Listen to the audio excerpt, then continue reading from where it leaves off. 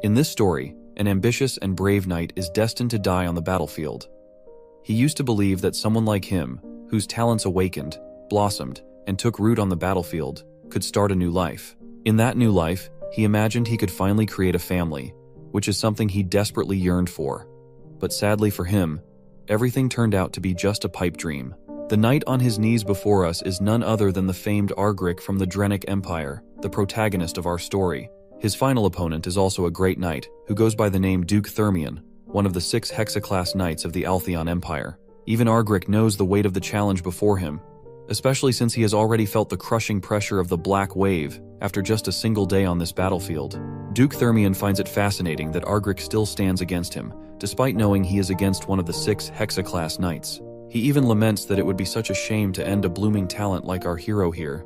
But Argric is far from surrendering. He defiantly swings his sword as he stands back on his feet and makes it abundantly clear that he was born on the battlefield, and this is where he'll die too. The two contestants begin to walk toward each other, and the sheer aura they exude sends the area into chaos. Duke Thermion can't help but point out that, even though Argric is being so brave, there is still a hint of regret lingering in his eyes. The Duke continues to talk about how Argric could have been a formidable rival for him in the future. But then, he charges his sword with energy, rushing straight at our hero while expressing hope that, once he gets a new life, he will be able to let go of his regrets. With that, the Duke swings his sword, but before Argric kicks the bucket, he narrates that the war between the Drenic Empire and the Altheon Empire has lasted for many years. His mother was a victim of this war, and he was just a newborn when she died due to the chaos around them, leaving him alone in this tumultuous world as an orphan. While other children play with toys and read books, he struggled to contribute to the war and fight for his kingdom. After turning 14, he had to pick up the sword himself and was sent to his first battlefield. He fought bravely, and it was in this moment that his talents awakened. The mana core in his heart amplified his movements and senses to a level he could never have imagined before. He began rising through the ranks among the knights, and surprised everyone by harnessing 3 mana cores and becoming a quad core with 4 cores. His dream of joining the 5 Hexaclass Knights of the Empire was within reach. He finally had the opportunity he had been desperately wanting. He believed that this last war might finally bring him peace from his weary life. So, he fought his final battle valiantly, knowing he was on the brink of achieving everything he had ever dreamed of. That was until Duke Thermion arrived on the scene, and his mere presence sent everyone scattering. Back in the present, that first swing from Duke shatters Argric's sword into bits and pieces, and his dream instantly shattered before his eyes, and the next blow from the Duke pierced his heart, and he reflects how all he wanted to create a family, but he lost. The stab wound sends him flying across the battlefield, crashing hard onto the ground. The impact shatters the earth beneath him as he slides, leaving him bloodied and battered.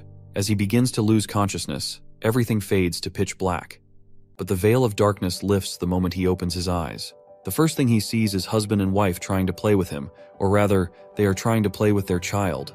Argric quickly starts losing his shit once he hears them calling him their child. His father quickly hoists him up, and with a broad smile over his face, he addresses him as Dane. He tells him he must become a fantastic spearman and follow in his father's footsteps. His mother, who goes by the name Lily Sogris, quickly yanks him out of his husband's arms, insisting he will become a fantastic assassin.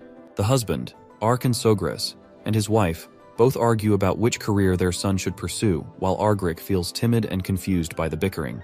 They are apparently traveling in the carriage toward their home, and they argue throughout their journey about the same thing. Lily believes that sneaking through the darkness to assassinate targets and slipping away untouched is a much cooler path, while the father insists that the spear is the most beautiful and complete martial art. Well, that's how it goes for our hero. Just when he had thought he was done for in that battlefield, he miraculously ends up reincarnating. The twist in his story is that he finds himself in the Altheon Empire, his enemy, as the youngest son of a certain count. Once the carriage finally hits the brakes as they enter the mansion grounds, his parents come to a middle ground and decide they'll teach him both skills. But Lily still has not given up, and annoyingly states that their son will become an assassin, while Arkan just laughs it off, insisting that Dane will become a spearman. The carriage driver shakes his head, signaling their arrival, and both parents are a bit confused that they're already there. I guess they must have lost track of time while arguing with each other. The husband quickly hops out of the carriage and decides to help his wife down as well. He extends his hand to her, and she feels a bit embarrassed, and asks him what if the members of the castle see them. He chuckles and replies that he's just trying to hold his wife's hand, so why would that even matter? With that, he escorts his beautiful wife out of the carriage, while Argric can't help but feel awkward watching his dad act like such a simp. But eventually, his awkwardness fades as his eyes widen after taking in the grandeur of the castle. Once they finally make their way inside, Lily can't help but notice how happy Dane seems to be back home. I mean, why wouldn't he be happy? With a house like this and parents that wealthy, it might be easier for his talents to spread their wings than he ever thought possible. 2 months pass since that day, and we find Lily chatting with her son, who has started to babble. She's thrilled that he's finally making sounds, while our boy is equally fascinated to experience this babbling firsthand, something he never got to hear before. You see, opportunities to meet young children were scarce during his time wandering on the battlefield. The few kids he did see were often wrapped in bandages, crying because they had nowhere to go. Many mourning for parents who slowly succumbed to destruction and faded away. So, compared to that, his new home is a fortunate and wealthy place, and he's relieved he won't be starving here at all. Suddenly, the father bursts through the room's door, enthusiastically stepping in with a spear in hand. He proudly announces that this is called a spear. It seems that our boy is not at all a fan of his father's enthusiastic side. He is having a hard time believing that this man is his father, who is the strongest Hexa-class spearman in the Empire, known as Arkansogris. Even though he does not look like a war hero at all, but he was in fact a war hero known as the Blue Whirlwind. His wife gets annoyed and starts pushing him away from the kid, asking how he could enter the child's room with something so sharp. The man begins to lose his cool under her intense gaze and timidly says he just wanted to show it to Dane. But she's giving off a deadly vibe, reminding him that didn't she tell him they wouldn't be teaching their son anything until he reached an appropriate age? Well, it's not surprising that this grown man is trembling in fear under her sharp gaze, because his wife is the best assassin in the Empire. Meanwhile, she argues that if he keeps this up, she's going to teach their son the basics of stealth while he's still young, too. He tries to argue that everyone is doing early education these days. Even one of the famed magic houses, known as House Teleport, puts a staff next to a child the moment they're born. But his wife gets annoyed again and asks if the spear looks like a staff to him now. Meanwhile, our boy reflects and tells us that the reason his parents are putting so much importance on his future is that his 2 older sisters chose careers that have nothing to do with spear fighting or assassination. Noon arrives, and we see his 2 sisters playing around with their younger brother, making his cheeks look all sore. One of his sisters, Arabella, laughs and says he looks even cuter now with stuffed cheeks. Meanwhile, our boy narrates about Arabella and reveals that because of her talent in magic, she has been on the path of a mage since she was little. By 12, she was already a 3-chain class mage, and since the highest class for a mage is 9 chains, it means she's a genius who has already surpassed the entry level.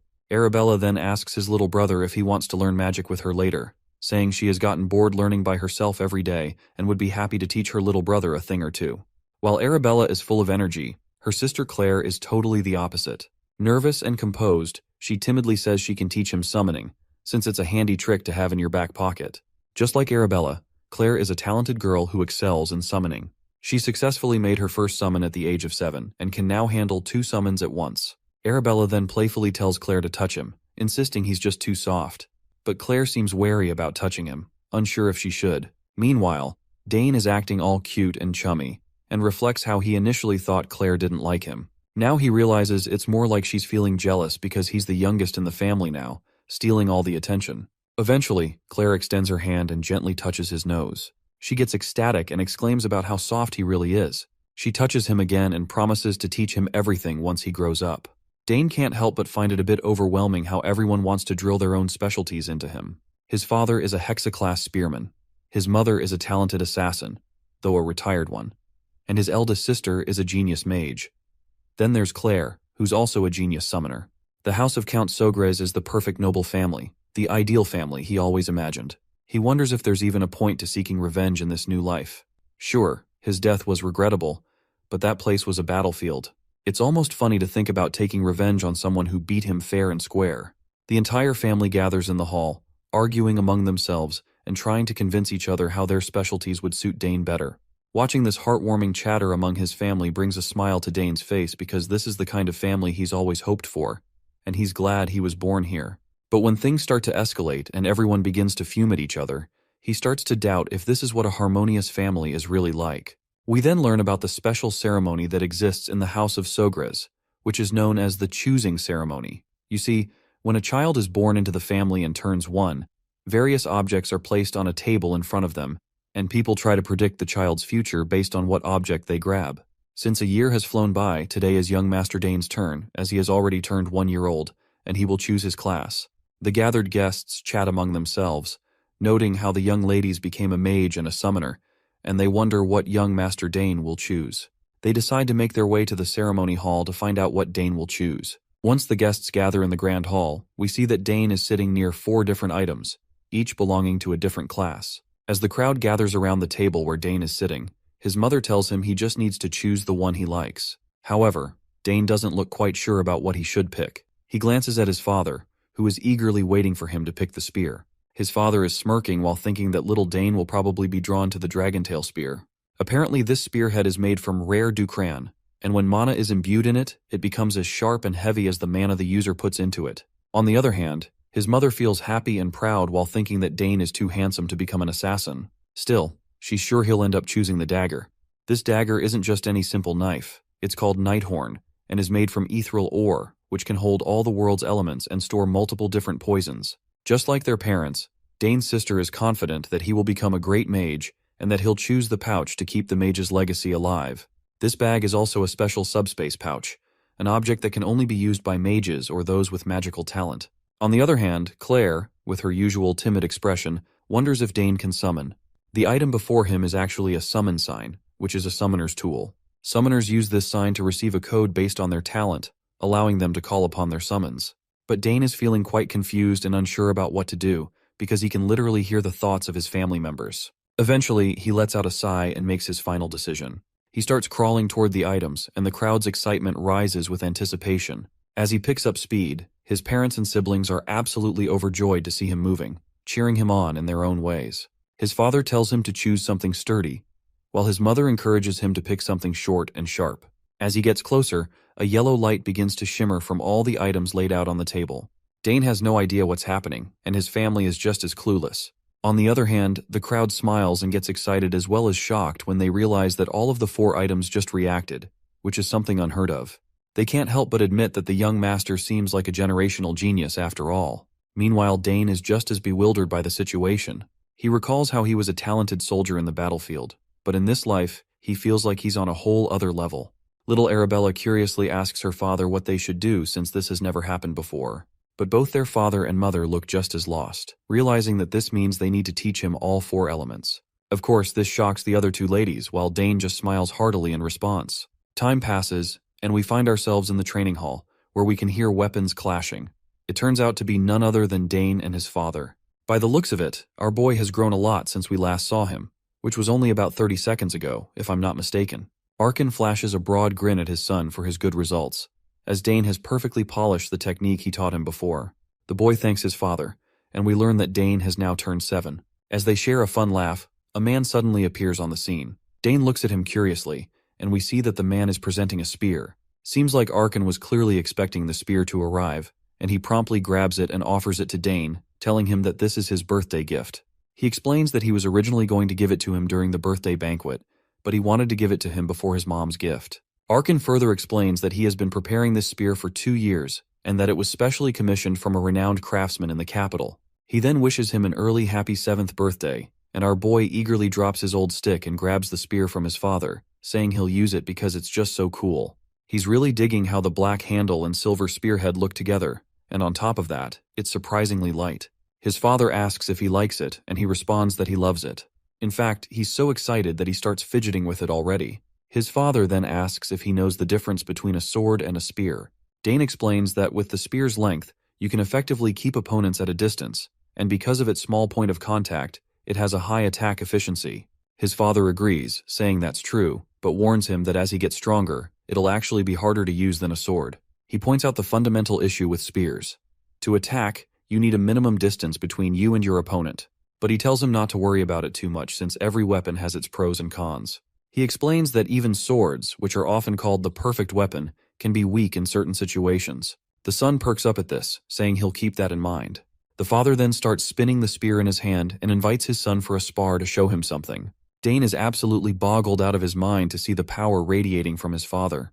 This is the first time he's witnessed the insane power flow of a hexaclass spearman, and the magic energy his dad is emitting is just overwhelming. After charging up, the father quickly thrusts the spear forward, and the space around the tip starts to distort. He explains that the reason for the distortion is that he released his magic power while thrusting the spear. This technique utilizes the trait of the core that focuses magic power in one place. The son mentions that he's heard about this from his sister, and explains that humans can exceed their physical abilities as the number of cores increases, meaning their limits can be pushed. He reflects on how, in his past, he had a quad core, and all this knowledge he has right now is from his previous life.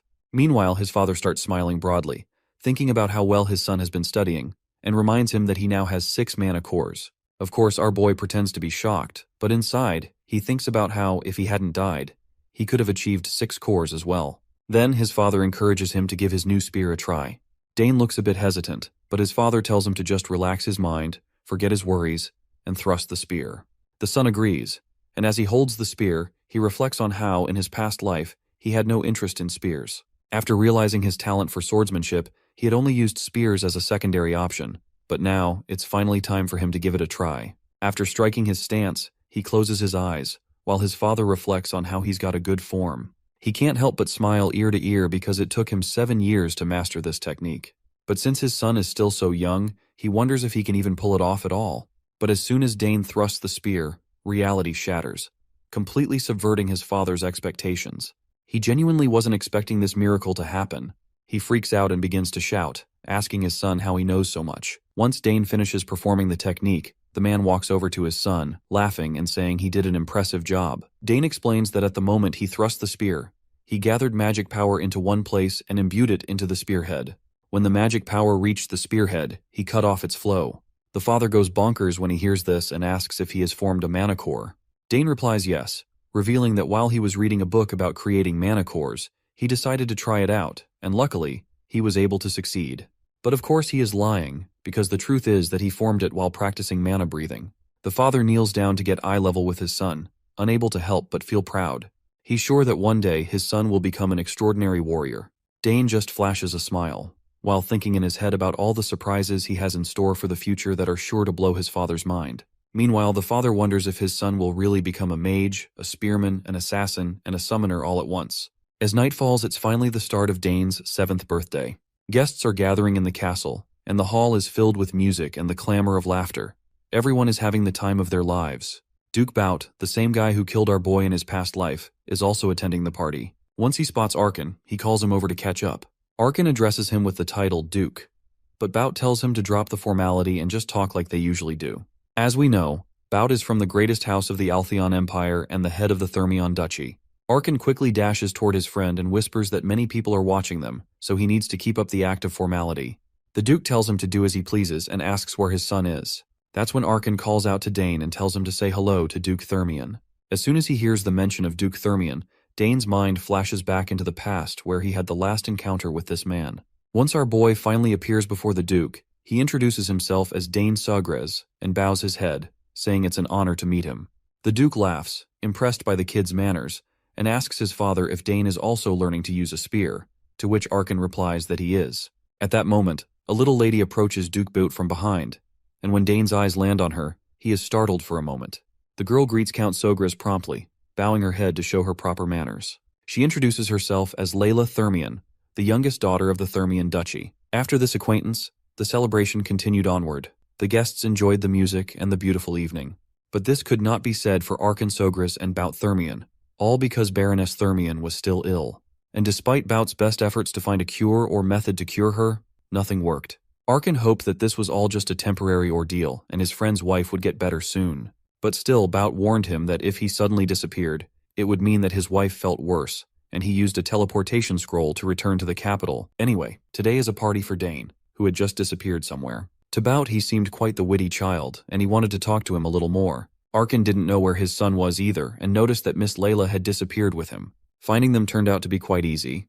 The two went for a walk together. They probably didn't like this boring party like dozens of others. But what the two were talking about was a mystery to their parents. In private, Layla was very talkative, and to be honest, she didn't like to follow her father to all these noble parties. But this time she was glad she had come. Layla had heard a lot about how handsome Dane was, but now he looked even better in the moonlight, and she liked this place. Dane was glad to hear that she liked it here. Unlike the capital, the Sogres family's territory was a nice and quiet place. That's why Layla envied him. At her house, there's always something going on. Nobles come every day with business and offers to her father. Sometimes even the imperial family shows up. And the most annoying thing is that every time someone comes, she has to dress in formal dress and go out to greet them. That's exactly what she just hates. Instead of all that, she'd like to wear something practical and simple and practice with her sword all day. Dane was surprised that such a small and seemingly harmless girl was practicing with a sword and not magic. He himself loved his quiet territory. It wasn't as lively as the capital, and it gives him a lot of free time to practice with his spear, which he just loves. Layla was surprised at first that he was using a spear, but then she remembered his father's nickname and everything fell into place. She had heard many times from her father how incredible Blue Whirlwind was. And since Dane is practicing so hard with the spear, it means he wants to join the academy too. However, that wasn't why Dane was practicing with the spear. Layla was surprised by this answer. For her to practice hard to join the academy was an obvious choice. She had heard that just getting in was incredibly difficult. Well, Dane didn't really doubt that he would get in, and he was only practicing because he wanted to be even better after he entered the academy. Layla couldn't believe his confidence, so she asked him what he would do if he failed to get in. Well, even in that case, our hero was not going to get upset and give up. Instead, he would just try again. And if even with the second attempt will not work, he will take it as an answer that this is not his way. Layla just couldn't believe such a casual attitude towards the future. So she asked him if he was afraid of upsetting his family and home. And of course, our hero was not concerned. Compared to the trials of his past life, it was nothing. Layla, on the other hand, had only to envy him. Her home considers failure to be unacceptable. Although Dane had lived surrounded by nobles for 7 years, he was still surprised at how petty nobles were for worrying about such stuff. As for Layla, he had no doubt that she would succeed. When she heard the encouraging words, she just lit up and gladly offered Dane to look at her swordsmanship skills. Our hero was a little surprised by such eagerness, but it was impossible to stop her when the opportunity to practice with a sword appeared on the horizon. Layla immediately asked where the training ground was, and Dane had to accompany her, hoping that nothing would happen there. On the training ground, Layla did not hold back and made move after move like an experienced swordsman. To a beginner's eye, her movements might have seemed perfect, but our hero was far from a beginner. Watching her movements, he had to admit that her transition from attack to defense and back flowed very smoothly, and the timings of her attacks were excellent. But there was one point. After a while, her movements stopped hitting the beat and lost their flow. Out of breath after the exercise, a satisfied Layla asked him what he thought of her movements. At first, Dane was not very honest and said that she acted fantastically and that he enjoyed watching her. Layla was quite pleased with this praise, but Dane decided to be honest with her. He noticed that she still had room to improve. For example, after the third form, Layla was taking a half step more than necessary. And then it happened again with subsequent forms. These repeated extra half steps then made the later sword forms feel slightly out of alignment. Such criticism left Layla speechless. It seemed like she was about to cry, and Dane was beginning to think that such criticism was too blatant for her. He even started to apologize for upsetting her, and even said that maybe he was wrong because he had seen the swordsman wielding the sword a long time ago.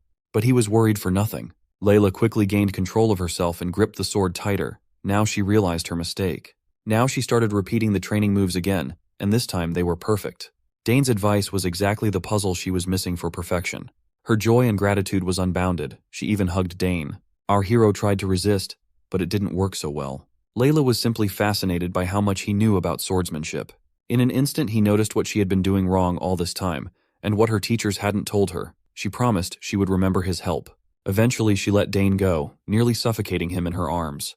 But then she almost chopped him with her sword. That little lady really needs a lesson in neatness. Dane was caught off guard by such a sudden hug, but you couldn't say he didn't like it. Of course, their moment of privacy was soon interrupted by the shouts of servants looking everywhere for them. They had rested enough from the banquet and were not going to hide, so they hurried back, so they wouldn't be found on the training ground. When they returned, Dane was the center of attention as his parents officially congratulated him on his birthday and the discovery of his first mana core, and of course they gave him a present. It was a brooch with the family crest, similar to the ones his older sisters had. His mother advised him to treasure the gift, for this brooch would now serve as a proof of his status and honor. After his parents, all the guests joined in the congratulations. Dane had now officially and truly earned the name Sogres, and no one present doubted that he would grow up to be a fine man like his father. Dane's parents were very happy, and so was little Dane himself, for it was the first time in his 2 lives that he had received such warm congratulations from so many people. Suddenly, the whole room shook. The guests started screaming and panicking, thinking it was either an earthquake or an enemy invasion. Dane also began to worry, but his father quickly reassured him that there was nothing to be frightened of. Sogres knew very well what was going on. Even though he had hoped that today would be a calm day, apparently his daughter didn't listen to him. Dane really didn't know that.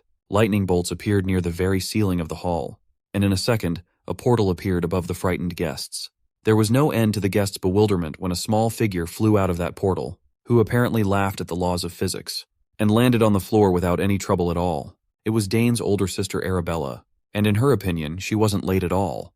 The guests still couldn't lift their jaws from the floor, surprised that such a young lady could already use teleportation magic. Normally, to open even a small gate, one had to reach at least 5 chains. Dane did not admire her power at all, but rather was annoyed at how loud and flashy she was. But as soon as the guests calmed down a bit, a huge monster appeared in the sky. A large wyvern with a rider. It seems that this time Lady Claire frightened the guests. She was in a bad mood though. She was only one step too late to get ahead of her sister. As she entered, the guests around her started talking about how they had heard she was a brilliant summoner, but no one expected her to control a wyvern at only age of 16. Finally, they were home again, and together they stood before their parents and brother to wish a happy birthday to their little favorite brother Dane. After both of their flashy entrances, Dane's sisters hurriedly shoved their respective gifts at him as they wished their little brother a happy birthday. He thanked Arabella and Claire for coming all the way back home, even though they were busy with their studies. The girls were just excited to see their little bro open the gifts. Duke Arkan nearly shed a tear at the preferential treatment his son was getting. His daughters only got him a letter for his birthday after all. Dane opened the box Arabella handed him, and inside was a ring transformed into a convenient dimensional pouch. She designed the artifact herself. The subspace magic used in its crafting belonged to the highest chain. Arabella's esteemed professor applied it to the ring. It is common knowledge just how difficult it is to imbue subspace magic into any item. Arabella took the ring and adoringly took her brother's hand to put it on. She must have spent a lot of time designing an artifact capable of withstanding a whole subspace. She also applied Dane's genetic code to the ring, so no one else would be able to use it except her little bro. It's a one-of-a-kind item. Mommy Lily examined the ring and saw a small wave of mana running around the artifact, which meant it was made using the highest grade of magic stones. Arabella explained that all Dane had to do was imbue a bit of mana into the ring, and the subspace would be established. It's much more convenient than normal dimensional pouches. That fact alone made this an invaluable artifact. As far as Dane could remember, these types of tools were something only used by the wealthy on the battlefield. Only noble-born commanders and high-ranking magicians wielded such convenient power. The ring would also grow as he got older, adapting to his body. Dane tried to imbue his mana into the artifact, and a green portal opened in front of everyone. Duke Arkan was stunned to see his son do it so effortlessly. Claire, Duke Bout-Thermion, and Layla were flabbergasted at the radiant display of magic. Dane managed to open a subspace faster than Arabella had done years ago. He was a genius, there's no doubt about it. It would be a groundbreaking feat if he managed to cultivate both a mana core and a mage's circle at the same time. After the display of magic, Claire came up to her little bro and handed him her gift. Dane slowly opened the present while sincerely thanking his big sis. Inside the wooden box was a peculiar-looking egg laid on top of a soft cloth. Confused, he grabbed the egg and asked what it was. Claire panicked and warned him to be careful with it, as it was not an ordinary egg. Everyone in the family was also curious as to what this odd gift was, but Claire only revealed what it was to Dane. She whispered that it was a familiar. She got it by accident while she was trying to summon Decaron. Claire herself doesn't know what will hatch from it, but everyone in the world knows how precious a familiar could be. Dane tried to picture what this odd egg would give him. He had heard about familiars before. Unlike summons, they are an entirely different entity. A familiar summoned once can permanently remain in the real world. Claire asserted that Dane should keep this egg a secret until it hatches in the future. He promised that he would. All the whispering between the two irritated Arabella, who was feeling left out. As for Claire's instructions, Dane must make sure to pour his mana into the egg once in the morning and once in the evening to make it recognize him as its master. Lily was just glad that her little boy was receiving such incredible gifts. It showed how much her children cared about each other. With the gift-giving done, Duke Arkan cleared his throat and reminded his daughters to at least say hello to their parents, seeing as they crashed the party after saying they might not be able to make it. Realizing that they hadn't said a word to their parents since arrival, the girls awkwardly greeted their father. Duke Arkan was a big softy when it came to his children, so he didn't really mind. He was just glad to see his girls again. Since they went off to pursue their professions, the girls rarely came home anymore, so Duke Arkan was glad to see them looking healthy. Layla watched the Sogre's family being so lovingly loud and jovial with one another from afar. The little girl could not help but compare her own home situation to theirs. Dane noticed her staring at them and turned his head. He noticed the dip in her mood as she silently walked away. He wondered why she looked so lonely and sad in the middle of a lively crowd of nobles. The banquet wrapped up, and the next day came. Duke Bout-Thermion stayed the night and was now walking through Sogre's territory. He could not help but think about how incredibly talented Arabella Sogre's was. As expected of the best mage at the academy, her talent in the magical arts was unparalleled.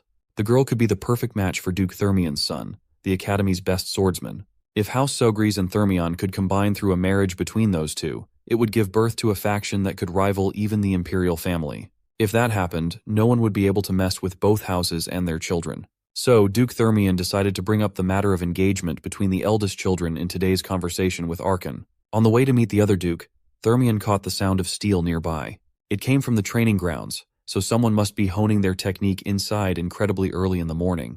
Of course, it was Dane polishing his spear skills with utmost focus. He had gotten quite deadly with the weapon. With years of training with his dad and his insane work ethic, he had long since become combat-ready. Dane's focus was unparalleled. He moved with the fluidity and sharpness of a veteran warrior, flying all over the battlefield while delivering multiple killing blows. He pushed his speed even harder and kicked the intensity to a higher gear. Finally, his arms blurred as he delivered countless spear stabs in a short amount of time. Curiosity got the best of Duke Thermion, and he ended up spying on the boys' training from afar. He was pleasantly surprised by the youngest son of House Sogris going sicko mode in training. With his experienced eyes, he could discern how incredibly polished Dane's technique was. His movements and concentration did not feel like those of a 7-year-old at all. Even his simple stabs were refined to a terrifying degree. Everything was executed to such a high degree that spearmen who have been on the battlefield for years could still learn from it. When Dane finally wrapped up his last sequence, he was huffing and puffing for air. Duke Thermion was thoroughly impressed from start to finish. What he had just witnessed felt impossible. He had heard rumors about the young Sogris showing incredible talent, even way back when he was just a baby. But he always thought those were just exaggerated hearsay. Now he knew those rumors were true. After a little break, Dane went back to practicing. He focused on his movement and footwork this time around. Being one of the strongest swordsmen in the land, Duke Thermion could not help but notice that the kid's stance and footwork seemed similar to a swordmaster's. The Duke started considering that the kid might have even picked up swordsmanship to a high degree at such a young age. Finally, Dane noticed that someone was watching him from the doorway. He brandished his spear, ready to strike, as he warned whoever was sneakily watching him to come out instead of hiding. Duke Thermion got too excited and ended up getting detected by a kid. It was not his proudest moment as a skilled warrior. The more he thought about Dane's movements, the more strangely familiar they felt. He was certain he had seen that same footwork somewhere before. The Duke had to reveal himself and apologize to Dane for eavesdropping on his private training session. He insisted he wasn't trying to do anything shady. Seeing as the eavesdropper was Duke Thermion, Dane felt bad for speaking out of turn. Even though he had been living in his current body for 7 years now, this man was still the one who defeated and killed him in his previous life. Remembering his etiquette training, Dane Sogris formally greeted the Duke. Duke Thermion confessed that he was mesmerized by the sight of the rising star's early morning training and apologized once more. The kid held his own, responding that he was forgiven. The Duke was amused by his guts to speak as if they were equals. Now that he had a closer look at Dane, he noticed that the boy's body wasn't even showing signs of fatigue or trembling despite such intense training. When he was his age, he hadn't even made a manicore. The Duke pointed out Dane's excellent stabbing attack, observing that the boy had inherited Archon's talent with the spear. The spear itself was also crafted really well. Dane formally thanked the Duke for recognizing his technique, and the old man smirked. Not only was this kid a lethal soldier, but he also knew what to say at any given moment. In comparison, his own son did not have such excellent skills and manners when he was 7. This little detour made Duke Thermion consider arranging a marriage between Layla and Dane as well. So he slyly interjected that his daughter had also been training her swordsmanship. He suggested that since they were of similar age, they should look out for each other once they entered the academy in the future. Dane continued responding politely. The Duke liked the young man's forthrightness. Finally, Duke Thermion excused himself so as not to bother Dane's training any more than he already had. But before leaving the training hall, he still had one more curious question he wanted answered. He wanted to know if the kid had ever trained in swordsmanship too. Dane made a mistake in front of the Duke. His old habits must have come out without realizing it. Given Duke Thermion's discerning eyes, it's not surprising that he recognized the minuscule habits in one look. Dane answered that he had just read some textbooks on basic swordsmanship, but had never formally trained in it. The Duke still found it strange that he sensed something akin to raw battlefield sense in the kid. But common sense dictates that an inexperienced child couldn't have that killer instinct. At last, the Duke finally got off his back and bade farewell, and Dane sent him off. Duke Thermion also extended an invitation for him to visit if he happened to come to the capital in the future. The swordsman had become personally interested in Dane's talents. Dane wondered if the man still remembered him. Just thinking about defeating someone who ended his life before was already getting his blood pumping. If he laid a solid foundation and prepared step by step, He was certain he could surpass the Duke. It's one of his goals to defeat the mighty Bout Thermian in this life. Continuing with his training, Dane lost track of time, and Hernan, the attendant, had to fetch him. He was always watching the kid from the shadows, always ready to attend to his needs. With Hernan's faint presence, Dane reckoned that this guy could be talented enough to learn assassination and stealth skills. Today, everyone had been very busy preparing for the second banquet. Some of the nobles had already begun to arrive. In their location, gathering more than 30 noble families to arrive on the exact date was difficult. As for Dane's sisters, they had already opened a teleporter gate and went back to the academy together. It couldn't be helped as they had midterm exams soon. For now, it was about time for Dane to clean up and dress up too. He made a mental note to take a closer look at the gifts his sisters gave him last night. After his intense training, Dane was tended to and dressed up. He entered the family hall with his mom and dad and mingled with various nobles. Dane had to put his etiquette training into practice the whole night as he schmoozed with high society. He was paraded around as the birthday boy. Everyone's attention was fixed on him. Finally, he managed to get out of the banquet hall and breathe. The life of a noble was a tiring one. His schedule was more packed than usual as the birthday boy, but at least he could always find solace resting in their beautiful garden. Mr. Gardner had worked hard to cultivate this special place beautifully, the kind of beauty that gives peace. Dane looked at the flowers in full bloom, exploding with their unique colors as butterflies danced around. He remembered his oldest sister lecturing him about how flowers contain the most mana in nature. Since he had a little bit of time to kill, he might as well try and analyze the mana in these flowers. Dane closed his eyes and concentrated on the natural flow of magic in the air. Without opening his eyes, he began grasping the concept his sister explained to him. He started sensing the mana in the flowers. He had been training in multiple fields all at once but had not seen any noticeable development in mage magic and summoning magic.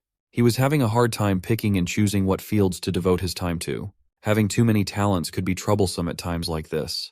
Bro was literally suffering from success. After spending a few minutes immersed in the natural mana in the garden, he finally saw the mana in the flowers. He could not believe that such a small thing could contain such a massive, rushing mana flow. If one can feel the flow of nature and somehow make it their own, the principle could settle into the body to form a magic circle. That's precisely what is happening now. It helped a lot that his body's mana affinity had always been tremendous. He could clearly see something others could only faintly feel with their sixth sense. Just one trip to the garden had improved his perception of mana by a ton. What he could only faintly see before had become clearer. He was so close to grasping the inner workings of magic when he felt something shatter. Meanwhile, two noble kids had also found their way into the garden, bored by the chit-chat of the grown-ups in the banquet hall. They were siblings. The older redhead was just bitter that no one was paying attention to him as everyone was talking about the genius Sogra's kid. He aggressively walked on top of the bed of flowers, destroying them in the process. The red-headed siblings had lost their way into the massive garden and happened to see Dane standing around in a daze. They eyed his clothes and mistakenly assessed that Dane must be a servant and yelled at him. He did not take too kindly to this disrespectful brat. The bastard dared to order him to lead him and his brother to the exit. Dane saw what they were doing to the flowers and yelled at them to stop stomping on the plants. Red Bastard had the nerve to feel offended for being yelled at. Dane asked why they were ruining the flower bed instead of using the garden paths. Red Bastard saw that he was small and continued acting obnoxiously. Then came the flaunting of their family name as all noble brats do. Dane didn't care though. To him they just looked like a pair of brutes ruining his garden's flower bed. Red Bastard did not like being called a brute, but he acted like one and grabbed Dane by the collar. He and his brother were the sons of Count Tyron, a guest of the castle. Hearing the name of Count Tyron reminded Dane of a memory from his previous life. That guy was the noble he captured after a shameful defeat on the battlefield. He remembered Count Tyron as an irritating noble, one of those horrible bastards. Based on the behavior of the brute in front of him right now, the phrase, like father, like son, seemed perfect. Red Bastard continued flexing his family name, boasting that they were famous in the capital. He even bragged that his house could make Dane disappear without a trace, so he had better watch his mouth. Dane knew plenty of dumbasses like this kid from before. He knew that words wouldn't get through Red Bastard's thick skull filled with air. The boy raised his fist, swinging at Dane while still thinking he was just roughing up a mere servant. Dane wasn't going to let that happen though. He responded by bashing his head against Red Bastard's nose as hard as he could. It was a critical hit that nearly crushed the Red Bastard's snorter. The little brother worriedly called his big bro. He checked on Red Bastard, who slumped on the ground after being hit hard. Wiping his nose, he saw blood and started freaking out as though he had never bled before. When he saw the red in his hand, Red Bastard's blood boiled, and he threatened to kill Dane. Finding the threat amusing, our boy stood on business and dared the brat to go ahead and try. Red Bastard wanted to pay back blood with blood. His little brother had some sense in him and wanted to stop his big bro, but Red Bastard was way too arrogant to be stopped. The brute launched a punch forward, and Dane nonchalantly dodged by, jumping back. It was a mismatch through and through. Dane was way too slippery for an amateur. While he let the Red Bastard tire out, he observed that the brat's footwork was too sloppy, as if he had never held a weapon in his life. Dane considered that the bastard might be a mage or a summoner. The barrage of punches continued, none of them even coming close to hitting a single strand of Dane's hair. Red Bastard's nose continued to bleed as his patience ran thin. Dane continued playing with his enemy using his superior footwork, and an idea came to his mind. Maybe he could harness the flow of magic he saw on the flower earlier and incorporate his will into it. If he succeeded, he should be able to compress that force into a physical form. He might as well use this opportunity to test it out in combat. The bastard's little brother watched on the sidelines with his mouth wide open. Dane planted his feet on the ground and started accumulating magic in his hands. He visualized a ball of raw mana and sent it hurtling toward the brat's stomach. The force was powerful enough to send Red Bastard painfully crashing onto the grass, making a mess of the concrete on the way. He screamed in agony, his body and ego bruised. Lil Bro checked on his loser Big Bro lying on the bed of flowers. Dane was more concerned about the flower bed he had just ruined than the bastard's well-being.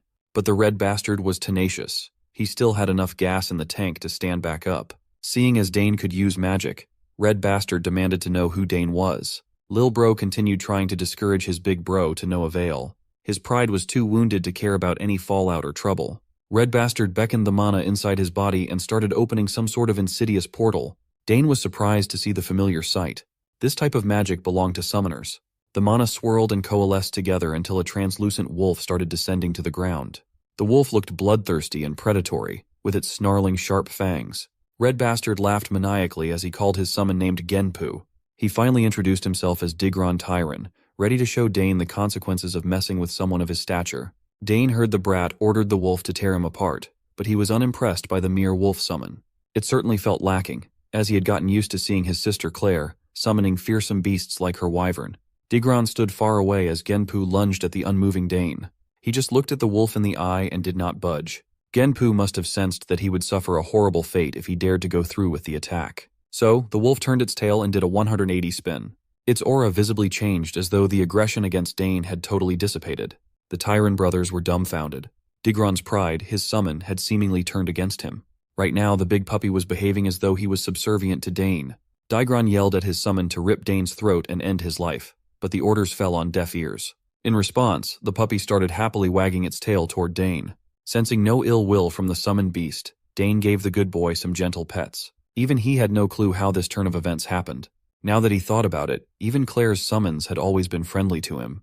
Even the wyvern played with him sometimes. At that time, he simply thought that it was due to his blood ties with his sister. But in a situation like this, where there was no familiar relation, the summoned beast still behaved in a friendly manner. This could mean that he had an abnormally high favorability to all kinds of summoned beasts, or Genpu's favorability toward his bastard summoner had hit rock bottom. Digron could not understand what was happening. He had never heard of a summon betraying their master. Dane was just winning on every front, and he continued taunting Digron to come at him. Lil Bro was practically begging his big bro to stop embarrassing himself and accept the L, to no avail. Digron's pathetic ass still wanted to fight, but Lil Bro really needed this fight to be over. The poor kid, caught up by his brother's foolishness, had peed his shorts in fear. Lil Bro cried, and Digron cursed him out for being an embarrassment. Dane added salt to the wound in their pride by pointing out the bathhouse in the basement of the main castle. Digron used his little brother's accident to get out of Dodge. As if he hadn't made enough of a fool of himself already, he ordered Dane to stay in the garden. Dane just stared at the pathetic loser with disgust. Digron did not even take his summon with him. Our boy continued hanging out in the garden, experimenting with his new understanding of mana. He tried to practice a trick that Claire taught him before. He identified what was left of the faint link between that bastard Digron and Genpu. He cut that thing off and carefully overwrote the link with his own magic. In doing so, the wolf and he became officially connected. A kid who hadn't done anything close to a proper summoning managed to pull off the intricate trick by just leveraging his high favorability with summoned beasts. Now, he had officially succeeded as a summoner. While he was basking in the glory of his success, Dane heard a familiarly annoying voice seemingly looking for him. Digron Tyron, the bratty bastard, actually called his daddy and snitched that he was bullied by some kid in the garden and pointed Dane out. The coward plugged his nose holes to stop the bleeding while bitching to his dad about being knocked around by Dane and canceling the link with his summon. Big boy Mogard Tyron stepped forward and introduced himself as the head of the Tyron Count family, one of the capital's great nobles, with gusto. He asked if Dane really messed up his son's face and forcefully stole his summon. Our boy was not one to back out in front of a pig, so he stood on business and owned what he did. He noticed that Mogard Tyron looked a lot fatter now than when he captured the pig as a prisoner. Peace times must be treating him really well, even though he was a disgrace on the battlefield. Mogard continued posturing as he asserted that he could not let this matter come to pass. Messing with his kids was something he could not overlook. The pig continued with his barrage of demanding questions and finally asked the kid to reveal his identity. Our boy held his head high and formally introduced himself as Dane Sogres, the youngest son of Arkan Sogres, the Lord of the South, and the head of the Sogres Count family. Boy gave them that Game of Thrones intro.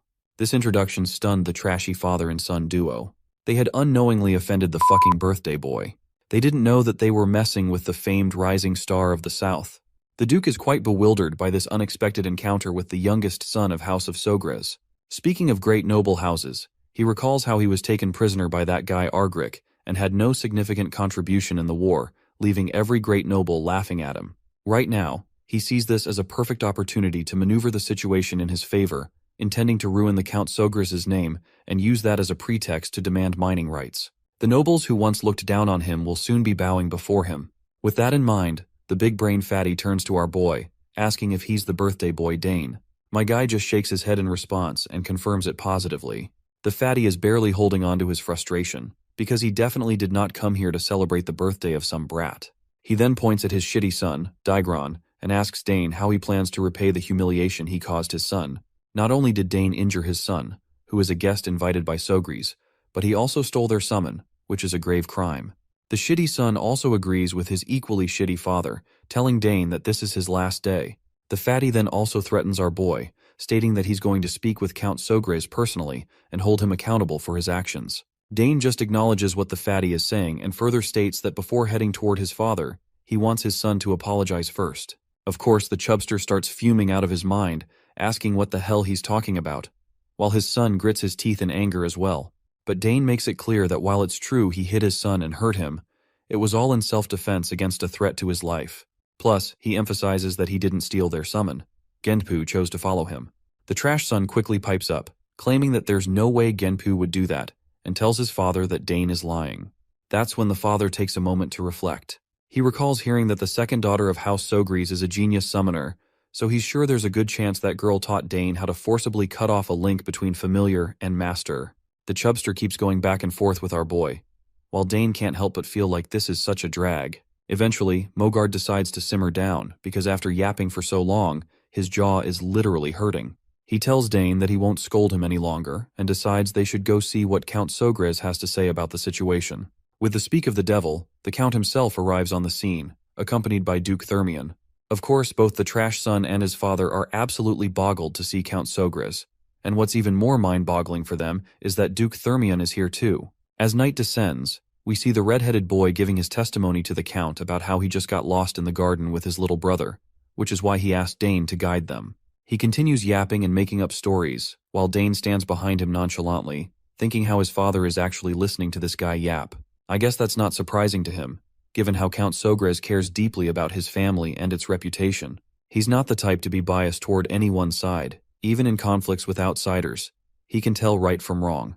After finishing his story, the red-headed boy wraps up by stating that all of a sudden, Dane headbutted him and kept using this weird technique to mock him. He claims that to scare Dane off, he called out to his summon, but Dane just stole his summon from him and tried to attack back. Once Digron is done speaking, Mogard steps up, telling the Count that he only intended to give Dane a warning.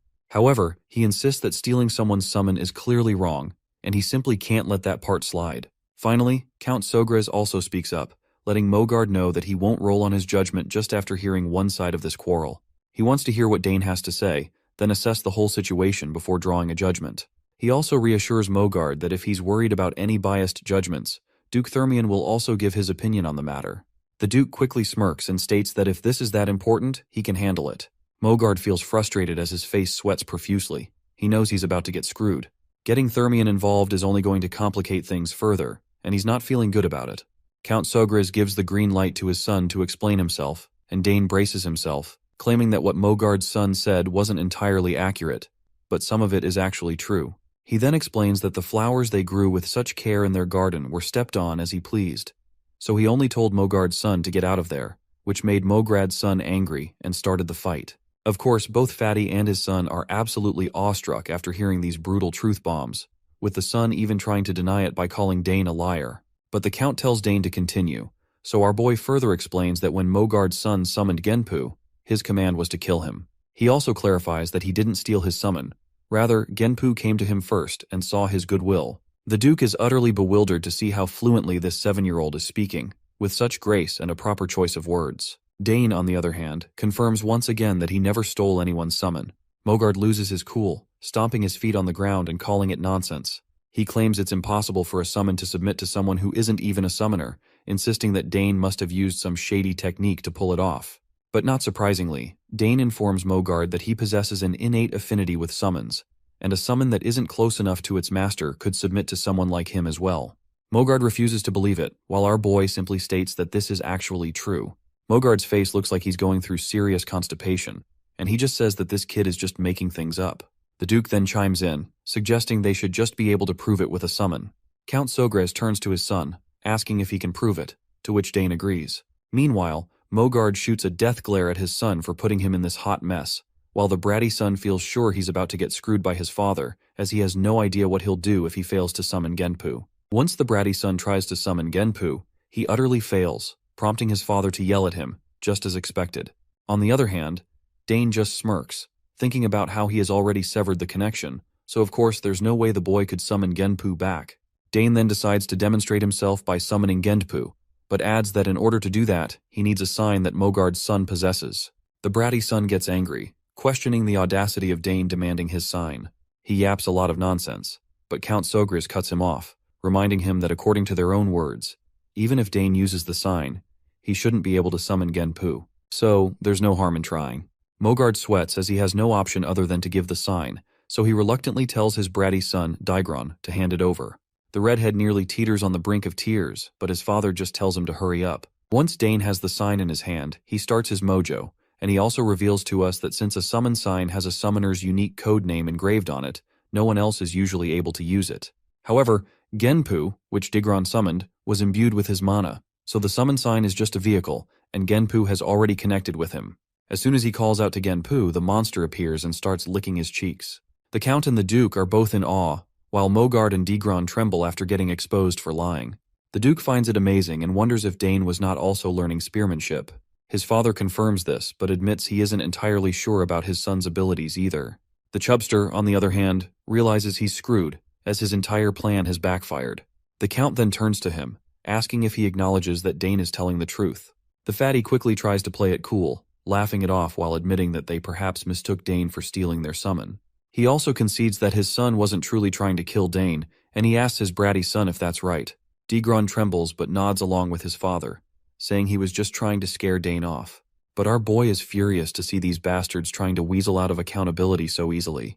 Before the two seniors can roll their final verdict on the matter, a lady strolls into the scene, startling everyone present, especially Dane, who is wide-eyed to see Layla. As soon as she saunters into the scene, she claims that what Digron is saying is not true. Her father quickly asks what brings her here, and she responds that she happened to hear his voice while taking a walk. Before continuing the conversation, she promptly greets the fatty and Count Sogres. The fatty stutters in surprise as he tries to reciprocate with her gesture, clearly taken aback by the unexpected encounter with the Duke's daughter. Count Sogres then quickly gets to the point and asks her about her claim that Digron was lying. She confidently confirms this, saying she indeed overheard their conversation earlier during her stroll. Digron starts to lose his cool at the thought of her having heard everything, because that is definitely not good news for him. She then goes on to explain all the juicy details, and my guy can't help but smirk at this unexpected twist that somehow turned in his favor. A while later, the fatty tells his trashy son to hurry up and apologize to Count Sogres. The son quickly mumbles, saying he was wrong, but the Count tells him to apologize to Dane instead, not him. The Chubster quickly shoves his son towards Dane, telling him to apologize quickly. The bratty son looks uncomfortable and hesitates before stuttering out a weak, half-hearted sorry. Dane, however, is far from satisfied. He can tell the apology is insincere, just some obligatory gesture because his lie got caught after a third-party witness stepped in. Dane doesn't really want to accept this lame apology, but thinking back to his past experiences, he decides to be the bigger person. Instead of being stubborn, he decides shows some generosity. With that in mind, Dane accepts the bratty son's apology, and the kid lights up with happiness, eagerly thanking our boy for letting him slide. Meanwhile, the fatty father also lets out a sigh of relief, realizing how close he was to losing everything.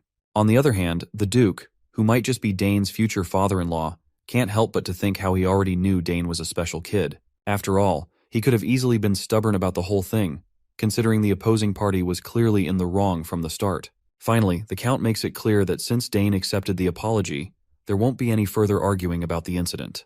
However, he emphasizes that he had no intention of letting this slide, especially since Daigron attacked Dane in order to kill him. The fatty father starts sweating bullets after seeing the Count so fired up about the situation. As he tries to speak up, the Count tells him to shut his yap and orders him to take his family and leave the castle immediately. The news shakes the fatty's world to its core. If he's thrown out now, his reputation will be shattered, and he's desperate to remain in the castle no matter what it takes. He desperately grabs the Count's hand and starts begging for forgiveness, claiming he'll do anything Sogris asks of him, but he just wants him to forgive him this one time. But the Count quickly yanks his hand away, making it clear he has no need for the fatty. He tells him that soldiers will be arriving shortly to officially escort him out. With that, he starts storming out of the scene with his son, leaving the fatty behind, who is desperately begging for forgiveness. Sogris also tells Duke Thermion it's time to go, and Duke promptly calls for his little girl as they start walking away. As they stroll off, Dane turns his head back to look at them, feeling satisfied that they're getting what they deserve. After all, they started this whole mess, so it's only fair they reap what they sow. Anyway, he learned something important today, which is that his father can be quite scary when he's in angry mode. Duke Thermion then asks him if it's true that he defeated that bratty son of Mogard with a mana bullet, and Dane quickly confirms it. The Duke then can't help but point out how talented Dane is, not just in spear fighting but also in summoning and magic. It's truly outstanding, and he's sure that history has never seen such talent before. The proud father flashes a grin, saying he's also proud to have such an exceptional son. Meanwhile, Dane is just soaking up all the praise while Layla is freaking out, struggling to believe what she's hearing. Duke Thermion then points out that while talent is one thing, Dane is also incredibly calm. Most kids tend to get agitated during fights, and they stubbornly insist that they are in the right, but Dane doesn't do that. The Duke has no doubt that this boy will grow up to be a fine man. The father quickly gives Dane a gentle pat on the head, saying it's too early to tell for sure. They'll have to wait until he's all grown up to see how things turn out.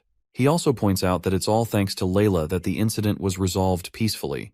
Without her testimony, things could have turned really ugly. Once Duke Thermion hears this, he's quite surprised that Sogris have such a positive view of Layla. He does not let this opportunity go to waste and tries to downplay her role in the incident, suggesting that if the Count acknowledges her so much, maybe they should start discussing their marriage. Of course, Sogris is startled to hear this, and he can see how eager the Duke is to marry his daughter. To dodge the bullet, he quickly shifts the conversation, noting that the sun is already setting and it's almost time for the banquet.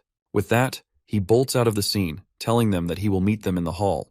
Thermion then also tells his daughter to take her time heading back with Dane. He quickly starts running after the Count, mentioning he wants to have a little chat with him, leaving the two kids behind. As they walk, Layla turns to our boy and asks why the summoned ignored its summoner and obeyed him instead. She claims she's seen famous summoners duel many times in the capital but has never witnessed anything like this. Dane shrugs and admits he's not sure either. It just kind of happened. Of course, Layla pouts annoyingly to see that Dane is intentionally hiding the truth, even though she's the one who helped him get out of that mess. But my guy remains nonchalant and reminds her that he also helped her, bringing up the time when he assisted her with her swordsmanship. Layla thinks back to that moment and reluctantly agrees that he's right. Finally, Dane decides that since they've helped each other once, they can do it again. He tells her she's free to ask him anything. Right away, the girl perks up in excitement as she exclaims that she wants to learn it right now. Dane is startled by her impatience and wonders what could be so urgent to learn. He asks her what she wants to learn, and she quickly tells him to teach her how to use a mana bullet. Dane asks her why she's so eager to learn the mana bullet, and Layla quickly responds that she wants to grow stronger and faster. She hopes to form at least 2 mana cores before entering the academy. Dane wonders why she's in such a rush since she's still so young.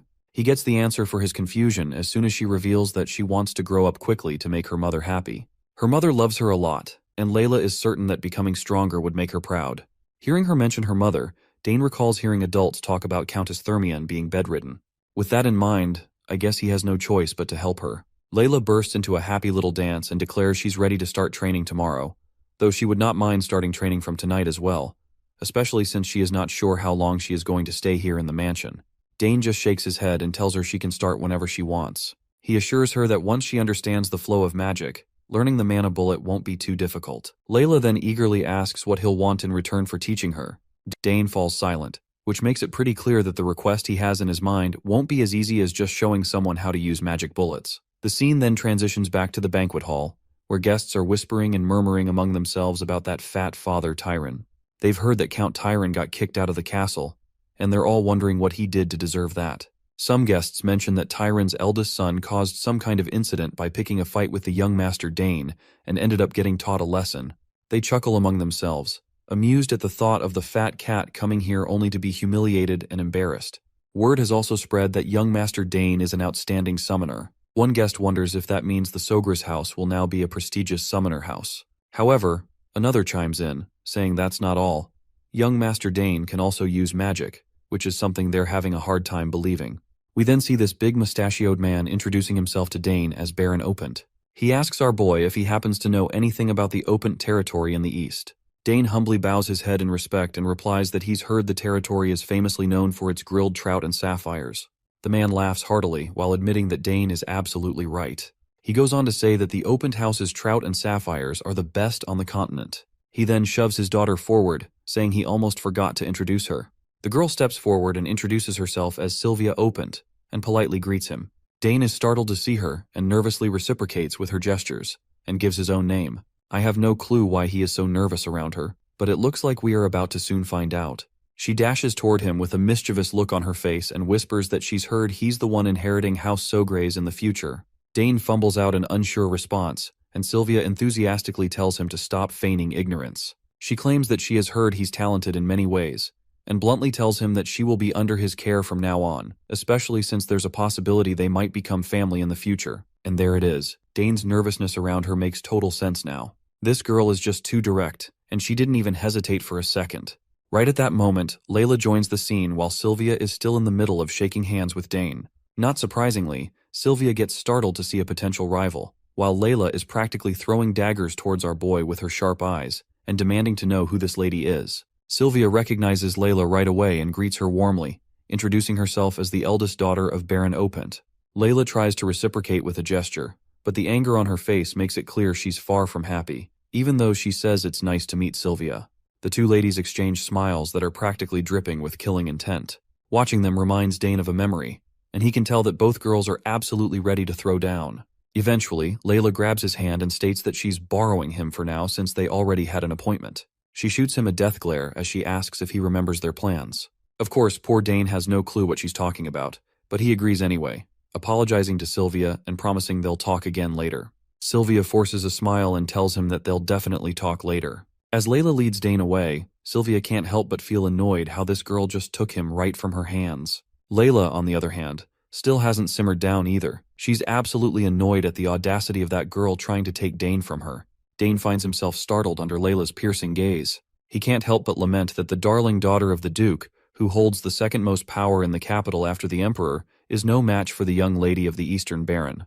So it's no surprise that Sylvia just gave up like that. Once Dane and Layla are outside, she starts grilling him about his connection to Sylvia. She wonders if there's a chance he might get engaged to her, but my guy quickly dismisses any such relationship, insisting they were just greeting each other. Layla lights up at the thought, and even Dane can see her mood shift instantly. After walking for a short while, they finally arrive at the secret spot only Dane knows about. He's confident that they won't be bothered by anyone here. As soon as they step inside this hidden place, Layla lights up and begins doing a happy dance, thrilled to see such a beautiful location. She's also relieved that no one will know if they do anything here. Dane agrees, saying she's absolutely right. This is a great place to train. But before starting the practice, he wonders if she's ever felt mana before. Layla admits that she has a little, though it's not enough to form a mana core. She mentions that she's tried to intake mana by breathing it in. Her explanation reminds Dane that she's not at the emission stage yet. He learned to feel mana naturally on the battlefield, so he's amazed that a ducal house would teach her this. He decides to start with something simpler, and tells her that the first step is to feel the mana she's taking in. Layla looks a bit confused by this, so Dane explains that if she wants to expel mana from her body, she needs to learn to control the mana inside her first. The most important part is imagination. He instructs her to close her eyes and imagine the mana swirling within her. However, after a few moments, she tries but there's literally nothing happening. Dane can see by the look on her face that she didn't quite understand the instructions. Layla tries again, but once more, nothing happens. Frustrated, she complains to Dane about why it's not working. Dane reassures her that this is normal for her first attempt, and tells her to focus again. Meanwhile, Count Sogris is sneaking a peek at the two kids. He can't help but feel proud that his son is already teaching someone, even though he's still so young.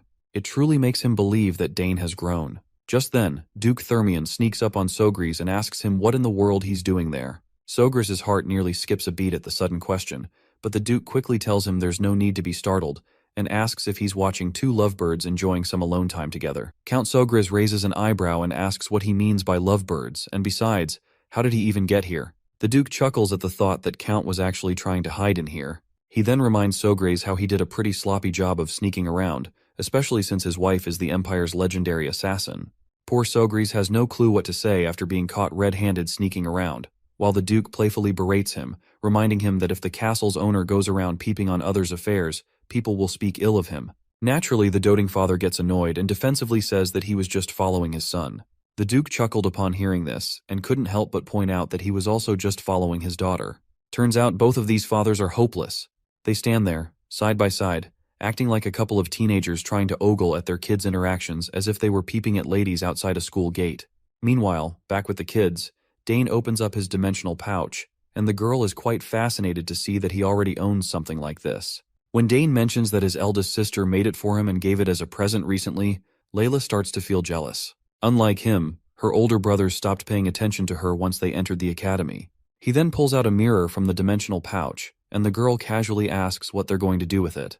He explains that he brought it just in case it could help. It's easier to picture something in her mind while looking at a mirror instead of relying on imagination alone. He tells the curious girl to stand in front of the mirror so she can get a full view of herself. The girl quickly positions herself in front of the mirror and starts doing the magic limbo again. This time, Dane can tell she's being quite serious about it. She takes a deep breath while both doting fathers quietly squat down on the ground, as if they're taking Indian-style dump. Duke can't help but point out that Lilia seems to be taking a liking to Dane. Sogris asks if it's really that way, and Duke explains that it is, because it's unusual for Lilia to get along with someone so easily. Sogris asks if that's really the case since she seems like a bright child. Duke Thermion remains quiet for a moment before speaking up, saying she's only bright on the outside, and he can't say the same for what's inside. He explains that after her brothers left for the academy, her mother became bedridden, so they haven't been able to be together like before. This situation has made it difficult for her to open up to others, and that's what's been happening. The Count points out that if he knows everything already, then why is he always acting so cold toward his daughter? Thermion is genuinely moved that the Count noticed something like this and admits he's doing it on purpose. He explains that when he raised his sons, he showered them with attention, and they grew up spoiled rotten. But Sogris reminds him not to assume that Lilia will turn out the same way. She'll be hurt if she finds out, and now it makes sense why she asked Dane for help instead of her father. Thermion then points a finger at his friend, teasing him about still nagging like the old days, but the Count quickly asks when he ever did that, especially since what he said is the truth. Duke changes the subject, asking when he plans to send his son to the capital. He suggests that if he's sending him over, Ducal House will wholeheartedly open his doors and let him stay in the ducal castle. Sogris goes quiet and glances back at his kid, and after seeing him happy, he just says that he'll do as Dane wishes. He's free to choose his path, just like his older sisters. We also notice Miss Sogris watching both doting fathers, clearly embarrassed by how shamelessly they're peeking around. But eventually, she just smiles, realizing that the love they have for their children holds a strange power over them. She decides not to ruin the mood, and pretends she didn't see anything. Back with the kids, Lilia thanks Dane for his help and calls him a real genius. She admits that while everyone around her calls her a genius, she feels like weak sauce compared to him. While Dane nonchalantly looks around to see if both fathers have quietly left, he assures her that this is only the beginning, and she'll definitely grow stronger too. She then asks him if he's going to the academy, since it's the only place where all of the Empire's geniuses gather. To that, he says he's not sure yet, and he isn't convinced that he needs to go there since he can get pretty strong just by training alone. The girl starts to berate him for his narrow thinking, and reminds him that attending the academy for studying isn't everything. It's the gateway to forming his noble faction, and it's the best way to build connections from a young age. Dane is amazed that she's actually pretty smart for a 7-year-old, and understands how the real world works. He finally responds to her argument, saying he already knows about that, but he's just not interested in going to the academy yet. There's a mountain of books he hasn't read in the library, and he still has a lot to learn from his parents. Lilia acknowledges that this is true, but asks if he doesn't want to play with other kids his age, especially since she heard his older sisters are both attending the academy too. It seems like Dane is running out of arguments against her persistence, so he tries to brush her off by saying he's thinking of going in the future if he feels like it. She then tells him to visit her house once he plans to go to the capital, and that's how they promise to meet again. Speaking of meeting again, she remembers to ask him when he's going to make his request now that he has taught her how to use mana bullets. He simply shakes his head and states that he'll tell her when he goes to the capital. This shocks her, and she lets out a screeching roar of disbelief. Probably she is shocked that he is going to the capital after all. Finally, the day of her departure arrives. As Lilia's carriage starts rolling down the road, Dane looks at a stone-like object in his hand that was given to him by his future father-in-law. The scene transitions back to the moment when the Duke handed him this mysterious object. When Dane asks what it is, the father-in-law replies that it's his birthday present and hopes he'll like it. He further reveals that the symbols of their Thermian house are revenge, the sword, and the blacksmith, and the history of the house began with their progenitor, who was a blacksmith. Thanks to him, their house has the best forge in the Empire, in fact the best forge on the entire continent. All of the Thermian-made weapons that protect the Empire were crafted in that forge. Of course, our boy already knows all this because, according to his past knowledge, all the ores in the world can be found at that forge, and all sorts of mystical weapons and artifacts are created in the greatest forge on the continent. The father-in-law then reveals that if Dane presents the insignia at the forge, they will create a weapon of his choice for him. That's when we finally learn that this rock-like object is essentially an insignia, a certified check that proves the honor and skills of whoever holds it. Count Sogris is absolutely boggled when he sees the Duke giving away such a precious insignia, something even the imperial family desires. The Duke simply pats his son-in-law on the head and tells him to grow well and help his father. His potential wife waves a last goodbye to him, and that's how they part ways. In the present moment, his mother squats down next to him, and after seeing his dejected face, she asks if he's upset that they left. He admits he is, saying she was practically his first friend. His mother reassures him that once he goes to the capital, he'll be able to meet her again and will even become more handsome, which will surely impress her. Well, I guess his mother is right, since he can't stay here forever, and he will have plenty of opportunities to see her again in the future. So he wishes her well until they meet again. Meanwhile, as the Duke travels in his carriage, his mind is still occupied with thoughts of Dane. He finds it strange that every time he looks at him, he is reminded of that warrior, Argyric, who showed the ability of a triple-class warrior at a young age. He's sure that if Argyric were still alive, he could have become one of the Hexa-class knights of the Drenic Empire. That's why he hopes to see Dane again when he has grown stronger. A few days later, we see our boy sitting alone before the egg. He's been feeding it mana every morning and evening and is now wondering if it's too early for it to hatch. This egg holds a mysterious familiar, and even if someone isn't a summoner, they can instill the egg with their mana and imprint themselves as the master before it hatches, allowing them to control a summon that usually only sticks around temporarily. He knows that the quality of his mana needs to match his familiar, and there are probably many tricky conditions that haven't been fulfilled yet. He's heard that some eggs never hatch because their conditions are never met, so he hopes that's not the case here. Even though he changes the flow and strength of his mana, there's still no reaction. After putting in a lot of effort once again, he puts the egg back, thinking that he's just being greedy by hoping he would succeed in one go. Suddenly the butler comes out at the gate, asking Dane if he's ready. At that very moment, the egg begins to react and starts making noises. Dane quickly rushes toward the egg, certain he just heard something. The butler also bursts into the room, asking about the noise. Dane tells him to wait a moment while he checks the egg first. However, once again, he finds himself disappointed, realizing he was just excited for nothing, because he can't feel anything different. The butler asks if the egg showed a reaction, to which Dane replies no, saying he probably just imagined it. Once he finally gets into the training hall, he practices his swordsmanship first. After noticing his perfect movements, the butler is quite happy and excited. He claps as he asks since when he learned swordsmanship. Dane just brushes it off, saying he just wanted to swing the sword around a little. The butler showers him with praise, calling him a genius who is even talented with the sword.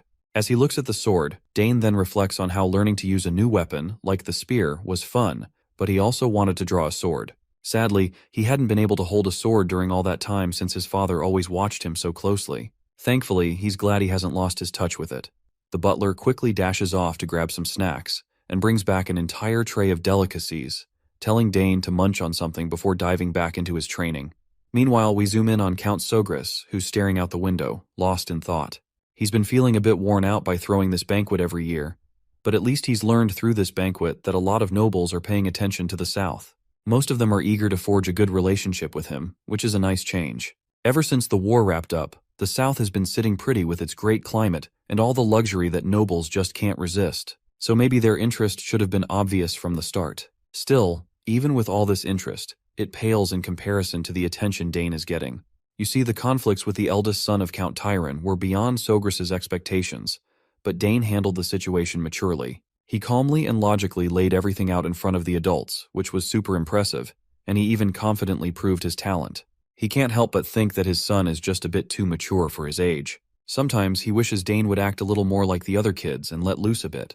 As the clock ticks closer to the training hour, he knows it's time to head to the training hall. He pulls out the legendary spear, Dragontail, and decides to have Dane swing it around a bit today. But as soon as he steps onto the grounds with the spear in hand, he freezes when he spots Dane swinging his sword instead. Now he's curious about why the sword. His mind thinks back and he's convinced that damn Duke must have said something to him. Otherwise, there's no way Dane would be wielding a sword after all that spear training. He just stands there, watching his son pull off all these cool stunts with the sword. Seriously, Dane looks like he knows what he's doing. The strength he's displaying is something even seasoned sword fighters would have a hard time matching. It makes his father wonder since when did he learn all this. But one thing is for sure, that Dane is definitely talented with a sword too. He finally calls out to his son, asking just when he learned all those impressive moves. Well, it looks like Dane's long-held secret is finally out of the bag, so he decides it's probably best to tell his dad the truth. He admits he didn't actually learn any of it. Hearing this just leaves his father even more perplexed, leaving him wondering if this is yet another hidden talent of his. He starts to think out loud about how Dane already knows spearmanship, magic, assassination, summoning, and now swordsmanship too. He adds that if he were someone else, he wouldn't believe a child could show talent in all these fields. Then he asks Dane if he's curious about the world beyond their walls. Dane looks a bit confused, not really sure what his dad is getting at. The father then tells him that if he wants to explore what's out there, he should go for it. He genuinely believes this country might be too small for his son's vast talent, and if he stays cooped up here, he'll be the one missing out.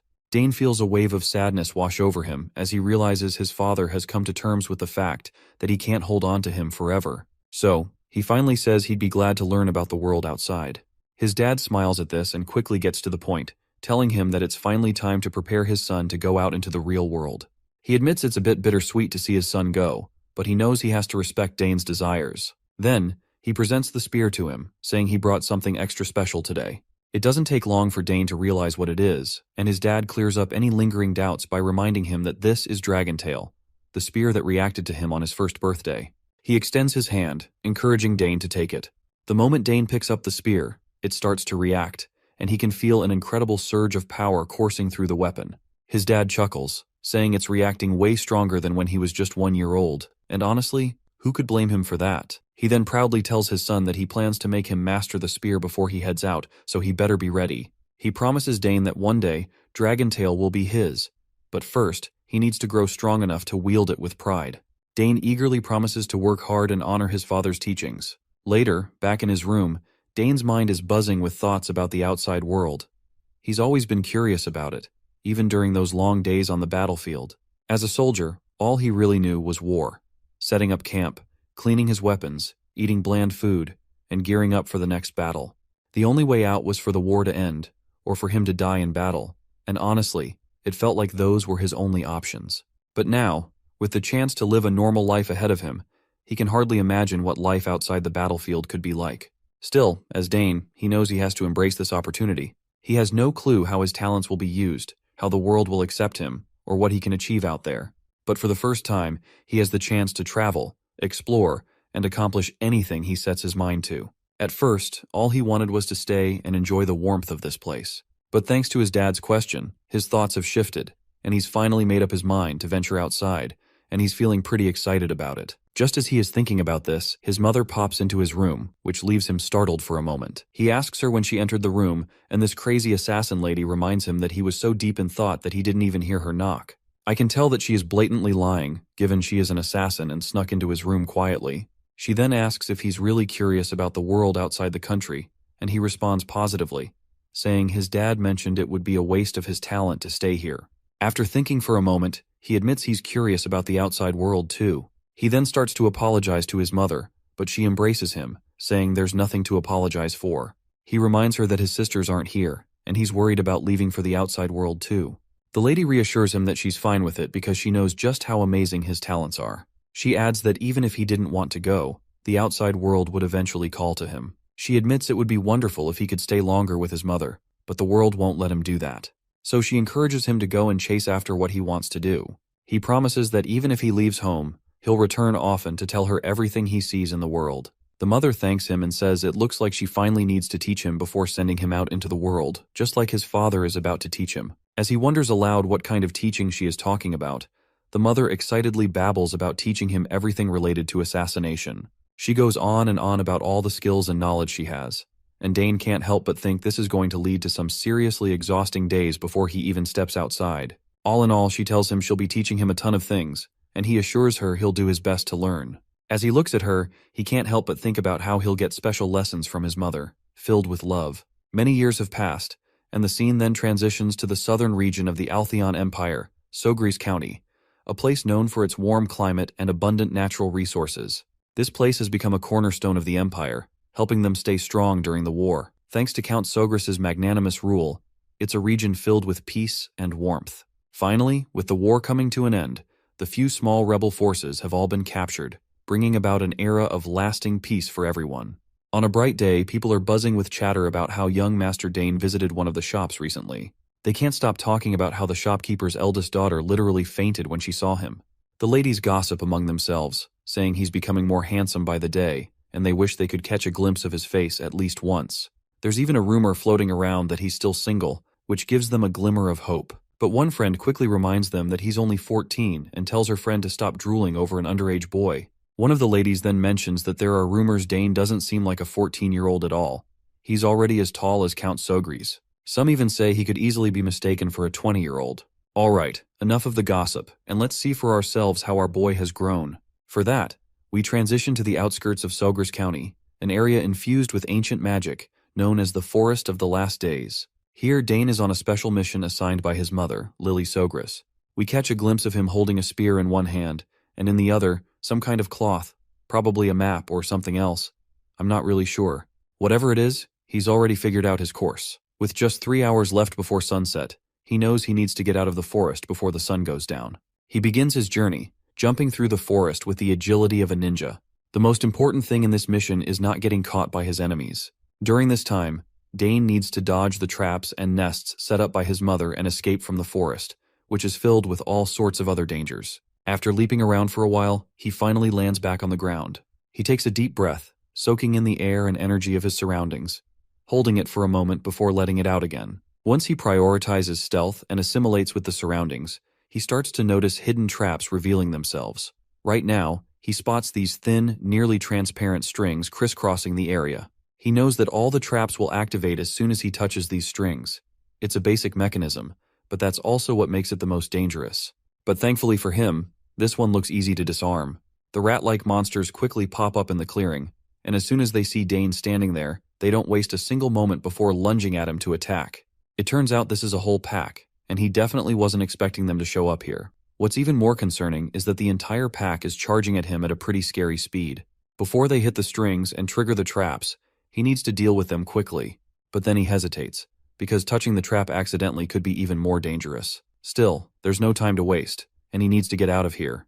He starts dashing away, and as soon as the rats trigger the traps, sharp needles spring from all directions, catching those unfortunate rats that fell for the setup. It seems like luring the rats into the trap was part of his plan all along, and he's relieved they fell for it, saving him the trouble of dealing with them directly. But then he spots one particular rat that is not dead yet. After closing the distance, the monster leaps right at him. Dane continued going toe-to-toe with the remaining Roosevelt beast. He struggled with the vermin's speed as it almost caught up to his own. The overgrown rat hit the brakes and pivoted for another attack. This time, it used its long-range weapon, spitting out a bizarre substance from its mouth. Dane carefully assessed the situation as the substance homed in on him. He did not know what it was, but the substance certainly felt dangerous. He spun his spear and dispelled the attack effectively. The young man gritted his teeth as he knew that he couldn't afford to waste any more time fighting this chunky rat. Defending would only cost him precious time, so it was time to turn the tables and attack. A blue aura started coalescing around his body as he locked in on his target. With a viciously swift chain of moves, Dane displayed his impressive Spearman technique. He moved his body freely in the air while flawlessly tracking the enemy's position. It resulted in the Russelt's head being sliced in half with a clean cut. Dane did not even bother looking back at the result of his attack. He just bolted out of there and continued his mission. By sundown, he had reached the end point of the trial. He was thoroughly exhausted, huffing and puffing for air as he tried his best not to throw up. At least he had finally escaped the forest and all its horrors. Suddenly, he felt a ferocious presence coming out of the woods and worried that his struggle wasn't done yet. He hurriedly stood up and regretted letting his guard down to rest. Just when he was about to confront the presence, he stopped in his tracks. It was just his mother, Lily. She had intentionally leaked her presence to test how Dane would react, and he passed. Also, his total runtime traversing the forest was 3 hours and 30 minutes, even faster than Lily's record. She had been watching him the whole time. A mother can't just leave her child alone in such a dangerous place after all. Lily knew better than anyone just how talented her son really was. But as a mother, it's a little different. And through this trial that Dane practically aced, Lily could not find a single fault in his survival skills and adaptability. She grabbed Dane's cheeks lovingly and asserted that he might get scouted as an assassin at the rate of his improvement. To commemorate his successful run, Lily took out her prized possession as the Empire's greatest assassin, her dagger. She reckoned that the weapon would fit her son better now. From now on, Dane would own the Nighthorn. Lily gladly passed the legendary weapon to her boy, as she wouldn't be using it anyway. Nighthorn was created from the mysterious ethereal ore, an ore that could take the elements of any object. If he wished, he could use it to store all the poisons in the world. In doing so, he could mix and absorb poison for his own use. Dane sincerely thanked his mother for such a precious inheritance, and swore to treat Nighthorn well. This also marked the end of his assassin training from his mom. Just as they were preparing to head out and go back home, the mother and son duo heard a guttural scream nearby. It seemed to have come from the depths of the forest, so they decided to check it out. We jumped forward to a few days later, inside the walls of the Sogres County Annex Tower. In one of the guest rooms, a man woke up coughing and screaming in horror. He had long, flowing white hair and a beard, and he seemed utterly confused. The mysterious man struggled to catch his breath after waking up from his slumber. He finally looked around the lavish room and wondered where he was. The last thing he remembered was eating a mushroom in that damned forest. The door creaked open, and out came Dane carrying some water. He warned the man not to move too much, as he was still undergoing detoxification. Dane explained that the old man must have mistakenly eaten a poisonous red-nosed mushroom. Fortunately, Dane and Lily had found and saved him in time. The old man recalled seeing those red-nosed mushrooms. He didn't think they would be so deadly. If Dane and Lily had arrived even a little later, the old man would have been a rotting corpse by now. Dane handed the man a cup of water, knowing how parched he must be. The young man carefully observed the strange old head. He saw a belt that had the insignia of the Nixian magic tower in the old man's possession. He was definitely not an ordinary person. If it wasn't for Nighthorn absorbing the poison raging in his body, the old man would have died. Now that the old head had calmed down a little, he asked Dane where they were, and the young man honestly stated that they were in Sogres County's Annex Tower. The old man must have gotten lost in the southern region. He was poisoned by those damned mushrooms and walked all the way south. Dane advised that he should take it easy for now and wait for the Count to come and see him soon. The young man also introduced himself as the youngest son of Count Sogres, Dane Sogres. Old Head lit up with interest as he knew of Arabella Sogres, the genius being eyed by every magic tower in the Empire. Dane also explained that they found the old man in the forest in the middle of his training with his mom. The old man almost spat out the water he was drinking after hearing that. That crazy forest gave him hell. Even as an 8-chain mage, he lost his way, and the flow of his mana reversed while casting a spell, wrecking his whole body.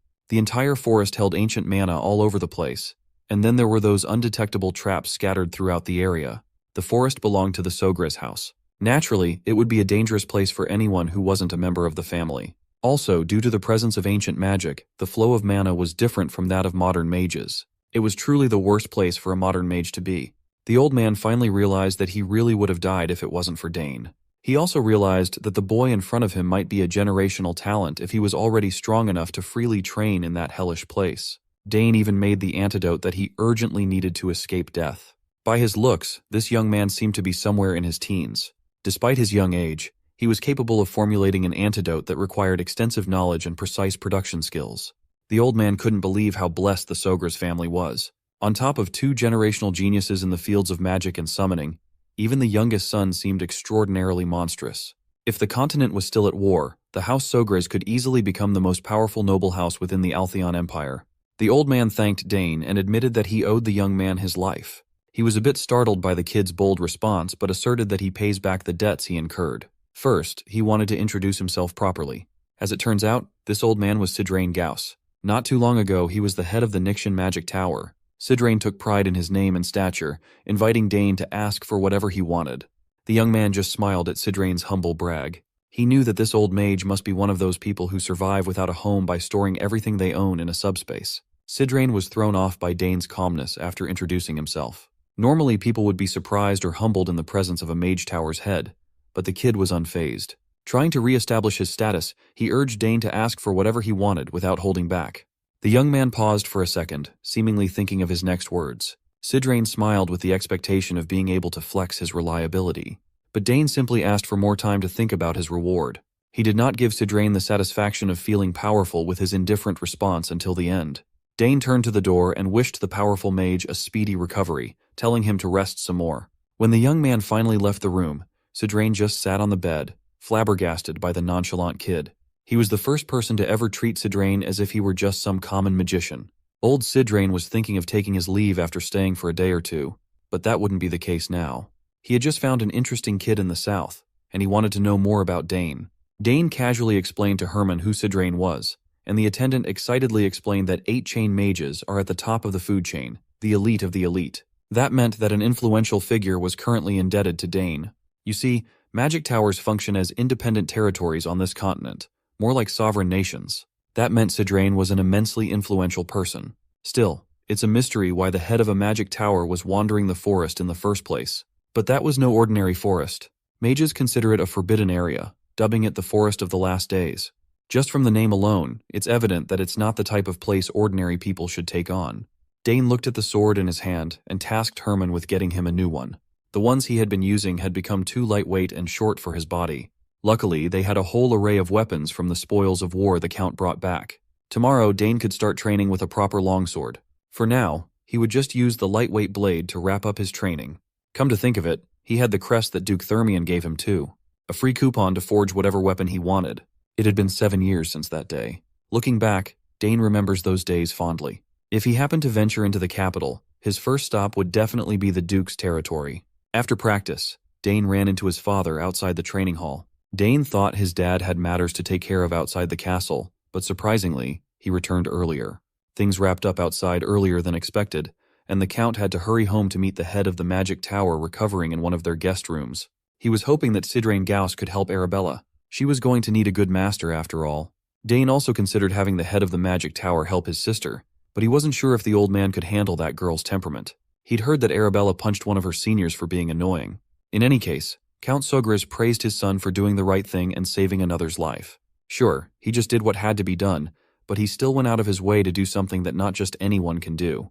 Dane had really grown up to be an amazing young man. As the years go by, it's getting more and more difficult for Count Sogris to even catch a glimpse of his daughter's faces. Arabella had finished her extended semester and was now choosing a magic tower to join, while Claire had been appointed as an assistant professor. It's the cost of having extraordinary children. Sure, Claire and Arabella were outstanding in their own right, but the Count also had high expectations for his only son.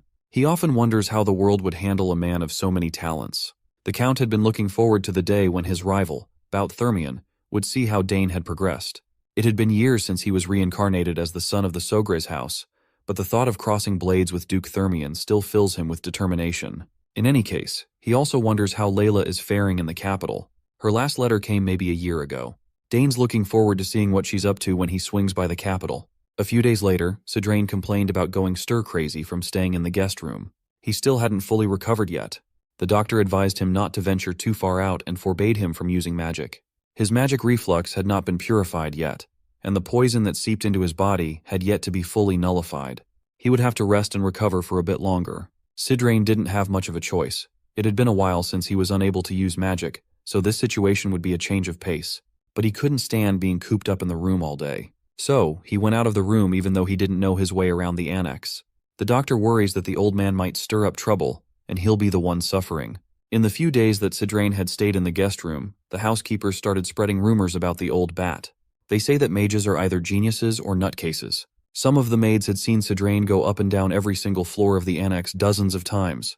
And now, he was just looking at the flowers in the garden for hours on end. The maids heard that the old man was supposed to be an incredibly powerful mage, but all they'd seen was a crazy old nutcase. They worry for their Lady Arabella, Sidrain had been completely enamored by the beautifully crafted garden of the estate. He would never have guessed that they were arranged to possess such extraordinary magic. Dane came up to the old man. He had looked everywhere, only to find Sidrain in the garden. Sidrain wasn't too keen on being confined in a foreign place until his full recovery, but everyone just wanted what was best for him. In any case, the area was certainly a fine place to rest and recover.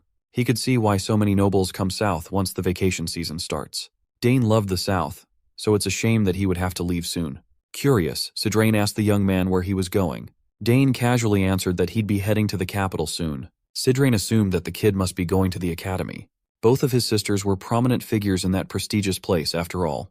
While the daughters of the Sogra's house were famous for having sublime levels of talent, Sidrain was more curious about Dane's. So, he imbued mana in his eyes and decided to take a look for himself. Inside the young man's body was a roaring wave of pure power raging on. Sidrain's eyes went wide as he had never seen mana so thick. The density of the boy's power was unheard of. If geniuses in his age group could be considered a stream, then Dane was a raging rapid clearing everything that stood in his way. Normally, the sheer amount of magic in such a young body would be so unstable that it would be on the constant brink of bursting out. But that was not the case here. Dane finally called out the old man for assessing his magic without permission. He called it rude. Sidrain awkwardly stopped his prodding and praised the young man for noticing. He apologized and admitted that he might have been thoughtless. Inside, Sidrain was still trying to make sense of how Dane could contain such wild power inside him. In his years of being an archmage, the young man was a unique case. Confused by the old man's reaction to what he saw, Dane wondered what was up. Sidrain was so focused on the quantity and density of Dane's mana that he only realized now that the kid didn't have a magic circle. With his raging mana, a magic circle should be easy to form.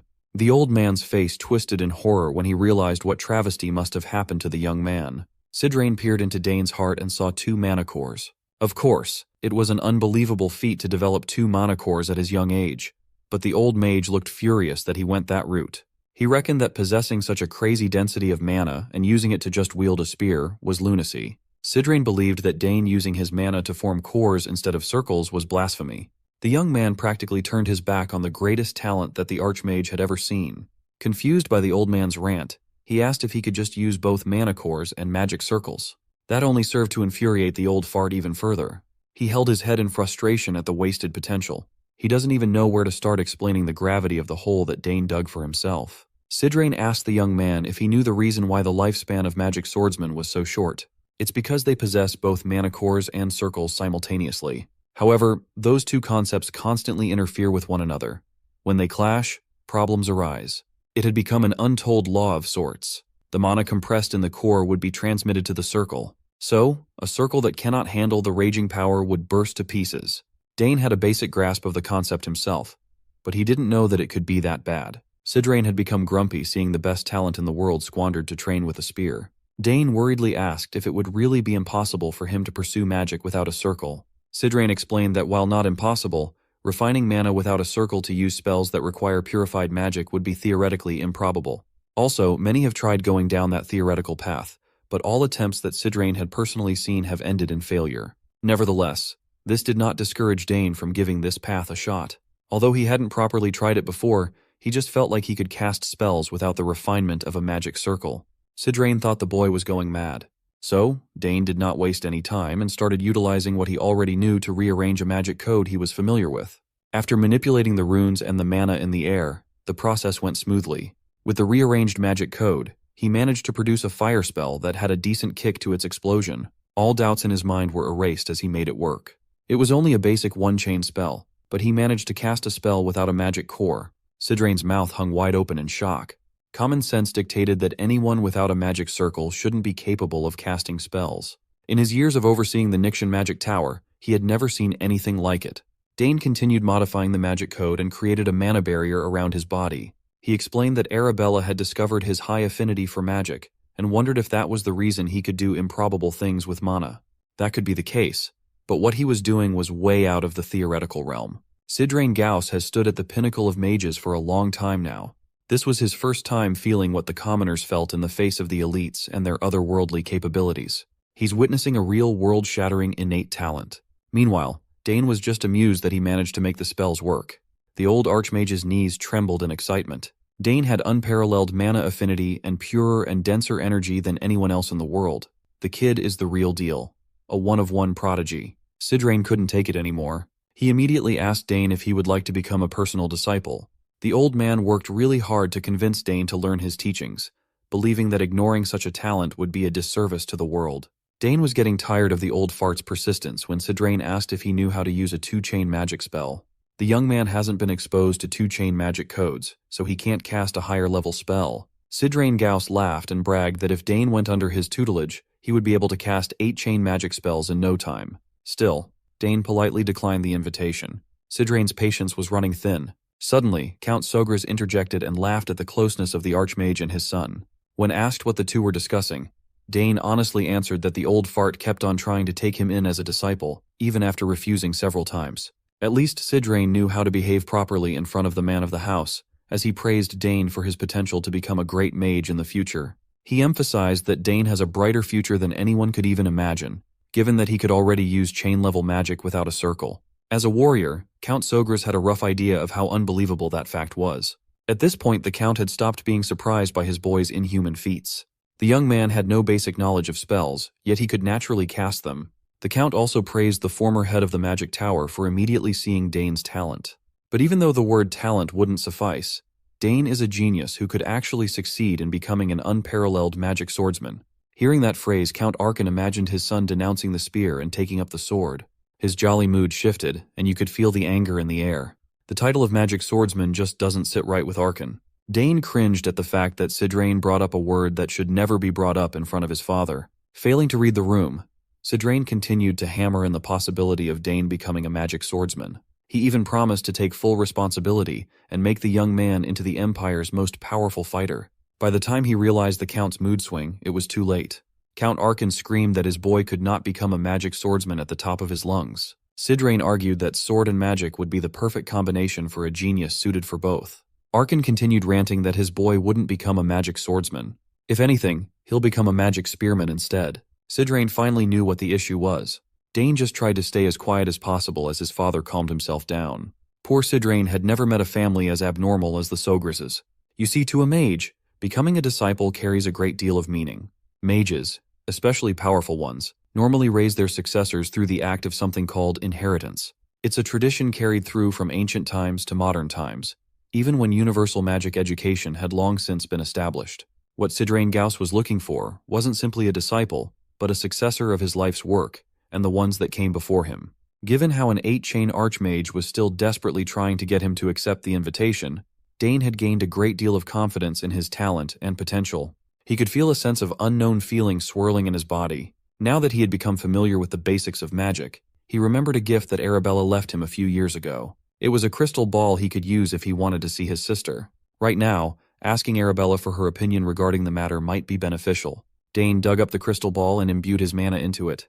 He called Arabella telepathically, who was currently studying in the Academy's library. When she finally recognized his voice, she was surprised. Arabella immediately stopped what she was doing and beamed in joy that her little bro was contacting her. As expected, even Arabella was shocked to hear that Dane managed to use a one-chain spell without a magic circle. She knew his mana affinity was abnormally high, but she never expected it to be to this extent. The circle only serves to purify and circulate energy, so maybe Dane's mana was already pure enough to be used raw. To test this out, Arabella wanted to send a mana stone to the transmission machine in Dane's room to inspect his mana's purity.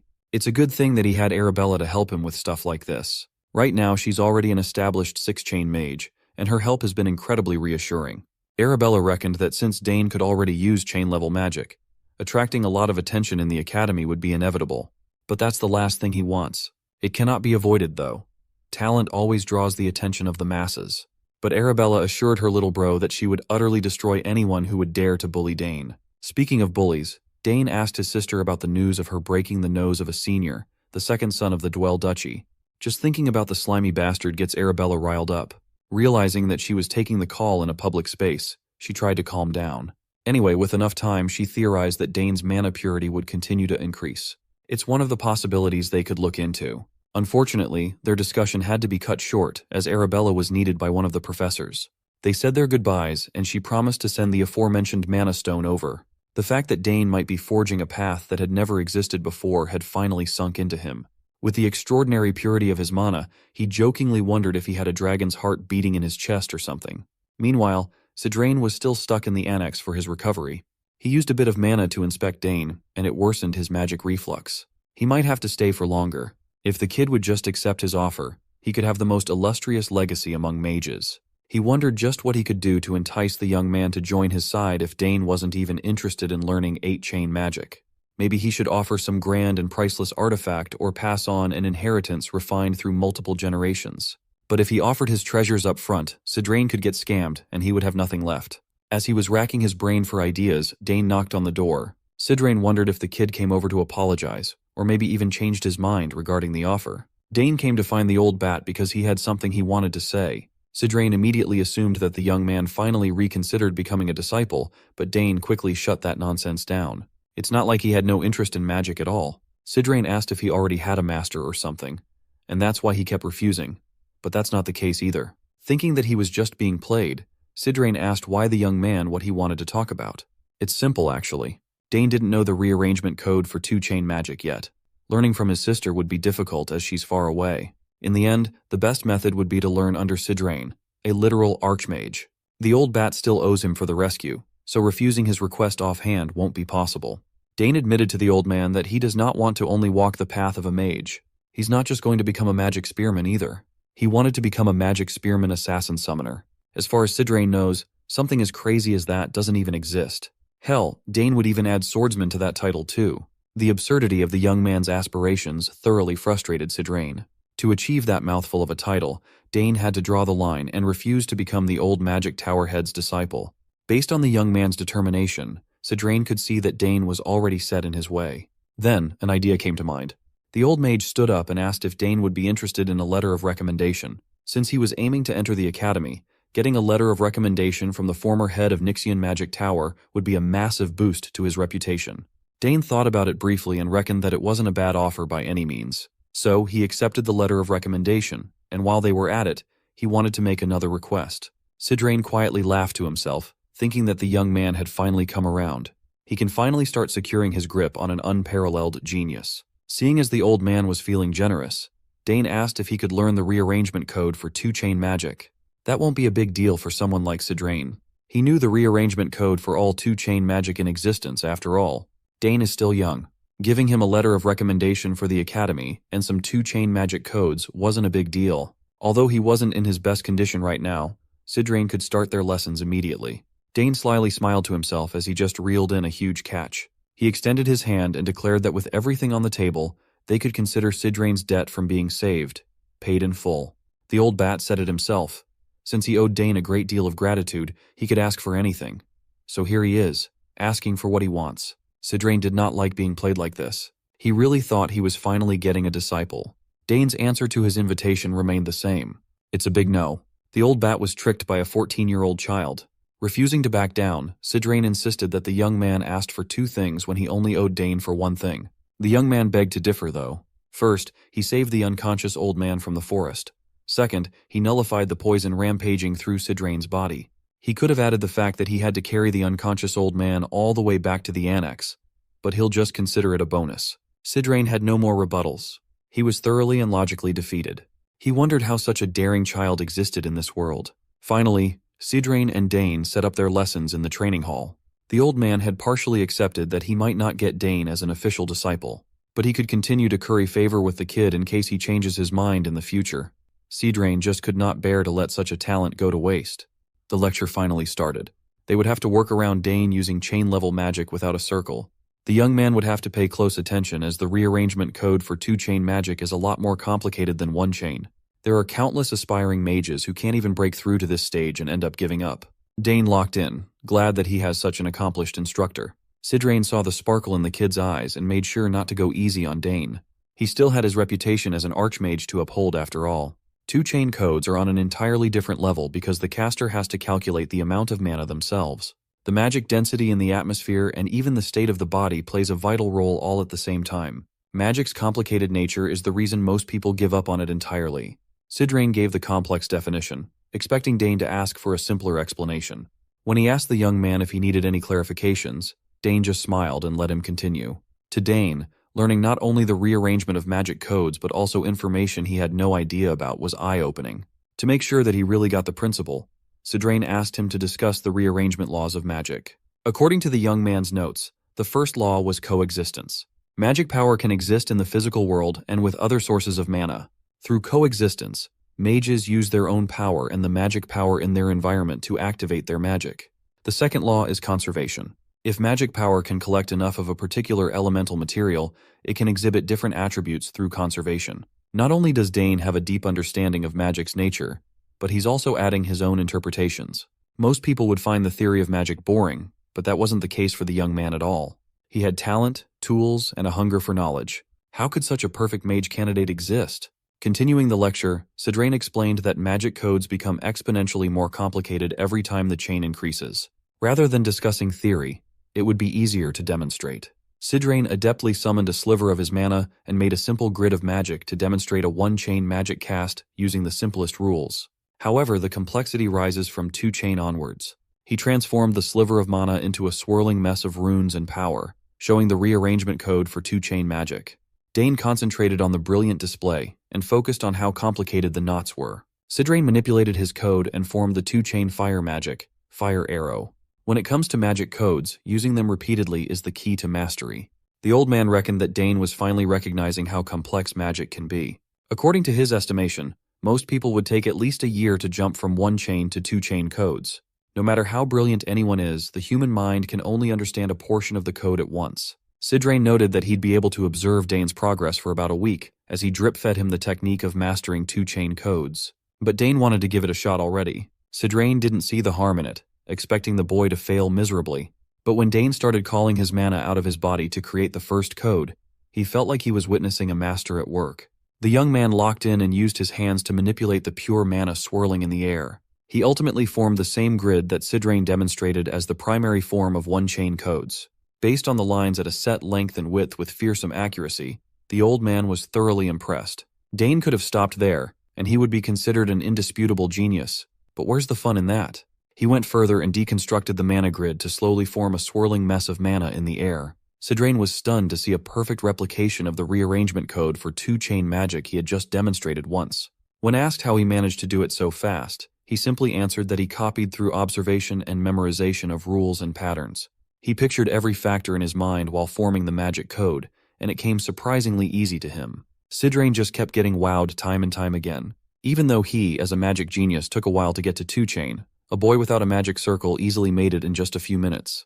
As if he was trying to give the old man a heart attack, Dane declared that he would try to use the Fire Arrow spell as well. He made the mana and runes move around his body at impeccable speeds. Finally, he managed to rearrange the code in perfect order to manifest multiple fire arrows. Sidrain looked at the perfectly crafted fire arrows, refusing to believe what he was seeing. Seeing what this boy was capable of was making the old man spiral into an existential crisis. If only he had Dane's talent growing up, he would have long since attained his dream of 9-chain. Dane freely controlled the fire arrows, making them fly all over the training hall as the old archmage tried to compose himself. Even Dane was surprised that everything came naturally to him in one go. One thing was certain, the world would flip out when they saw a mage without a circle performing magic miracles. Sidrain knew that Dane's talent would need to be hidden before all sorts of people tried to approach him with impure intentions. Also, he was still not giving up on making the kid his disciple. Since Dane picked up the first code so easily, they could just keep going and learn even more codes. Sidrain reckoned that he might have to be careful about what he included in Dane's letter of recommendation to the academy. At the end of the day, Dane lay in his bed, reflecting on his magic lesson. He resolved himself to properly learn both theory and practice. Thinking about his past life, he had been forced into a life where he did not even have the option to learn magic. In the circumstances where he didn't even know when he would die in battle, trying to make time to learn magic was a luxury he could not afford. He had his hands full with swinging the sword and trying to survive while doing so. Up until a certain point, magic prioritized theoretical learning over practical spellcasting. In this life, he had the time, resources, and talent to look forward to learning a lot more things. Dane could combine the theory he learned from Arabella and the talent he was born with, and now, he could even show explosive growth if given simple guidance. Since he was being taught by a former tower master, he found himself looking forward to what kind of magic he would learn in the following days. Half a month later, Dane came to his father with a request to make something called a magic reagent. Since they didn't have the materials, he would need to go out of the territory. His father was a little startled by his son's progress. Sidrain backed Dane up, assuring Count Sogres that Dane was ready for a reagent now that he had mastered 4 rearrangement codes already. Usually, for geniuses, it should take a month to learn one code. Count Sogres also understood that magic reagents were hard to come by. Dane only learned about them while reading books in the family's magic library. Sidrain had long since accepted that the kid was just built different. He was even elated that Dane was interested in something as boring as magic reagents. Finally, the Count agreed to the plan, believing that this would be a great experience for his son. Since he was going outside, Dane would be able to see their territory for himself, too. He smiled and thanked his father for trusting him to venture out. Dane set off on a short journey to the outer regions of Sogres territory. Alongside him were Sidrain and Herman. Even on the outskirts, the people of Sogres County still looked at and talked about him with veneration. Dane returned their welcoming sentiments with kindness and a smile. Through this journey, Sidrain gauged that Count Sogres must be a kind lord to his subjects based on how happy the people were. The South really does have a lot to offer. They have delicious snacks, great weather, and good people too. It's a sight that's extremely rare to see in the capital. That's why Dane loved this territory so much. Their small caravan had been traveling around the outskirts for a while, trying to reach the magic supply shop. Dane had never been to the shop before, so he called on Herman to lead the way. The three sped up and quickly reached their destination. The shopkeeper of the magic shop was shocked to see the famous young master Dane enter her humble business. She complimented him on his silver hair and stunning emerald eyes, and Dane thanked her. Not many people from the fiefs come to her shop to buy magic supplies lately. Fortunately, she's been getting by thanks to a lot of foreigners interested in magic. The shopkeeper also recognized Sidrain, the former lord of the magic tower, and expressed how grateful she was to have him in her shop. The old man was in a good mood now that someone finally recognized him. She invited the duo to browse her wares freely and told them to call her if they needed help with anything. Since it was Dane's first time in a magic shop, Sidrain urged him to look around as much as he wanted while the old man talked to the shopkeeper. With a cursory glance, Dane could already see a lot of cool stuff on display. They had potions, gems, charms, and everything magical, though he found it a little strange that he was feeling some sort of déjà vu. Moreover, he discovered that touching the wares showed him their magic reaction. He just chalked it up to his high affinity and continued browsing. Suddenly, a faint ringing sound echoed in his ears, seemingly demanding his attention. He could feel a particularly strong reaction from one side of the shop. Just as he approached that section, the owner informed him that everything on that side was just decorative items. Sidrain called Dane over to take a look at some potion ingredients together. The old man had already picked a few raw materials, such as moonroot, which could be used in at least 50 different potions. The owner assured them that her ingredients were personally processed to the highest quality. Meanwhile, Dane was too mystified by the strange ringing. As he walked deeper into the pile of decorations, he felt a strange power calling to him. He turned to see a piece of stone that was emitting pure mana. It must also have been the source of the ringing. Dane hurriedly approached the stone as though his body was moving on its own. Herman, seeing his young master behaving oddly, ran over with concern. To him, his young master was simply staring at a plain rock stuck in the wall as decoration. Dane wasn't entirely sure what was happening, but the stone was undoubtedly calling to him. He took it out of the wall and held it in his hands. As he suspected, imbuing the stone with more magic made the reaction even stronger. There was a possibility the object was uniquely reacting to his magic. Meanwhile, old Sidrain was still picking up raw ingredients left and right. Dane went over and asked the store owner what the story was behind the stone he had just plucked out of the wall. As the owner had said earlier, it was just decoration. But what kind of decoration has a magic reaction that is stronger than anything else in the shop? Sidrain asked if the owner had been cheated with the rock or something, and she admitted that a few years back, a peddler gave her a big package as payment. When she excitedly opened it, she found the plain stone inside. She held on to hope and had a mage appraise the stone, but it was confirmed to be just an ordinary rock. Based on Dane's interaction with the object, it was clearly not a normal rock. The owner urged the young master to focus on her other products and a few special magical artifacts instead of wasting his time on a rock. She tried to sell him a lot of valuable magical artifacts of all kinds, but Dane was still transfixed by the strange stone in his hand. It was the only thing he wanted. She showed him a name scroll card that automatically reads and stores all kinds of information to be cataloged. In the end, Dane bought the scroll card and the useless stone. He was sure this wasn't an object he could just leave behind. Even Sidrain was confused about what was going on in the young man's mind. On the ride back, the old bat curiously asked if Dane had an interest in decorative art, or if he really believed there was something special about the stone. When he explained that the slab was reacting to his magic, Sidrain kept an open mind. Although he didn't see anything special, his curiosity was definitely piqued. Since there were too many people on the streets, the small caravan hurried back to the castle. Sidrain set up an invaluable experimentation tool to help Dane figure out what the stone really was. He was confident he could appraise the stone accurately. Still, a mage had already appraised it and found nothing remarkable. Sidrain arrogantly declared that no mage appraiser was better than his tool. He had put all his funds into this state-of-the-art device for appraisals. He was confident it could analyze anything placed on top of it. Both of them were pretty eager to see what was up with the seemingly ordinary slab of stone. Sidrain placed the object on the platform and tasked Dane with imbuing his magic into the slab to stimulate a reaction. When Dane did just that, the stone immediately began radiating a richly dense amount of magic power. It lit up in the middle of the appraisal tool, its radiance swirling and forming something complex.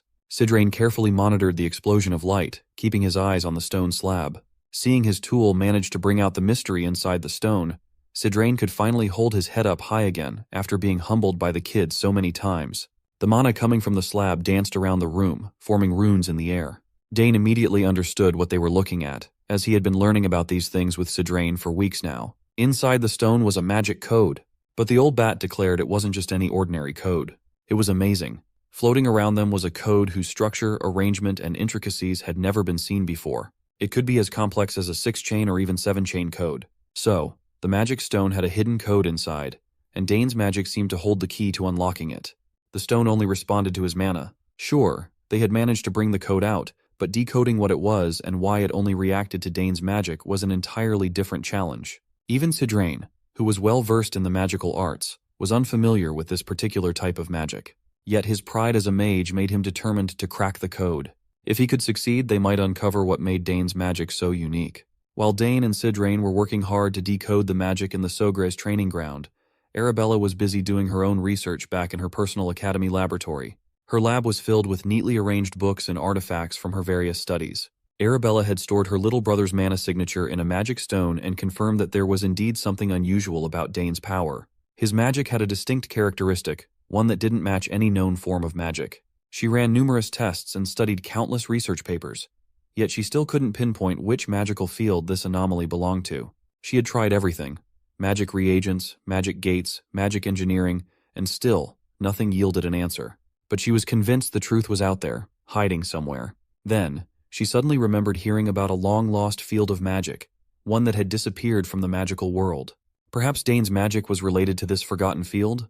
Arabella began rummaging through her mountains of books and literature, trying to remember where she had stored that old tome. It was a book that discussed alchemy, divination, spiritualism, necromancy, and a primitive form of magic code. While she excitedly searched, another dusty tome fell from the shelves. She picked it up, noticing it was an ancient magic book. Come to think of it, she had once studied the long-gone magical kingdom of Arcana, a civilization said to have existed over 2,000 years ago and inherited ancient magic from an earlier age. It was said to have practiced forms of magic that no longer existed. Arabella laughed to herself, shaking off the idea. Ancient magic had vanished a long time ago. There was no way Dane's magic could be connected to such a relic of the past. But at this point, she had nothing to lose, so she decided to try something unconventional. She placed the magic crystal containing Dane's mana into her magical typewriter and referenced the ancient magic book. After a few moments of concentration, Arabella opened her eyes in shock. The crystal was reacting. She quickly wrote down the mana's properties, her mind racing as she wondered if Dane's magic could be linked to alchemy, divination, or something entirely different. Arabella would be fine with any result, as long as it didn't lead her brother toward necromancy. When she finished analyzing the findings, she felt as though she had been struck by lightning. All she could say was, "What in the world are these findings?" Back in the Sogre's training ground, Dane and Sidrain were still hard at work, trying to elicit more reactions from the stone. After some time, Sidrain finally broke the seal on the slab. Inside the slab there was something else. The old man carefully extended his hand and pulled out the object. It was a simple accessory, a silver bracelet emitting dense magic power. To the untrained eye, it looked like any ordinary bracelet you could find in a marketplace. Sidrain initially thought there might be something special about the bracelet's material, but it seemed mundane. Given that the stone only responded to Dane's mana, Sidrain suspected the same would hold true for the bracelet. Dane slipped the bracelet onto his wrist. It dangled loosely at first, seemingly too big for him. But then came the reaction. The bracelet lit up, resonating with the magic in Dane's body. As expected, it only responded to him. Dane started to see strange characters emerging from the bracelet, glowing faintly. Sidrain leaned in for a closer look while Dane anxiously asked if the old mage could decipher the symbols. To Dane's surprise, Sidrain's face lit up with a broad smile. The characters were ancient runes, characters that no one in the current world could read. By ancient, Sidrain meant the language of the long-lost Arcana kingdom. Dane only knew a little about Arcana from what Arabella had told him when they were children. She had described it as a time when magic ruled every aspect of life. But then, suddenly and mysteriously, the era of magical prosperity had ended, leaving behind only a few relics and legends. And now, this strange line of magic code, sealed inside a stone, had been added to the ancient puzzle. Sidrain knew that Dane's magic was special, but he never imagined it would be linked to the ancient Arcana kingdom. This revelation intensified Sidrain's desire to have Dane as his apprentice. After all, the Forest of the Last Days, which had defeated even Sidrain, was rumored to be imbued with remnants of Arcana's disruptive magic. Dane's connection to this ancient power now made sense. Unfortunately, all they had at the moment were those few lines of indecipherable runes. Sidrain urged Dane to take his time and dig deeper into this mystery, but warned him to keep it a secret for now. Suddenly, their moment of quiet study was shattered. A terrifying sound echoed across Sogra's territory, causing both their eyes to widen in distress. Something horrifying was approaching. The familiar sound of the alarm catches them off guard, and it doesn't take the old man long to realize this must be the alarm for a monster attack. Well, that's enough to get him fired up, because now that his body is almost fully healed, he's itching to flex his old muscles and get the blood pumping. Plus, it's a great chance to repay the Sogris for their hospitality. The excited old coot quickly tells Dane not to just stand there and to grab a spear or something, but Dane just stands there with little to no expression. He silently reaches inside his coat and pulls out a pendant.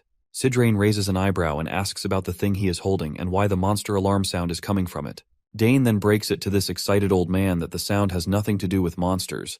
It actually means his eldest sister is trying to contact him. The old man's excitement deflates like a balloon as the realization sinks in, and he grumbles at Dane for not mentioning it sooner. Dane just laughs awkwardly, reminding the old man that it goes without saying there's no reason for monsters to be in this area. With that cleared up, Dane decides to respond to his sister's call while the old man stands there with a disappointed look on his face. As Dane connects, his sister immediately asks why he took so long to respond. He simply apologizes and asks her about the reason behind her call. She starts to spill some juicy details about his magic code, but quickly cuts herself off, asking if there's someone next to him. The mere mention of magic code was enough for Dane to realize that she's actually figured out that his magic is ancient magic. The old man overhears this conversation and lets out a screeching yell of disbelief, demanding to know how in the world she found that out.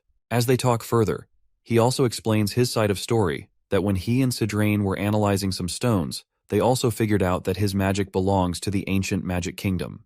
They realized this because that stone only reacts to his magic, which was a total giveaway. The old man, on the other hand, grits his teeth in utter frustration. The fact that she figured this out just from analyzing his magic is insane. He knew she was a genius, but her talent seems to be greater than he had imagined. Arabella then asks her brother if anyone else knows about his secret. Dane responds with a quick no. She breathes a sigh of relief and tells Dane and Sidrain to keep it a secret, because if his secret gets out, he won't be able to handle the consequences. She then apologizes to Sidrain for not introducing her first, before diving into the conversation. The old man just laughs it off, saying he already knows a lot about her from Dane. As for keeping Dane's magic a secret, he assures her he won't let a single soul know about it. If this information leaks, not only would Dane be in trouble, but the whole House Sogris would be caught up in the huge aftermath. Arabella gives the old man props for getting the gist of the situation right away, which is, of course, expected of wise Sidrain. The old man then asks her if this exchange is being recorded, to which she replies no, saying that the moment the conversation ends, it will be deleted immediately. Well, that's good news. At least they don't have to worry about anything getting leaked. The old man then reveals that he also plans on returning to the Magic Tower to investigate this matter. Arabella thanks him for the gesture, while he tries to downplay it, insisting that as a mage, he's just doing it out of a sense of duty, so there's no need for her to feel indebted. Speaking of the Magic Tower, the old man reveals he heard she was looking for a tower to join, and asks if she has decided which one she wants to go with. Arabella quickly realizes he's hinting at her joining his tower, so she tries to sidestep the question, saying she's not considering the Nixon Magic Tower because it doesn't specialize in the field she's interested in. Of course, this leaves the old man annoyed once again. He was already wondering where Dane's cleverness came from, and it looks like it's inherited from his sister. He doesn't voice his frustration, though. Instead, he just laughs it off, saying she doesn't have to join their magic tower after all. Meanwhile, Dane feels a bit concerned watching this old man, especially since his sister was so straightforward with her words. Anyhow, she decides to wrap up the conversation by telling him they can talk about the details later. After exchanging greetings, she cuts off the connection. Sidrain comments on how his sister has become quite an impressive person, to which Dane agrees, mentioning that the artifact in front of them was also made by her. He adds that this compact crystal ball is trendy among young mages.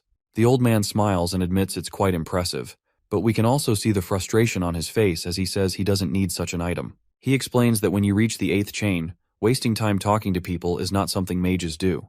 Dane can sense why the old man is saying this. The fact that this old coot doesn't want a trendy item like that only hints at the fact that he doesn't have any friends. Later, Dane spills everything to his parents about the ancient magic, and his mother looks quite concerned to hear this. But his father reassures them that if anyone targets Dane, they'll make them pay. His mother agrees, saying she won't hold back when it comes to the safety of her son. Once again, Dane feels a bit uncomfortable with their intense protective instincts, but he has to admit there's nothing safer than being looked after by the two of them. Sogris then states that if what Dane said is true, does that mean their lineage holds latent ancient magic? His wife acknowledges this and also wants to know if any of their ancestors had it. She decides to check on her side of the family first. The matter is quite intriguing, and Dane can't help but wonder what could be unearthed if both sides of the family dug into this. Though it's not really important to him, it still makes him curious. Anyhow, his mother reminds him that he's already surpassed his limits in many ways. If he continues to stay here, it might hinder his growth, so he should consider slowly making his way to the capital. The mention of the capital startles him, and his parents further remind him that he needs to be at least 14 years old to enter the academy. Now that he's at that age, he shouldn't waste any more time. Sogris makes it clear that he wanted to keep Dane for another year or two before sending him off, but it doesn't look like there's anything left for him to learn here. His mother reassuringly puts her hand over his and tells him he can leave whenever he wants, emphasizing that the decision is entirely his to make. Dane is surprised to see this because he wasn't expecting them to have already come to terms with the fact that he needs to leave this place. His father is confident that his son will make him proud and encourages him to go and indulge in his talents to his heart's content. Dane smiles at this, saying he understands what they're both saying, and he promises to prepare for entering the academy. The family of 3 smiles as the decision is finalized, and by now, Dane is also hyped up to finally transition to the next level in his life. Later, Dane fills Sidrain in on his decision to leave the mansion. The old man asks if this is really his choice to leave, and Dane confirms it, though he admits it's a bit sooner than he had initially planned. The old man then also expresses his support for Dane's decision, saying that having his talent restricted here would be a waste of potential. He also gives Dane a word of advice, not to reveal too much about his talents all at once to other people. While the Academy welcomes talent, not everyone thinks that way, and there are people who might get jealous. Dane is already aware of this, though, because Arabella had warned him about it, and mentioned some outrageous situations she had encountered herself. The old man further states that it's hard for mediocre people to thrive in the Academy given the atmosphere, but he assures Dane that House Thermion isn't one of them. Speaking of House Thermion, Dane quickly remembers Layla and the promise he made to visit her once he gets to the capital. He knows that if he doesn't visit, she would be greatly disappointed in him. He also recalls the crest Duke Thermion gave him, so he plans to think about what kind of weapon he wants before heading there. The old man then reminds him that there are 3 months until he enters the academy, so he should plan to depart from here in 2 months. Dane acknowledges this and returns the question, asking the old man about his own plans. Sidrain replies that he's going to return to the magic tower because he has something he needs to take care of. He expresses his gratitude to Dane for helping him resolve his boredom, and as a gesture of goodwill, he wants to return the favor by letting Dane know about any clues regarding this ancient magic. Dane is quite grateful to hear this. The old man points out that now that Dane has only a short time left here, the lessons should be the major concern for him. Sidrain wants to accelerate the process to finish the lessons before time, but he warns Dane that the 3rd chain is considerably more difficult than the 2nd chain. Dane promises to study hard to reach that level. Dane then says that he has prepared a gift for the old man. Sidrain perks up at this, clearly curious about what the gift might be. Dane promptly pulls out a box and tells the old man that he received this yesterday from his sister using teleportation magic. He explains that it's a very hot item among young people right now, and this particular model is a new compact crystal ball that hasn't even been released yet. He adds that Arabella developed this new product, and he pulled some strings to get it as a favor. The old man quickly picks up the stone, and he looks absolutely excited to have it for himself. He compliments how pretty the stone looks. Although he claims he doesn't need something like this, he still says he will graciously accept the gift Dane has prepared. No matter how much the old man denies it, the look on his face makes it clear that he's totally thrilled to have this product for himself. Dane then spends his time explaining to the old man how to use the crystal, just like any teenager would teach their grandma. As night descends and he gets back into his room, he reflects on how he has a lot to do in the little 2 months he has left. He reveals to us that his main interest lies in summoning, so he decides to make it his goal to officially take classes in summoning, get issued a summoning sign, and have a chance to take the qualification exam. Since Claire is an assistant professor, he's hopeful he might see her often when he's attending classes. Speaking of summoning, he remembers that he nearly forgot to imbue magic into his familiar, so he promptly grabs the egg and transfers some of his magic into it. You see, for 7 years straight, Dane has diligently imbued magic into the egg every morning and night, but there's still no response.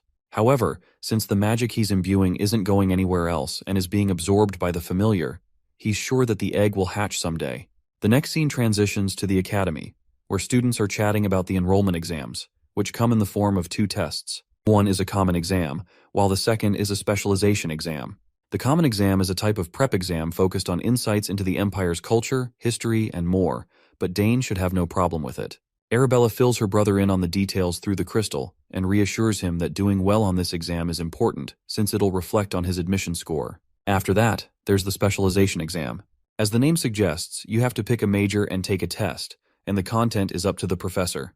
But Arabella is confident that this part will be a piece of cake for him too. Dane remembers that Arabella passed that test pretty easily, and she just smiles, saying, "Yep, it was a piece of cake for me." She then reveals that once he picks a major, he can't change it, so he has to choose carefully from the start. She mentions that she would really appreciate him if he chose magic.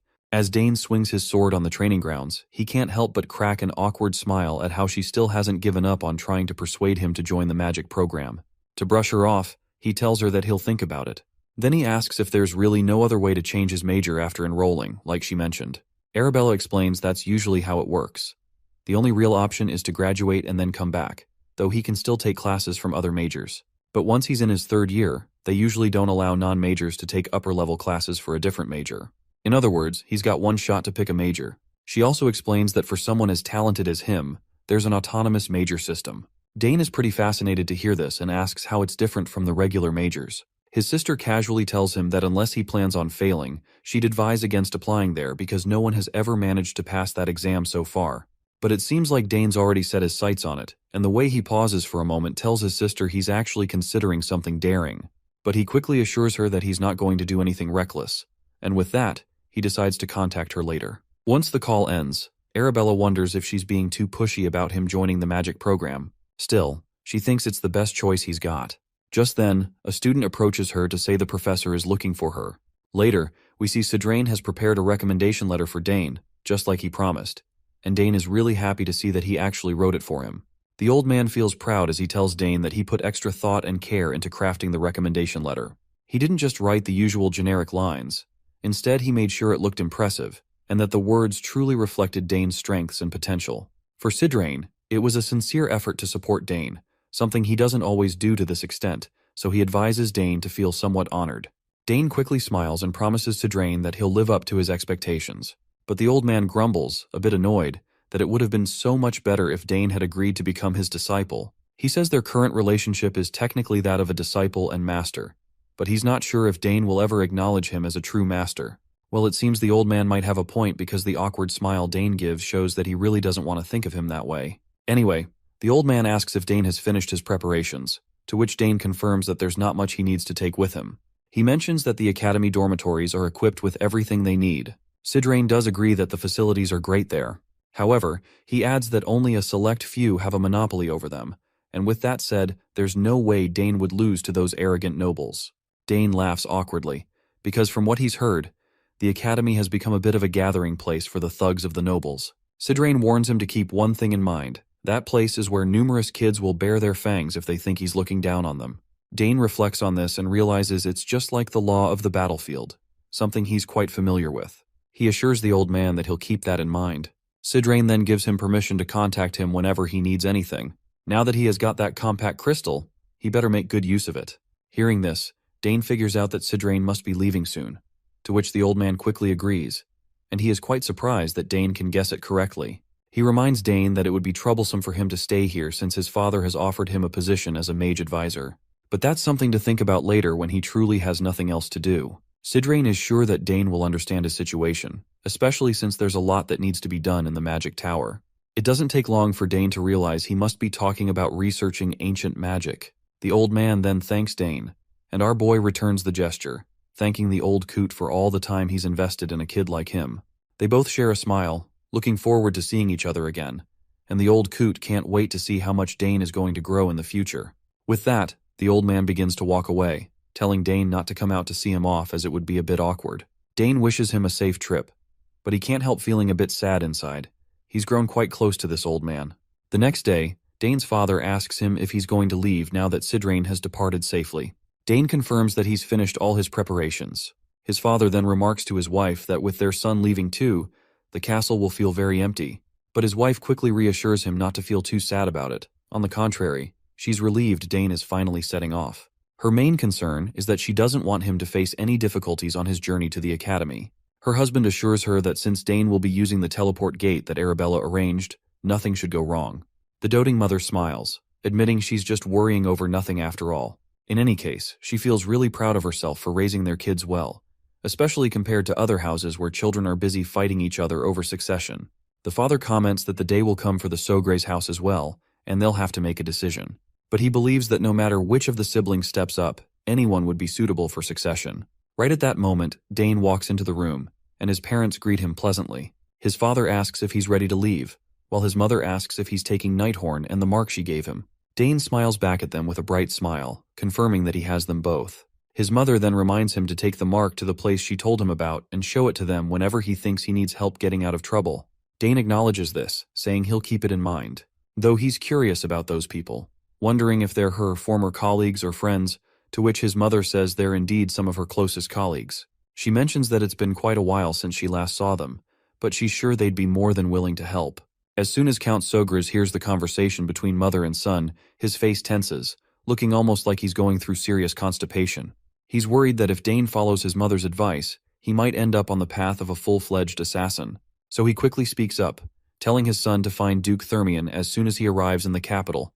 The Duke will help him until he enters the academy. At this, Dane's doting mother begins to shed tears, sorrowful to see how her son has grown up and is now leaving. Her husband gently reminds her that there's no need for tears and suggests she send him off with smiles and good wishes instead. Meanwhile, Dane steals his courage. Even though he'd planned to leave, he'd always felt a bit reluctant. But now it's finally time to set off. Herman then escorts him to the teleportation gate, while his father watches from a window. We also see a shady figure working under the Count Sogre's command. The Count tells his man, Gilad, to tail Dane as carefully as possible and make sure he reaches the teleport gate safely. Gilad acknowledges the order and gets moving.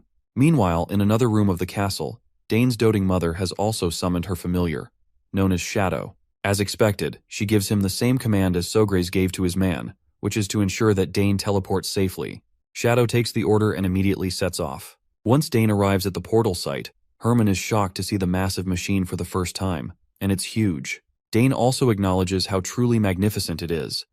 The butler comments on how Lady Arabella seems like an amazing person, to which Dane agrees, saying he can see why it took her a whole year to build this. Excitedly, the butler asks if just stepping onto the platform will activate the teleportation. Dane confirms this with a yes. He marvels at how much effort she must have poured into it because teleportation magic isn't like other kinds. It requires precise arrangement of codes, and the magic has to be continuously imbued while the code is rearranged before casting can finally become possible. The gate that Arabella installed is a perfect device where all the teleportation conditions have been met. Herman then wishes him good luck and tells him to take care of himself. Dane reciprocates the gesture and starts walking toward the portal. As soon as he steps inside, he decides to pour magic into the gate to activate it, just as his sister suggested. Once he does this, the gate opens up, and an arcane blue energy engulfs him. As the teleportation takes place, the scene transitions to a bustling street where everyone is going about their lives. In the middle of it all, we see our boy on his horse. A big smile spreads across his face as he realizes this is the entrance to the capital city, Artenia. As he makes his way through the crowd, an unfamiliar voice calls out to him, stating that he's been waiting for him.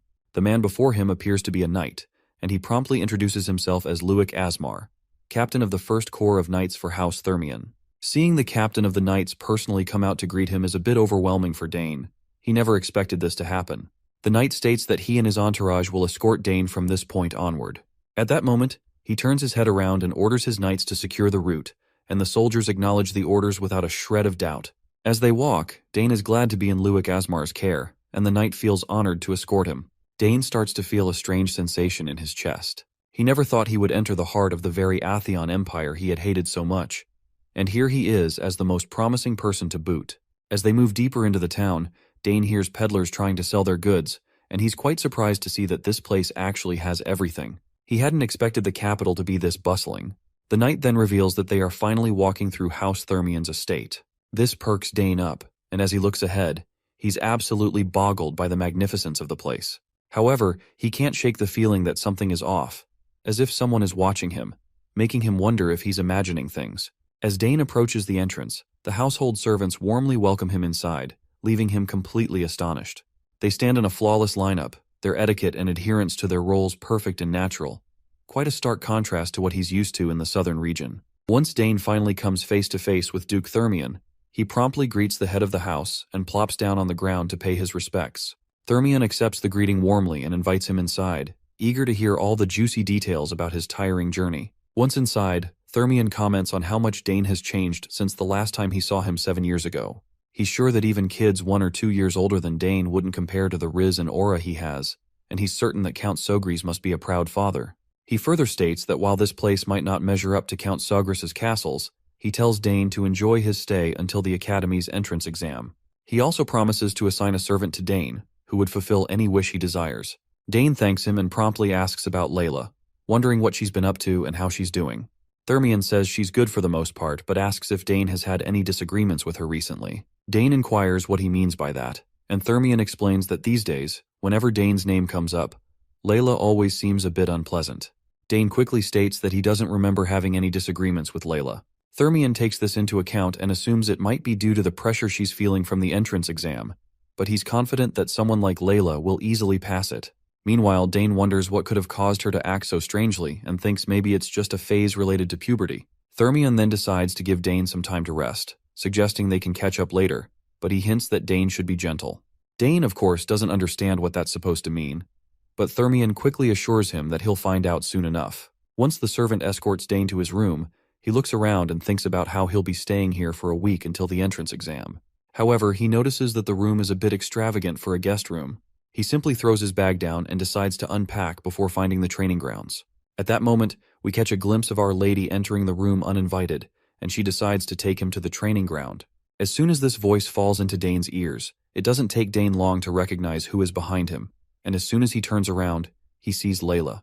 She looks like she's grown a lot since the last time he saw her, and her growth in some areas is definitely noticeable. She looks annoyed and asks why he took so long to get here, clearly frustrated that he made her wait all these days. Dane can't help but burst into happiness when he sees her and jumps right in, asking how she's been. Layla shoots back that she's been doing super well. But before he can dive into a nice catch-up, he has to deal with her fury. She's absolutely livid that he didn't write her any letter for a long time, even though he promised he would. She asks him why he didn't even bother to write her a letter in recent years, or at least let her know when he was arriving. Dane, looking a bit clueless, admits he completely forgot to fill her in, and apologizes for it. Of course, Layla isn't satisfied with his half-hearted apology. He tries to remind her that at least he actually showed up like he promised, explaining that he was super busy getting ready to come to the capital and kind of forgot about everything else. He pleads with her to let him off the hook just this once. Not surprisingly, she pouts like a stubborn wife, and Dane can clearly see the annoyance etched across her face. He asks if there's anything he can do to make it up to her. He apologizes again and promises to do whatever she asks. Layla raises an eyebrow, asking if he's for real. Dane just gives her an awkward smile and decides to agree to whatever she says to deflect some of her anger. Finally, he asks her what he could do to make it up to her. She thinks for a moment and then suggests they have a little spar. Dane is startled by the unexpected request. Definitely not something he saw coming, but he goes along with it anyway. Meanwhile, Layla snickers, clearly feeling proud of herself. She asks if he's sure he won't regret it because she's way stronger now and isn't that whiny kid who used to learn how to release mana from him.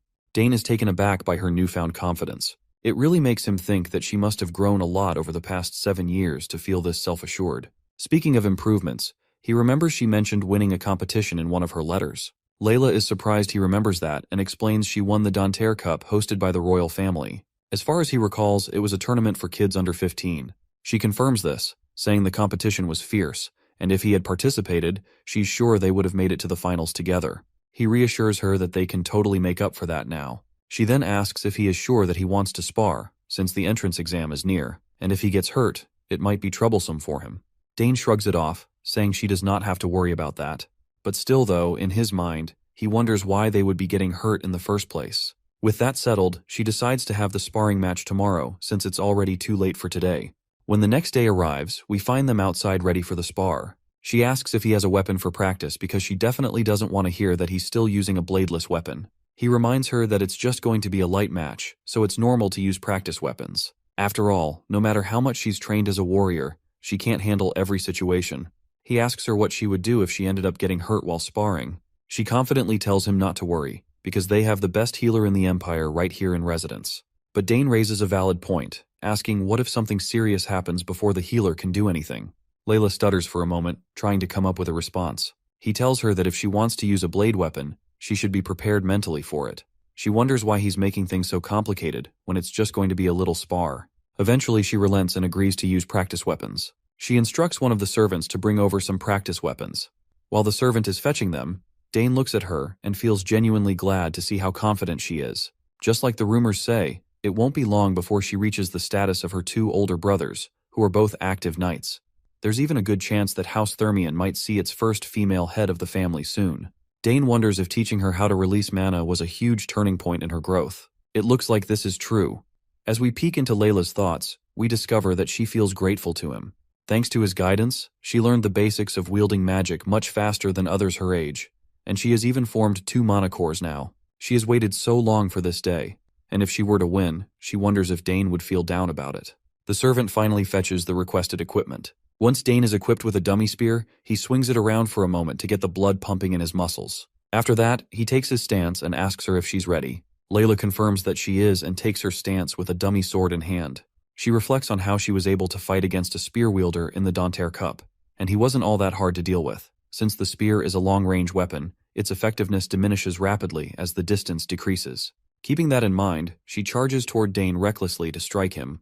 But before Layla can even touch him with her sword, Dane disappears, leaving her bewildered. Before she can figure out where he went, she notices that Dane has already tagged her with his spear, ending the sparring match before it even started. She quickly turns around and asks him, since when did he get there? Dane reminds her that she should consider herself lucky they were using practice weapons. If they had been real weapons, she could have been in real trouble. Layla refuses to believe that she lost, because she is sure that her sword had reached him already. Dane offers her another shot but warns her that the same method won't work a second time, so she better move carefully. Layla tries to steel herself, inwardly admitting that the fact she just lost was simply because she was nervous since she hadn't seen him in so long. This time she vows she won't go easy on him at all. That's when Layla spots her father standing on the balcony, watching everything happen. Dane also notices the Duke and is surprised to see that he came just to observe her girl's potential firsthand. He can understand this doting father's intentions quite well.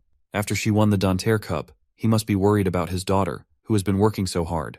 But Dane is confident that this match will ease the Duke's worries as he witnesses her true potential. Layla feels even more fired up because of her father's presence, and she is eager to prove herself by giving everything she has in this final spar. Dane nods in acknowledgement and tells her to show him all she's got. As the battle commences, the exchange of blows between the two reaches an insane speed. This time, Layla is giving it everything she has. But despite all her efforts, Dane points out that she still has a bit more to go, encouraging her to try harder. The Duke can't help but snicker, feeling proud of his daughter. He's glad to see that in this match they seem to be evenly matched so far, but he's curious about how it's all going to end. But suddenly something shifts. A strange and ominous feeling creeps into the air, and he notices that the confident smile Dane had just moments ago has vanished, replaced by a serious expression that makes him look like a warrior ready for battle. Well, it seems that Duke is experiencing PTSD because everything about our boy looks strangely familiar to him. As their duel continues, Layla gives it her all to overpower Dane, but it's clear she's no match for him. Her next clumsy move leaves her wide open, and Dane quickly makes her trip, making sure the fall isn't too harsh.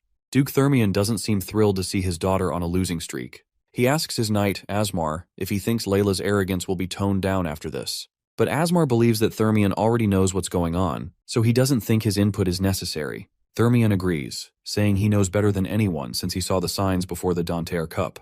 But after her victory, she changed completely. Meanwhile, the fight rages on as the Duke points out that he'd considered having a stern word with her, but thought it would be best if she figured things out for herself. Asmar also agrees with this idea. Thermion then questions his knight once again, asking how many mana cores Dane might have inside him. Considering Dane's talent, the knight guesses at least 3. But Thermion disagrees right away, thinking it's probably 2, with a very slim chance of it being 3. Asmar inquires the reason behind the Duke's words. In response, Thermion tells his knight to take a closer look. What's overwhelming Layla isn't Dane's spearmanship or superior speed, it's his tactical movements, something Layla has never experienced before. We then zoom in over Layla, who is completely baffled as to how Dane is countering every move she throws at him. In order to clarify, Dane points out that her sluggish movements are making it easy for him to predict her actions. All her attacks are too predictable, giving him the upper hand. Meanwhile, Thermion asks Asmar if he can't see the spirit of a seasoned swordsman in Dane. The knight agrees immediately, but admits he's curious about how Dane, at his age, could possibly have this much experience. Thermion confesses he's just as clueless. He then reflects on how Layla's greatest growth came 7 years ago, after they returned from the Southern Inspection Tour. Meeting Dane back then had a profound impact on her, and he's certain that this time will be no different. Asmar acknowledges this and admits he's also surprised by this boy. The young lady may be the winner of the Danter Cup, but she's outmatched by Dane by a wide margin. It certainly seems like Count Sogras must have trained him harshly. However, Duke Thermion doesn't think of it that way. On the contrary, he believes Sogras isn't the type to train someone harshly. And besides, Dane doesn't seem like someone who would need such training in the first place. Asmar isn't entirely sure where the Duke is going with this, so Thermion makes it plain. He states that this boy is no ordinary person. He's someone with overwhelming talent, a true genius. He further speculates that Dane likely didn't participate in the Danter Cup simply because he wasn't interested. While Asmar outwardly agrees with his senior's assessment, but inwardly, he finds the idea ridiculous. The Danter Cup is something every boy and girl in the Empire aspires to win. Why wouldn't Dane be interested in it?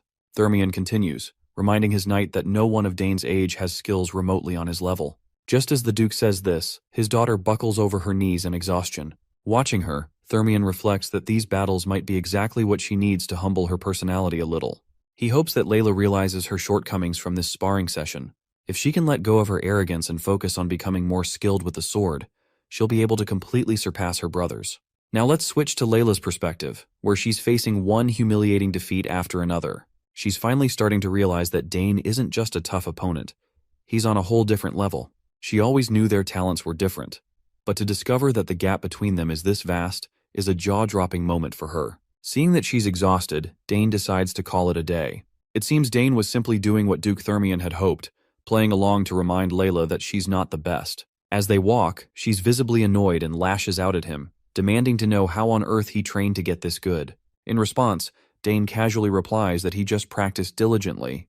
What a savage. His nonchalant answer completely rattles Layla, who can't help but feel frustrated. She thinks he's trying to undermine all the effort she's put into her own training, as if to say she hasn't worked just as hard. Dane, ever the savage, replies again and tells Layla she just has to work harder. With that, he decides to leave. But Layla isn't one to back down. She makes it clear that she won't lose next time. Dane, already looking forward to their next encounter, doesn't say much and leaves her to reflect on their dynamic. To Layla, Dane is the only person her age she truly admires, but at the same time, he's also someone she desperately wants to surpass. She wants to prove that she's not just a kid waiting to be taught. Yet, no matter how hard she tries, he always seems further out of reach. Still, she tells herself to wait and see. Next time, she's going to win. A few days pass, and we learn that the Imperial Academy's entrance exam is more than just a test. It's a full-blown festival. Talented individuals from all corners of the Empire flock to the capital, bringing their families and attendants along. This results in thousands of people pouring into the capital at once. This year, around 6,000 applicants signed up for the exam. There were no prerequisites other than paying the exam fee, making it accessible to anyone. However, the competition was fierce. Nearly 2/3 of the applicants didn't make it past the first test. Now, with the pre-selection over, 2,000 applicants remain, preparing for the next challenge in the form of the specialization exam. Inside the academy, the big shots gathered to discuss the influx of applicants. This year, over 2,000 students passed the first test, so things are bound to get busy. One of them asks how many will pass this time, and a lady responds confidently, 200 at most. They all speculate about the kind of students who will make it. The man leading the conversation is Professor Donavo, Dean of the Magic Department. The lady speaking is Ingrid, Dean of the Spearmanship Department.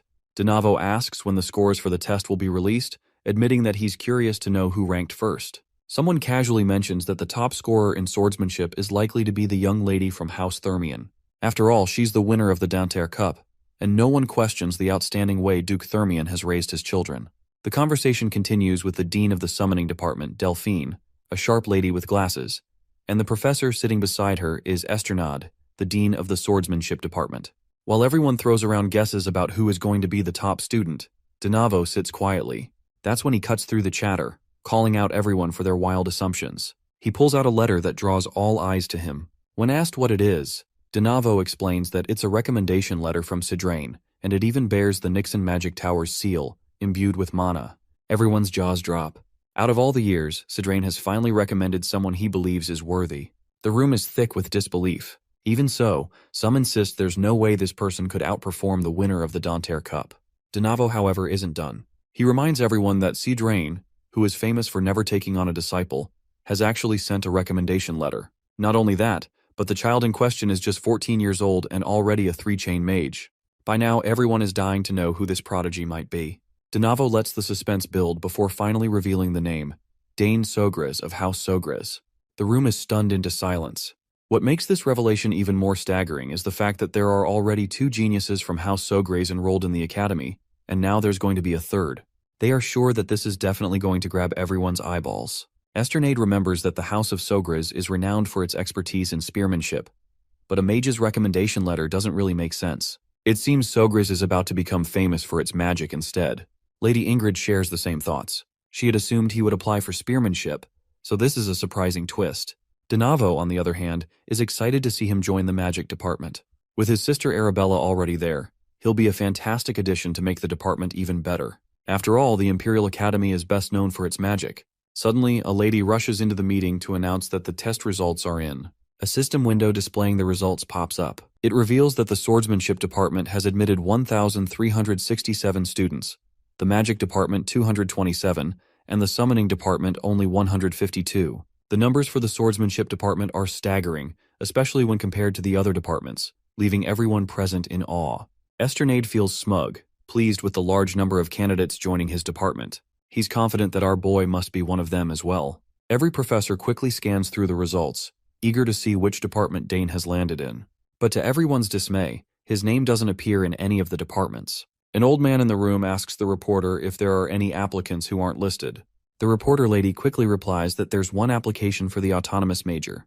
The mention of the autonomous major leaves everyone looking as if they've just swallowed a rock. Then the reporter drops another bombshell. Apparently, Dane Sogres scored the highest in the first test among 6,000 applicants. Once again, this news leaves everyone in awe, and one of them screeches in disbelief at the top of their lungs. Later, we meet Dane.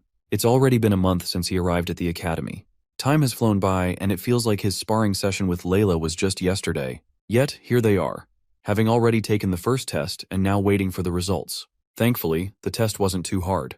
That's when Layla comes rushing to him, eager to share the result information that's on her mind.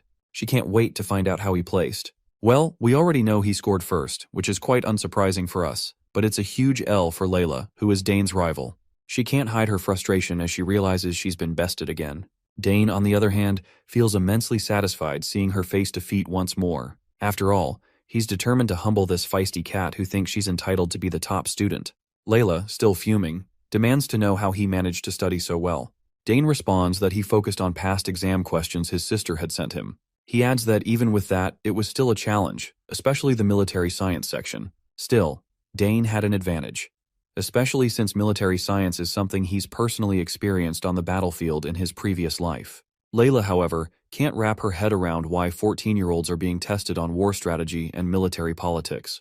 Dane just rubs salt in her wounds by casually stating that he found it fun. This sets Layla off, leaving her with an even more dramatic reaction. She glares at him and questions if he's hit his head or something. As far as she's concerned, military science, arts, music, and even the history of the Drenic Empire are all things a 14-year-old should lack knowledge about.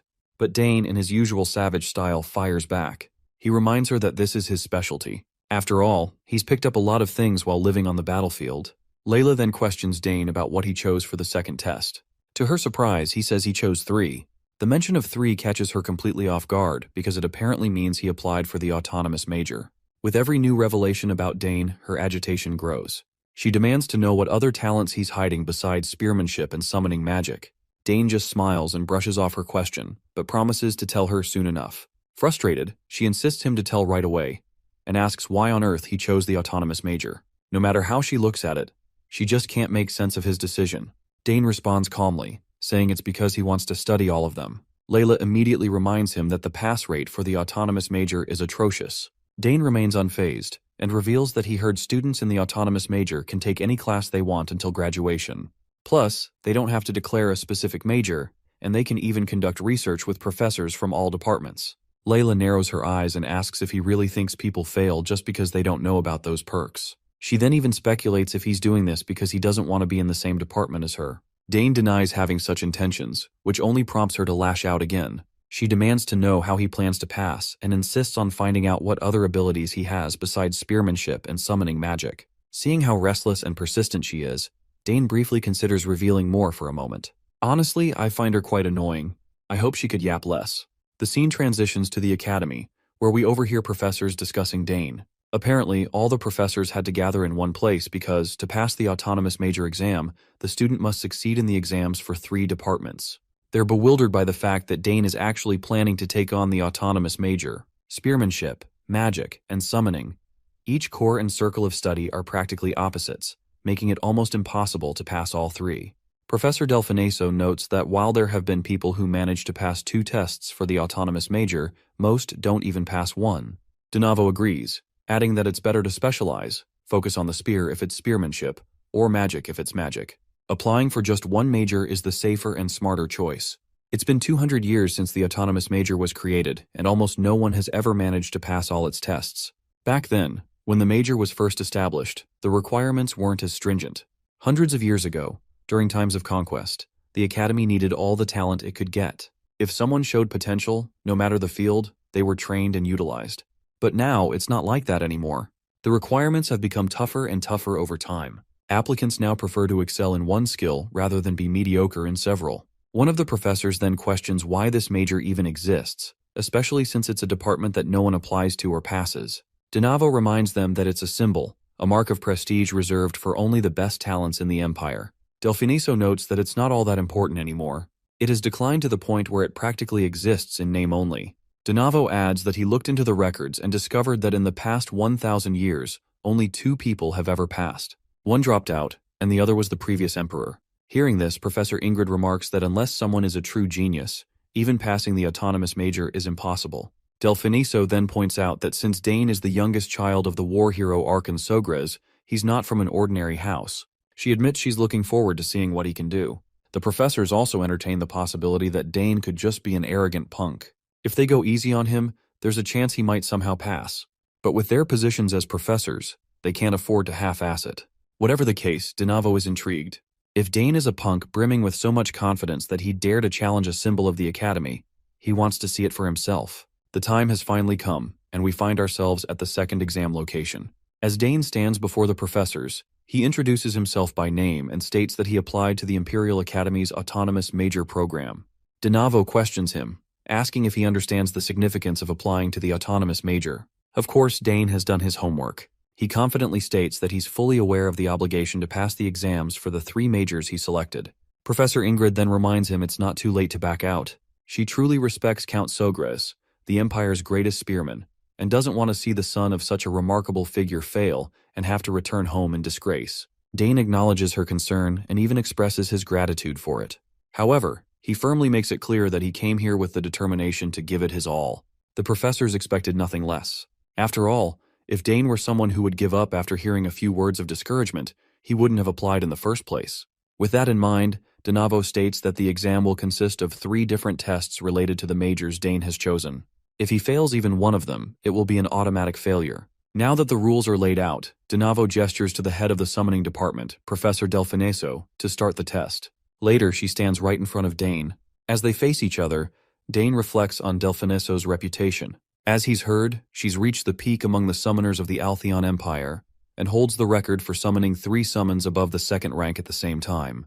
The lady finally speaks, explaining that the summoning test is simple. Dane will need to satisfy her in any way he can with his summoning skills. Hearing this, Dane is thrilled. He had expected the test to be a freestyle challenge, without strict form or standards. Instead of showing her some flashy magic trick, as she might expect, he asks her if she could summon something. Her response catches her off guard. She quickly demands to know what in the hell he's talking about. Even the professors are bewildered. It's unfathomable that an applicant would ask a professor to perform a summon.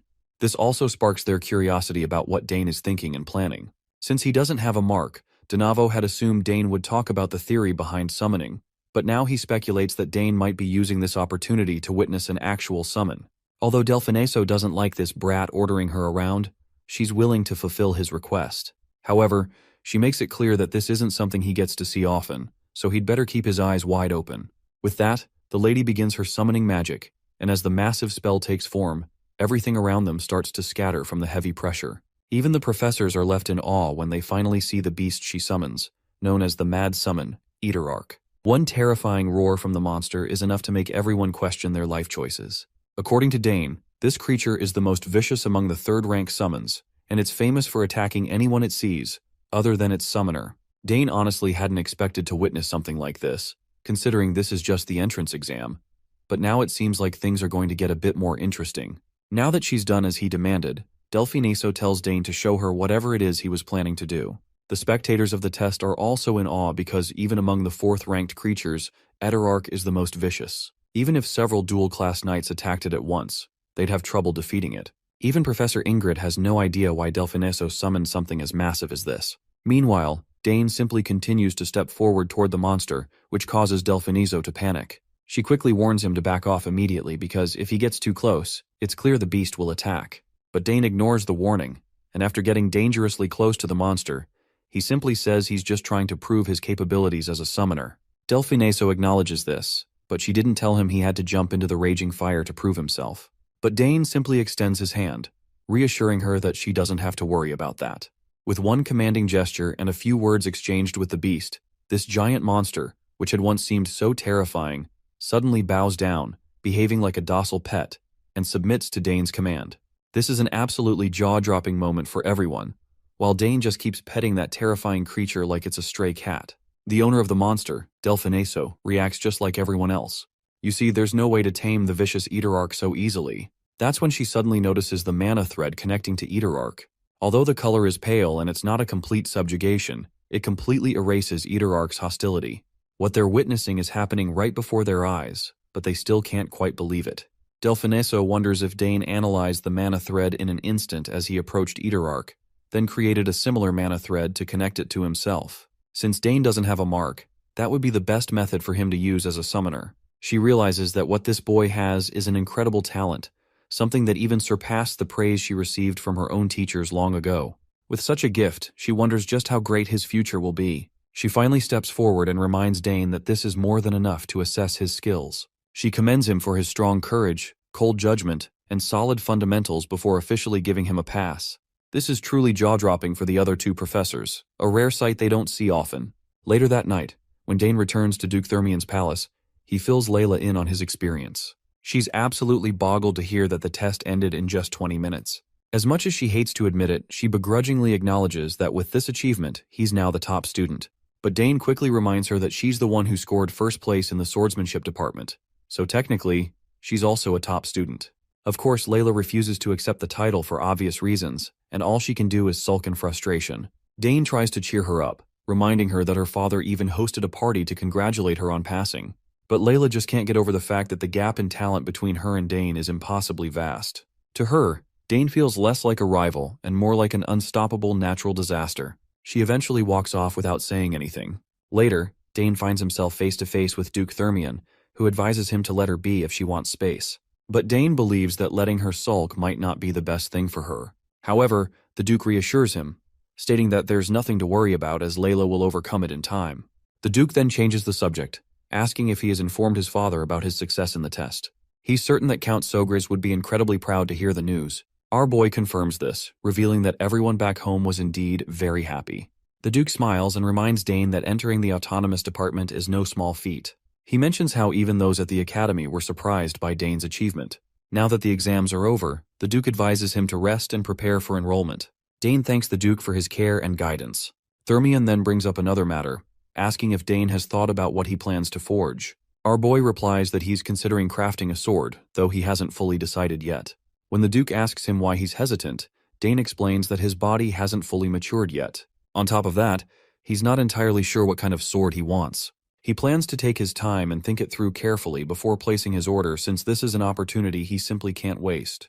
Themroyn is quite amused to hear this. Suddenly, the butler appears and informs the Duke that the madam wants to see him. With that, he walks away, leaving Dane to reflect on how the Duchess's illness hasn't changed, and it's been the same for years. Just then, Layla unexpectedly shows up and shares that fortunately, her mother hasn't gotten worse, but she also hasn't improved either. It's been the same for a few years now.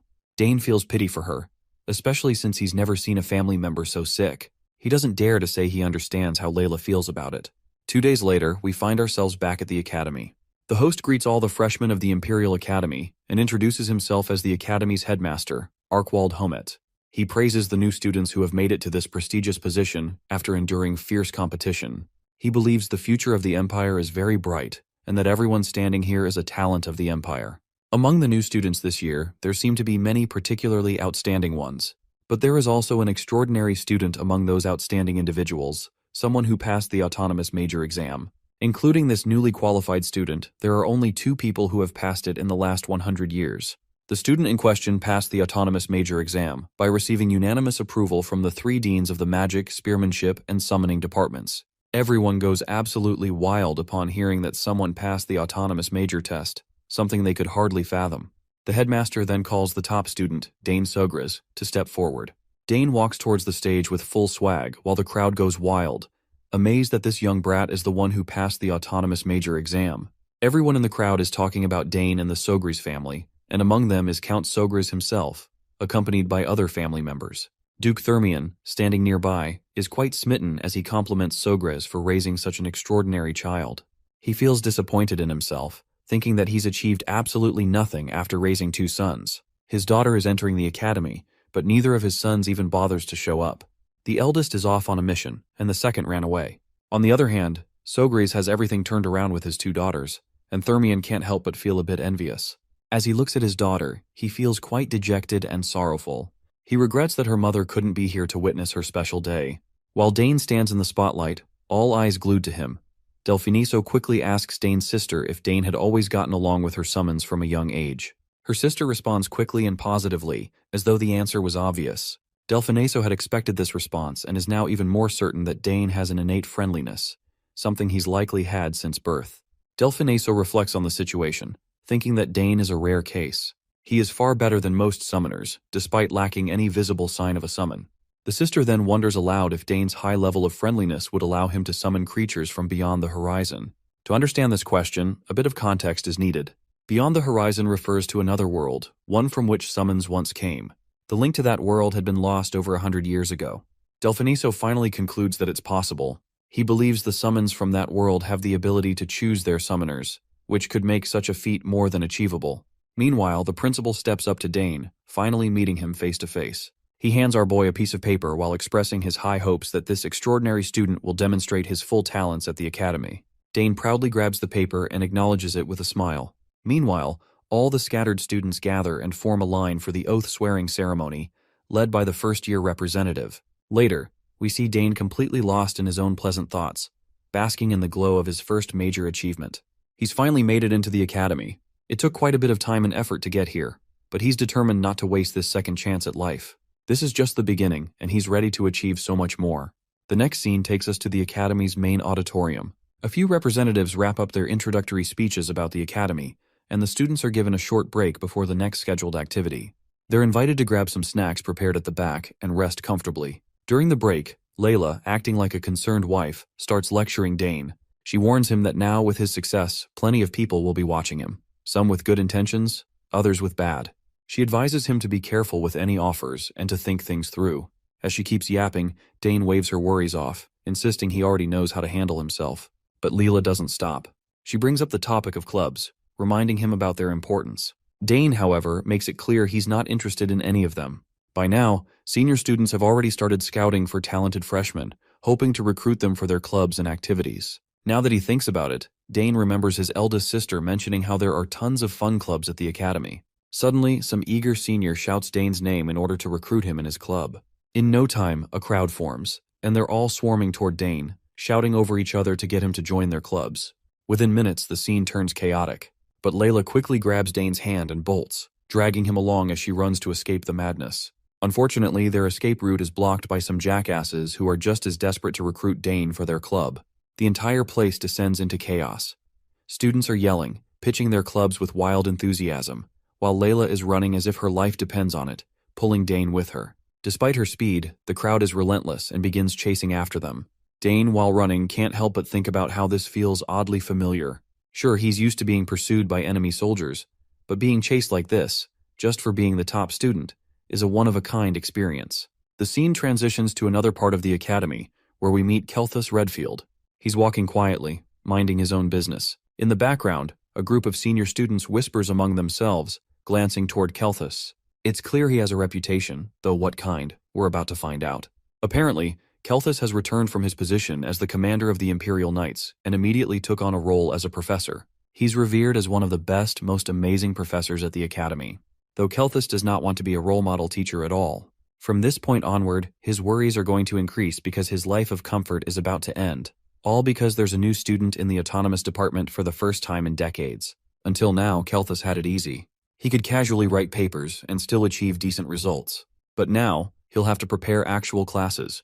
The perspective shifts to Kelthus himself, who's quietly thinking it's about time the freshman orientation wraps up. It seems he's not thrilled about someone joining the autonomous department, and what annoys him the most is that someone had to join the department when he is acting as head of the autonomous department. Soon he notices Dane standing just outside his office. He calls out to him, surprised by how early Dane has arrived. Our boy does not forget his manners and greets his professor respectfully. Once they settle into the office, we get a glimpse of Kelthus's inner monologue. He's clearly irritated. He worked hard to get to this position, all so he could enjoy some peace and quiet. Teaching students was never part of the plan. If he wanted to instruct someone, he'd have stayed in the Night Order. He's had enough of that. Anyway, now that there's no turning back, Kelthus turns to Dane and asks why he chose to apply to the autonomous department. To which, our boy simply responds that he simply does not want to be bound to a particular field. Kelthus follows up by another question, asks if he plans to choose a specific field later. Dane responds positively, agreeing that he'll eventually pick something, but for now, he doesn't want to miss out on the great opportunity to study in the autonomous department. Kelthus looks a bit annoyed, as it seems like if this continues, he'll be stuck teaching Dane. But then, a glimmer of hope sparks in his mind when he remembers that Dane didn't take the swordsmanship test. The fact that this student skipped the test means he's not confident in that area. Kelthus sees his chance and asks our boy if he knows anything about swordsmanship. Of course, this catches Dane off guard. The question is completely unexpected, and he's a bit puzzled. Kelthus quickly clarifies that he's not trying to insult him, but as a student in the autonomous department, and with him being the professor, he believes Dane should know something about swordsmanship. It's a strange request, and Dane can exactly tell that his teacher isn't exactly thrilled to see him here. So, Dane keeps it simple and straightforward, telling his teacher that he's not interested in swordsmanship. This is the moment Kelthus has been waiting for. He's quick to seize the opportunity, telling Dane that he wants to test his abilities. You see, Kelthus has the authority to evaluate Dane, and if our boy's swordsmanship is as poor as he suspects, this lousy professor can use it as an excuse to make him leave the department. Kelthus decides to head to the training grounds to test Dane's aptitude in swordsmanship. Once they arrive, the professor gestures toward the array of swords lining the walls and tells Dane to choose any weapon he likes. Our boy begins browsing through the staggering collection of blades. As he looks at the plethora of swords, he can't help but wonder how a training room like this even exists in a place meant for academics. And most of all, why is there so much weaponry when there haven't been any autonomous department students in decades? After a few moments, Dane shrugs and picks a sword at random. Kelthus is not sure about the sword he chose, but Dane responds affirmatively, showing no signs of second-guessing himself. With the weapon selected, Kelthus lays out the rules. It's pretty simple. If Dane can tag him even once, he passes. To make it easier for his student, Kelthus imposes a restriction on himself, which is that he won't move more than 2 steps during the bout. Dane agrees to the terms without hesitation, and the two of them take their positions, facing each other to start the round. Kelthus feels relieved as well as concerned. He's relieved that Dane accepted the conditions so readily, but at the same time it's unsettling.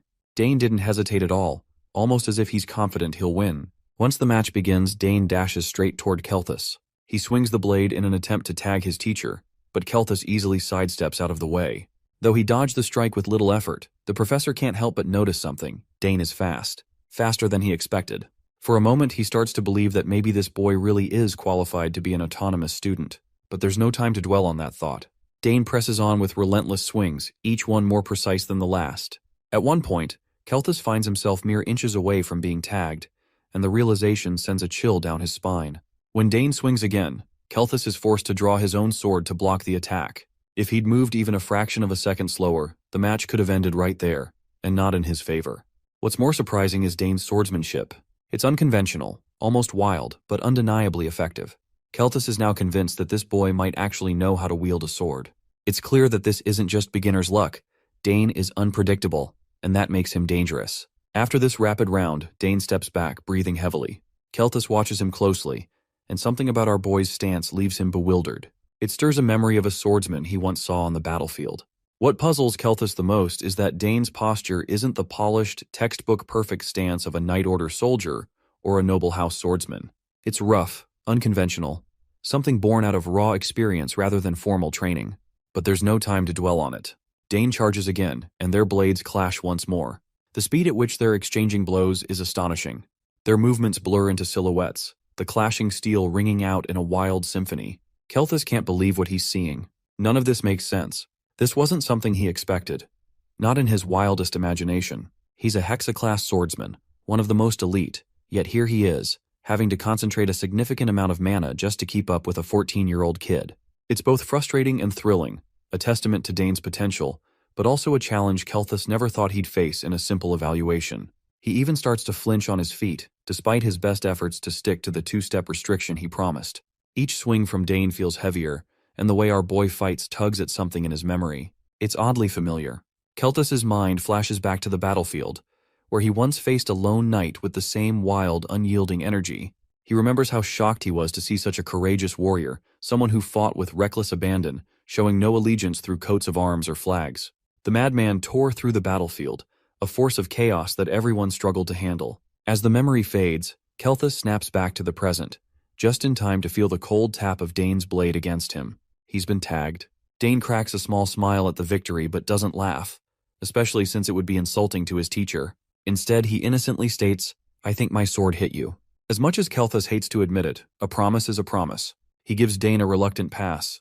Meanwhile, Dane finally relaxes as well. It was no easy feat keeping up with Kelthus. If it hadn't been for the handicap the professor imposed on himself, Dane is sure he wouldn't have stood a chance. Meanwhile, Kelthus is equally overwhelmed. He can't deny the ridiculous talent hidden inside this boy. Even with the handicap, Dane should never have been able to push back against a Hexa-class professor like himself. He now understands why Dane wasn't nervous about the swordsmanship test.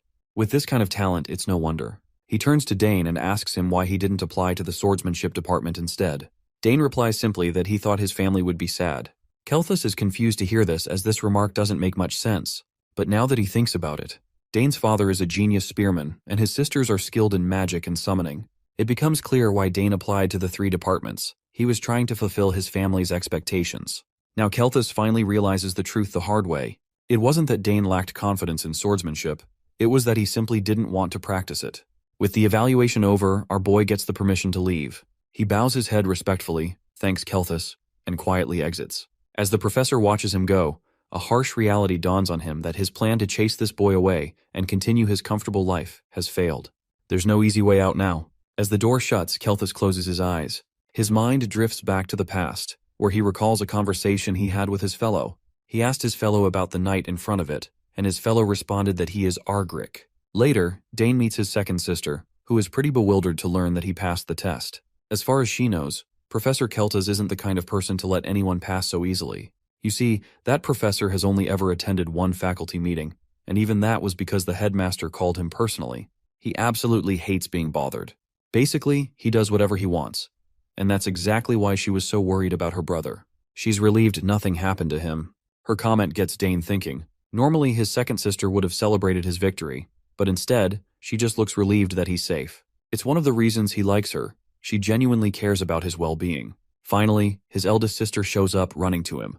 Just as the trio of siblings is catching up, whispers start spreading through the students. Everyone's amazed to see all the children of House Sogries in one place. People always thought the house was impressive with just Arabella and Claire, but now the youngest is proving to be just as remarkable as his sisters. Later, we meet a senior named Max Hauer, who introduces himself to Dane. He explains that he's in charge of all the general operations for the dormitories. The dorms are divided into 3 halls, with students assigned based on their grades. The best hall is Danter Hall, named after the first emperor.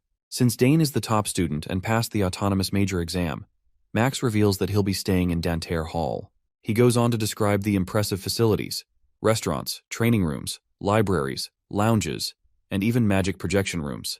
And then there's the mention of secret facilities. Dane has no idea what those are about, but he doesn't press the issue and just listens as Max continues to explain.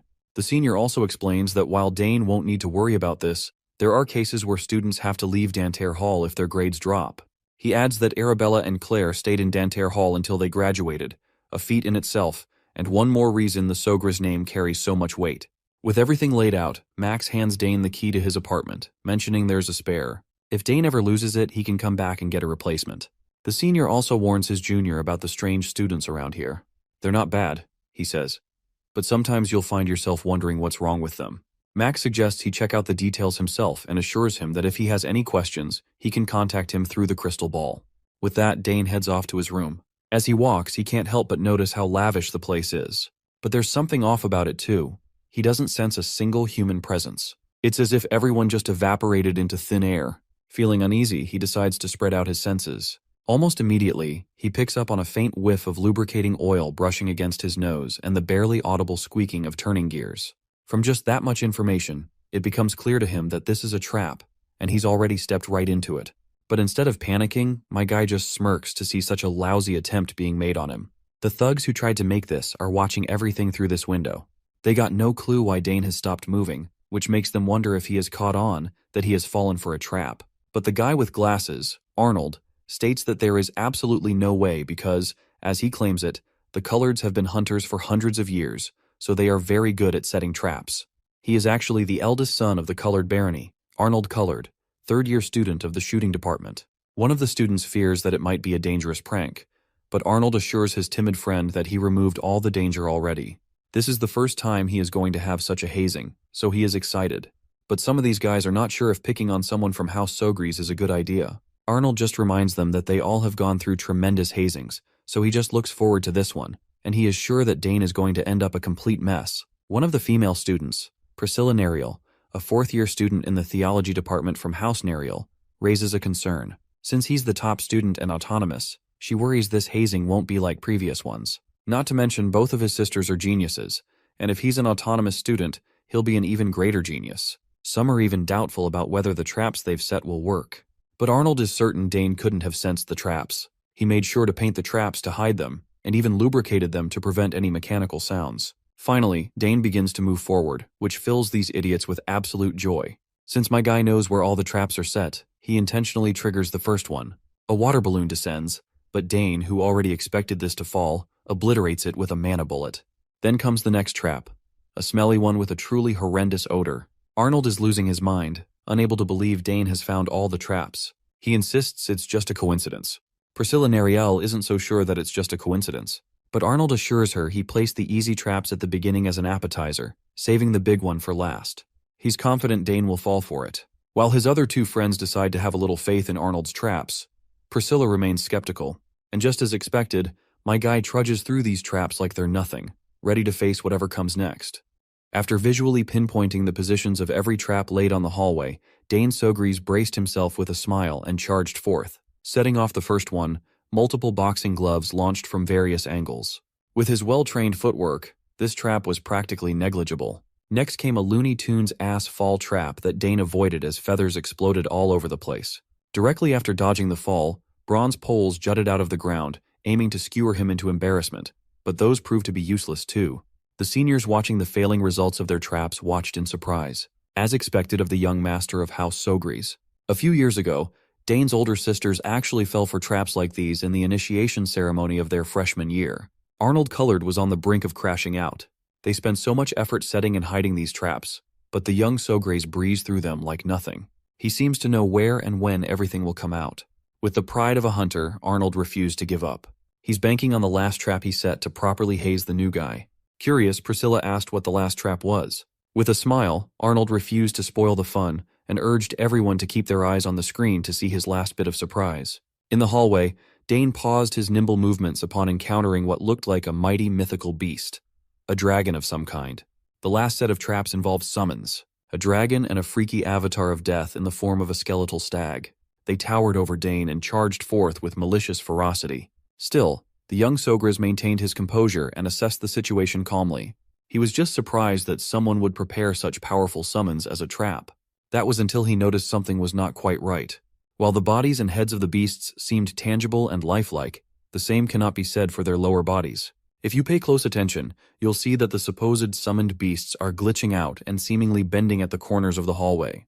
With a smirk, Dane confirmed that these horrific displays are just illusions. It's just a very noisy and intimidating mirage. There's no way some random prankster would be capable of commanding such powerful beings. If Dane was an ordinary student, he would have fled in fear with his tail tucked behind his legs straight away. Once he saw through the illusion, this last trap became even easier to deal with than the previous ones. There's no need to dodge or stop this one. That'll just be a waste of energy. He just has to adjust the flow of mana in the air so that it can't fulfill its purpose, effectively dispelling the mirage. As mana coalesced to his hands, the seniors watching from the other room were confused. Instead of running away, Dane actually looked unfazed. Seeing this, Arnold felt a bad premonition. He wasn't expecting a freshman to detect a sophisticated illusion in such a short amount of time. It's just ridiculous. Even senior students would have a hard time doing so. Priscilla cringed, knowing that all of their plans failed, and it was so over for their asses. After gathering enough mana, Dane sent a swirling wave of pure energy forward. It sliced through the image of the dragon without mercy and hesitation. After hitting the right spots, the image started malfunctioning, causing smoke to fill the halls. With his fine-tuned control over magic, doing stuff like this is as easy as breathing for the young prodigy. In fact, he found this mean-spirited welcome a little boring for his tastes. After confirming that everything is cleared, it's about time to look for the creator. Upon pinpointing the culprit's location in a nearby room, screams of fear echoed out the hallway as the seniors hurriedly ran for their lives while being chased by the ferocious Eaterarch. Being the resident trap boy, the group turned to Arnold for answers as to what they should do, but all of them had no clue how to respond to such a dangerous retaliation. As Eaterarch cornered the seniors, the beast unleashed a bloody roar that shook them to their bones. All of them screamed in terror. Before the savage wolf could bear its fangs on the helpless victims, Dane stepped in to make it stop. His way of smoking the rats hiding in the other room was supremely effective. Hearing his voice, the seniors turned to Dane in surprise. They begged him to do something, seeing as this was likely his doing. All of them promised to apologize for their childish pranks just to keep their lives and get away from the hairy, bloodthirsty beast. Dane waved his hands as mysterious runes filled the air, and mana swirled to his whims. A massive portal appeared behind Eaterarch, restricting its movements and slowly swallowing the monster. With another wave of a hand, Dane closed the portal, and Eaterarch was gone as if it had never existed in the first place. Arnold and his gang were dumbfounded. The proud heir of the hunting clan wondered if that beast had also been an illusion. After a few seconds, the seniors stood up from their embarrassing positions. One of them cleared his throat and acknowledged that the initiation ceremony was a clear and utter failure. The senior with glasses came up to Dane and introduced himself as Drojan Valentine, a fifth-year alchemy student. He subtly added that he was the only direct descendant of Marquis Valentine and raised his hand to shake Dane's. Drojan even added some compliments to the mix, commenting on Dane's handsome face and chiseled build. It's a given, considering how well-known Dane's sisters are for their beauty and talents. Confused as to what this guy was yapping about, Dane chose to be polite, shook Drojan's hand, and returned the greeting. Glasses continued to praise Dane for his mesmerizing ability to locate and dodge traps. They all heard that this kid was the sole student of the autonomous department in decades, so they should have expected that they would fail. Drojan slyly mentioned that Arnold had set everything up. Drojan continued that Arnold is the heir of House Colored, known for their hunting expertise. Hearing this, Arnold felt embarrassed by the call-out. Dane smiled upon hearing who was the mastermind behind the trap-infested hallway of the dormitory. Trying to flip the situation, Drojan called everyone over to introduce themselves properly. The lady with blonde hair is Priscilla, a fourth-year theology student. Drojan warns Dane not to bother the lady since she dreams of becoming a cleric. Not letting the nerd speak for her, Priscilla asserted that she is a kind and beautiful young lady and the abandoned child of House Nerial. She elaborated that entering the theology department meant abandoning dreams of marriage and everything that comes with it. Dane awkwardly shot her with a smile and stuttered a polite reply. When their hands touched, Priscilla's eyes opened as though she had just seen a ghost. Just from the brief moment of skin-to-skin contact, she sensed a density of mana that she had never encountered before. It felt like an amount of power that someone of Dane's age shouldn't possess. The sheer amount was ridiculous. It was breaking poor Priscilla's mind, challenging everything she knew about magic. She looked at her hand in disbelief. Dane looked like he was expecting that exact reaction. Still feeling bitter about his ineffective traps, Arnold was annoyed. He refused to believe that they were just overreacting to some above-average mana density. Meanwhile, the other seniors are in damage control mode. Shal Hasbro stepped forward and introduced himself as a second-year martial arts student. He immediately cleared up that he was different from those disgusting pests from the physical beauty club. Dane remembered seeing those roided-out gym rats trying to recruit members to their club just a while ago. Shal added that although muscles are important, martial arts are not just about growing those showy biceps. He even invited Dane to learn more about his course if he's interested. The only one left who hadn't introduced himself was the trap setter. The other seniors urged Arnold to swallow his pride and just greet the freshman like a normal human.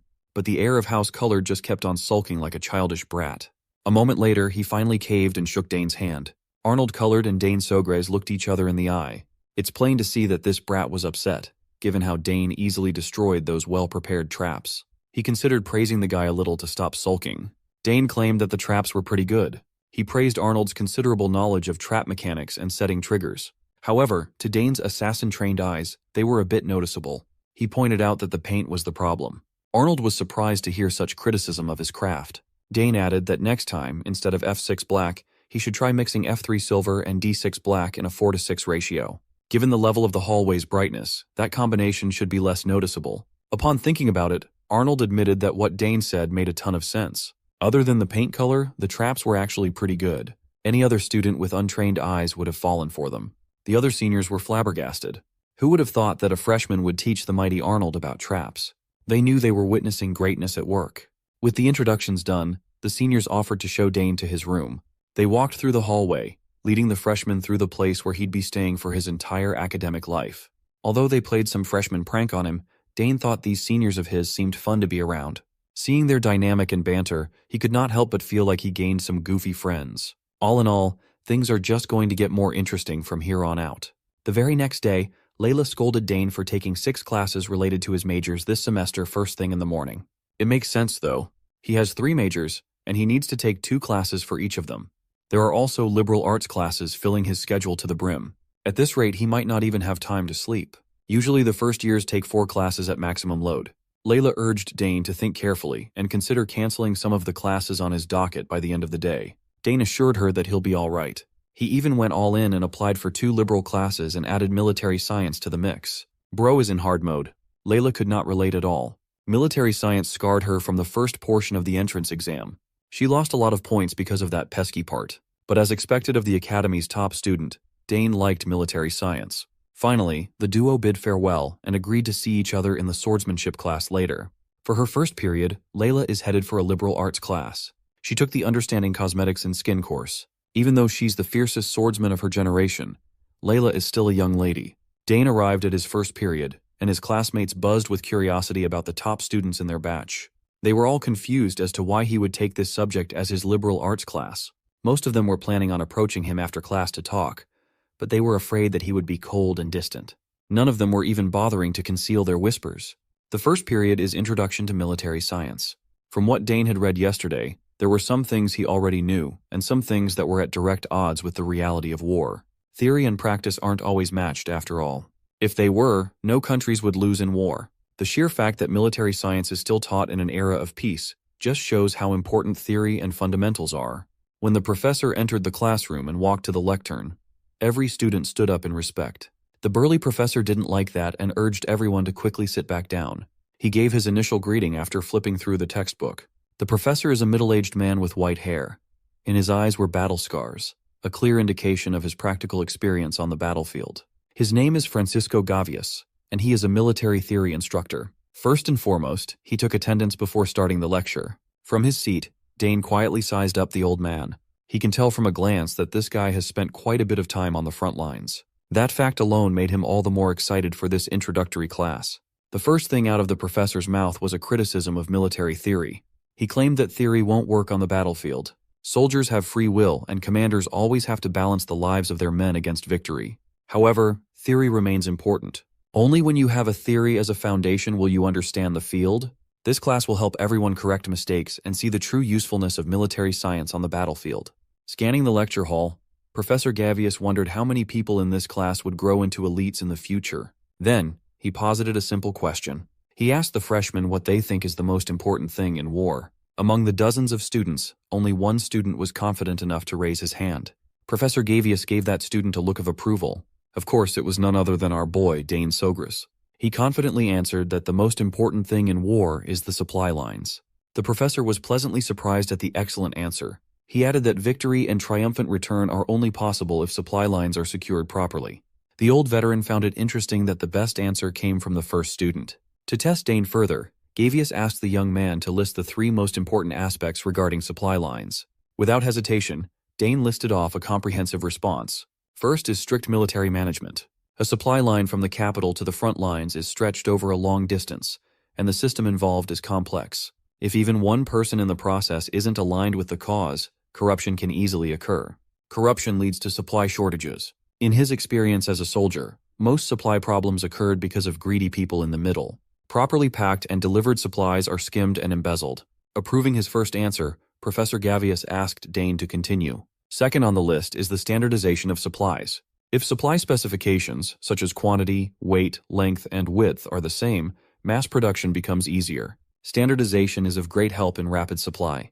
It also prevents confusion in the frontline units, keeping combat effectiveness optimal. With Dane confidently firing off complicated answers that can't be studied in their textbooks, his classmates were starting to murmur in confusion. Even Professor Gavius himself was surprised at such insightful answers. As for the last important aspect of supply lines, Dane answered that it's local procurement.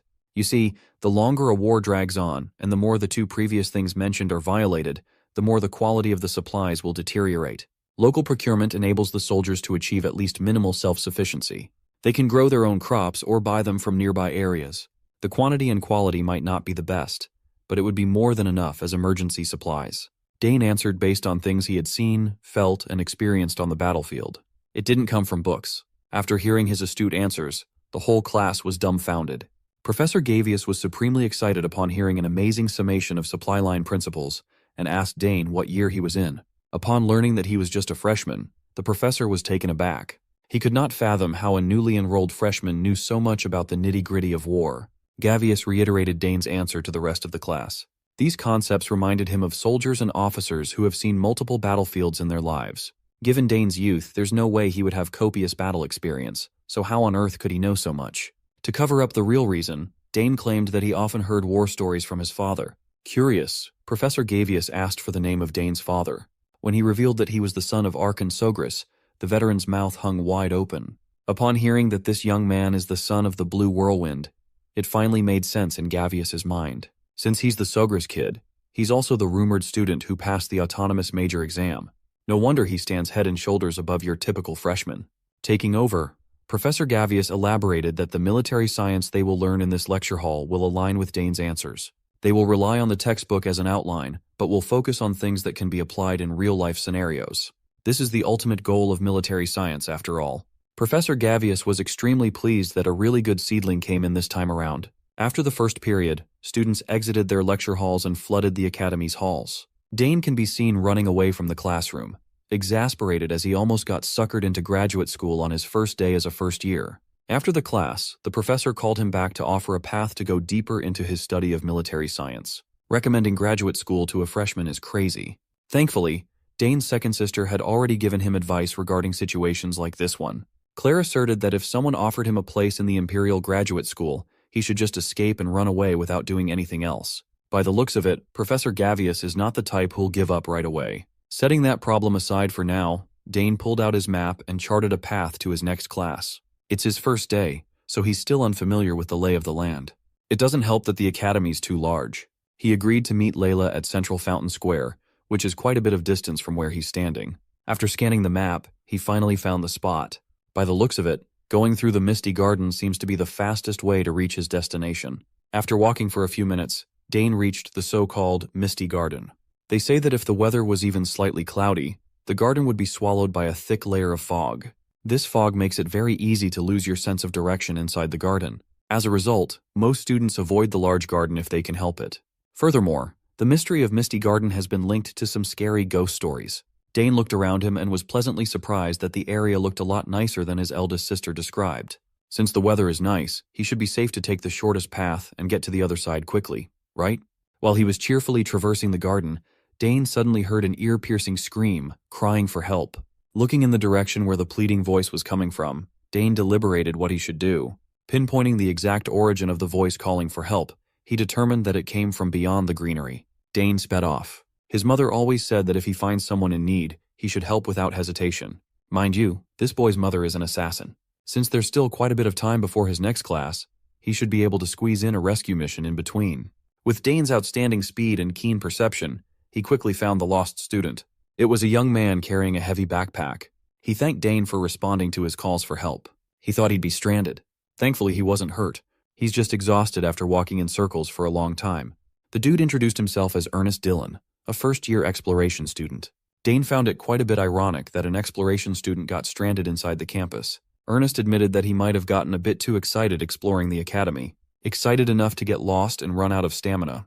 As far as he could recall, the Dillon barony is a noble house from the west, and its crest features a boat and a sailor. Ernest was impressed that Dane was aware of his family. You see, they are a house famous for exploration. For generations, Ernest's ancestors have explored the vastness of the seas and braved their way to unknown lands. Looking at the young Dillon, he doesn't look like he's cut out for such grand adventures, given how scrawny he is. The fact that Dane recognized his family made Ernest proud. He politely asked Dane his name, and the young genius gladly introduced his name. Upon learning that he was the first autonomous department student in 50 years, Ernest nearly passed out in shock. His eyes lit up with interest as he praised his luck for meeting such an extraordinary individual. Dane's awkward laugh was halted when he noticed something around Ernest's neck. The kid asserted that he wasn't hurt anywhere, but there were clear signs of wounds and scars around his body. There were bruises and scars around his neck and hands. From what Dane can gather, they are very different from injuries one can sustain from exploration. He chose not to dig too deeply into the subject as it might be a bit too personal. Dane directed the conversation back to exploration. Ernest enthusiastically explained that he's an absolute junkie when it comes to exploring everything new that he encounters. People, things, places, you name it, and he'll be down to go deep. Opening his giant backpack, Ernest gleefully showed Dane all his exploration gear crammed chaotically together. For now, his goal is to explore and figure out the whole academy. For the first day of classes, he gravitated towards the Misty Garden. Ernest is convinced that there is something hidden in this area. The stories about the fog coming in because of a little cloudy weather just don't make any logical sense. Dane admitted that the kid might be onto something and asked if he found anything to demystify the mist. Unfortunately, Ernest doesn't have a lick of a clue yet. All he has is a hunch that some kind of force is at work in this garden that no one has figured out yet. He believes that maybe no one thought to take a closer look at the strange phenomena. Maybe some tried, but something prevented them from finding out. The reason is unknown at this point, but Ernest will not rest until he finds that unknown element. Maybe it's connected to a legacy from a lost ancient kingdom, or a summons from beyond the horizon. The kid's infectious enthusiasm to uncover the unknown is starting to rub off on Dane. That's when he remembered that he was supposed to meet Layla and go to class together. They need to go as soon as possible. While Ernest was packing up his gear, the clear blue skies were slowly covered by clouds, and rain started petering in. In just a few seconds, the entire garden underwent a surprise downpour. This is bad. Based on the stories, the place will be swallowed with fog much faster with the rain pouring down. That will make getting out of the garden nearly impossible. Just as they feared, the mysterious fog started rising up the area, seemingly originating from the ground itself. This fog has a property that robs people of their sense of direction. Ernest hurriedly took out a compass, fearing for the worst. Unfortunately, the mysterious force caused the compass to spin out of control, making it impossible to see what direction they should go in. Ernest is freaking out. Without the help of the compass, they might not be able to move from their current spot without the risk of getting lost in the sauce. Dane asked Ernest to use his exploration skills, but the kid was useless. If it were any other place, he might be able to find a way out. But the Misty Garden is an entirely different beast where unknown forces are at work. It finally dawned on Dane that he might be trapped in this spot on his first day of school. Compounding on his exhaustion, the rain and fog are starting to make Ernest feel heavy and sluggish. He apologized for being a burden to Dane and accidentally dragging him into this mess. Dane assured him that they'd be fine. They just have to wait and see first before making a move.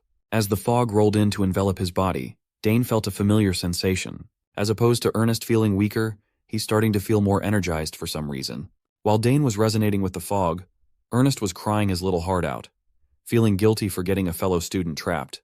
The kid stopped crying upon seeing a blinding light and raging energy coming from the young Sogres. Dane's mana rose up and danced wildly, visible to the naked eye as it drove the fog away from his vicinity. His mana was moving so wildly that it almost knocked Ernest down to his ass. Seeing the fog disappearing around Dane, Ernest's explorer gene was mesmerized.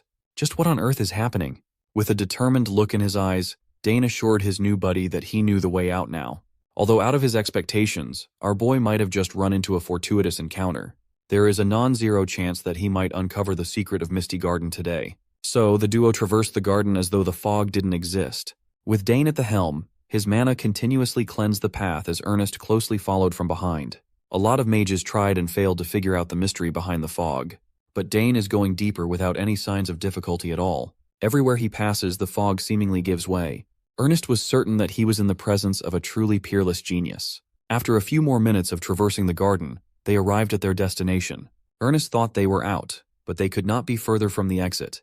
Instead of finding a way to get back to the normal areas of the campus, they actually went deeper and reached the center of the Misty Garden. There was an ornate structure, intricately detailed and lavishly designed, resting on top of a pool. Ernest would have never thought that he would encounter the magical fountain at the center of the garden. Most students who venture into this place come for this spot. They congregate to find this thing because of a legend that Dane had never heard of. Ernest explained what the legend entailed. People say that if you reach the fountain before the mist clears, you'll be united with the person you desire most. It's just another typical romance story wrapped up in a fantastical legend. But Dane could feel that there's something unusual about the fountain. He wondered how the magic of the fountain could stay active for so long. If it's so difficult to reach its spot, how does it keep working without maintenance? Listening to Dane's valid questions, Ernest could not refute the logic. If there is no one continually supplying magic power on this thing, then maybe there's a power source strong enough to sustain it for long periods of time. A battery that doesn't need to be replenished. If that's the case, it is possible that the entire garden itself is just one giant mechanism. Considering how unnecessarily complex and twisted the garden's layout is, Ernest's hypothesis might just be true. If the garden is one big mechanism powered by an unknown source, then this magical fountain in front of them might be an ancient relic. Considering all the unanswered questions, it's fair to assume that the mist might be related to this too. Dane walked closer to the fountain and rested his hand on the structure. Touching its surface and feeling its sensation against his skin made him certain of what it might be. Something inside his body was reacting. It was as though his mana was meeting an old friend. There's no doubt about it. This fountain is exuding ancient magic. Injecting his man onto the structure, unknown symbols and runes surfaced. Upon seeing the symbols, Ernest jumped in surprise. He recognized them as the ancient Secret language. Initially, he was not sure, given how blurry it was. But now that Dane touched it, the symbols grew clearer. This is the language used in the lost ancient kingdom of Secret. Given his background, studying ancient languages like this is essential for explorers of the Dylan family. After all, it would be frustrating to go all out on reaching an ancient ruin only to be stun-locked because you can't read what's written in ancient texts. Of course, Ernest has yet to master every language out there, but he vividly recalls learning the Secret language with his father from a very young age. Taking out his notes and pen, Ernest stepped up to the plate to try and decode the ancient symbols inscribed on the fountain's structure. Dane gave way. It looks like the kid's explorer instincts are really kicking in, so it's better to let him do his thing. The first character Ernest decoded was the word for qualification. He continued looking back and forth between the symbols and his notes, making sure not to miss any detail. After some painstaking translations, he finally uncovered a sizable chunk of the inscription. He combined the words he decoded and formed a completely legible passage and finished decoding the sentiment. If he wasn't mistaken, the message dictates that those who are qualified will prove their strength. The words qualification and proof seem to point to some sort of test. If that's the case, could this qualification test relate to ancient magic? Dane took a closer look at the fountain. The nearer he was to the center, the more the familiar feeling grew. Ernest scratched his head. By all accounts, if the qualification mentioned refers to ancient power, there should be no one who can fulfill the requirement in current times. But Dane begged to differ. Waving his hand once more, his pure mana gathered at his wrist, swirling in a dazzling gleam. Confused, Ernest asked what he was doing.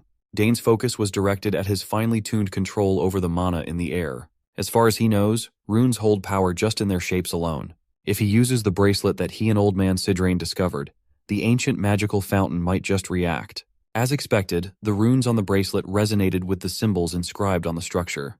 The strange symbols appearing on the bracelet's surface were indecipherable, but just seeing a reaction made Dane smile in anticipation. With blind confidence, he inched closer to the fountain and reached his hand out to touch the Secret symbols. Much to his surprise, the structure seemingly beamed to life. The Secret runes and symbols danced as though they were illusory, moving along with the ebb and flow of water. Finally, the Secret runes lit up in conjunction with Dane's bracelet. The unlikely duo stood in anticipation of what was about to come. Ernest started panicking upon feeling the ground shake with the fountain at its epicenter. The gem-like structure in the center trembled. Panicking, Ernest asked Dane what he did to make the whole fountain sink into the ground. The young genius just smiled.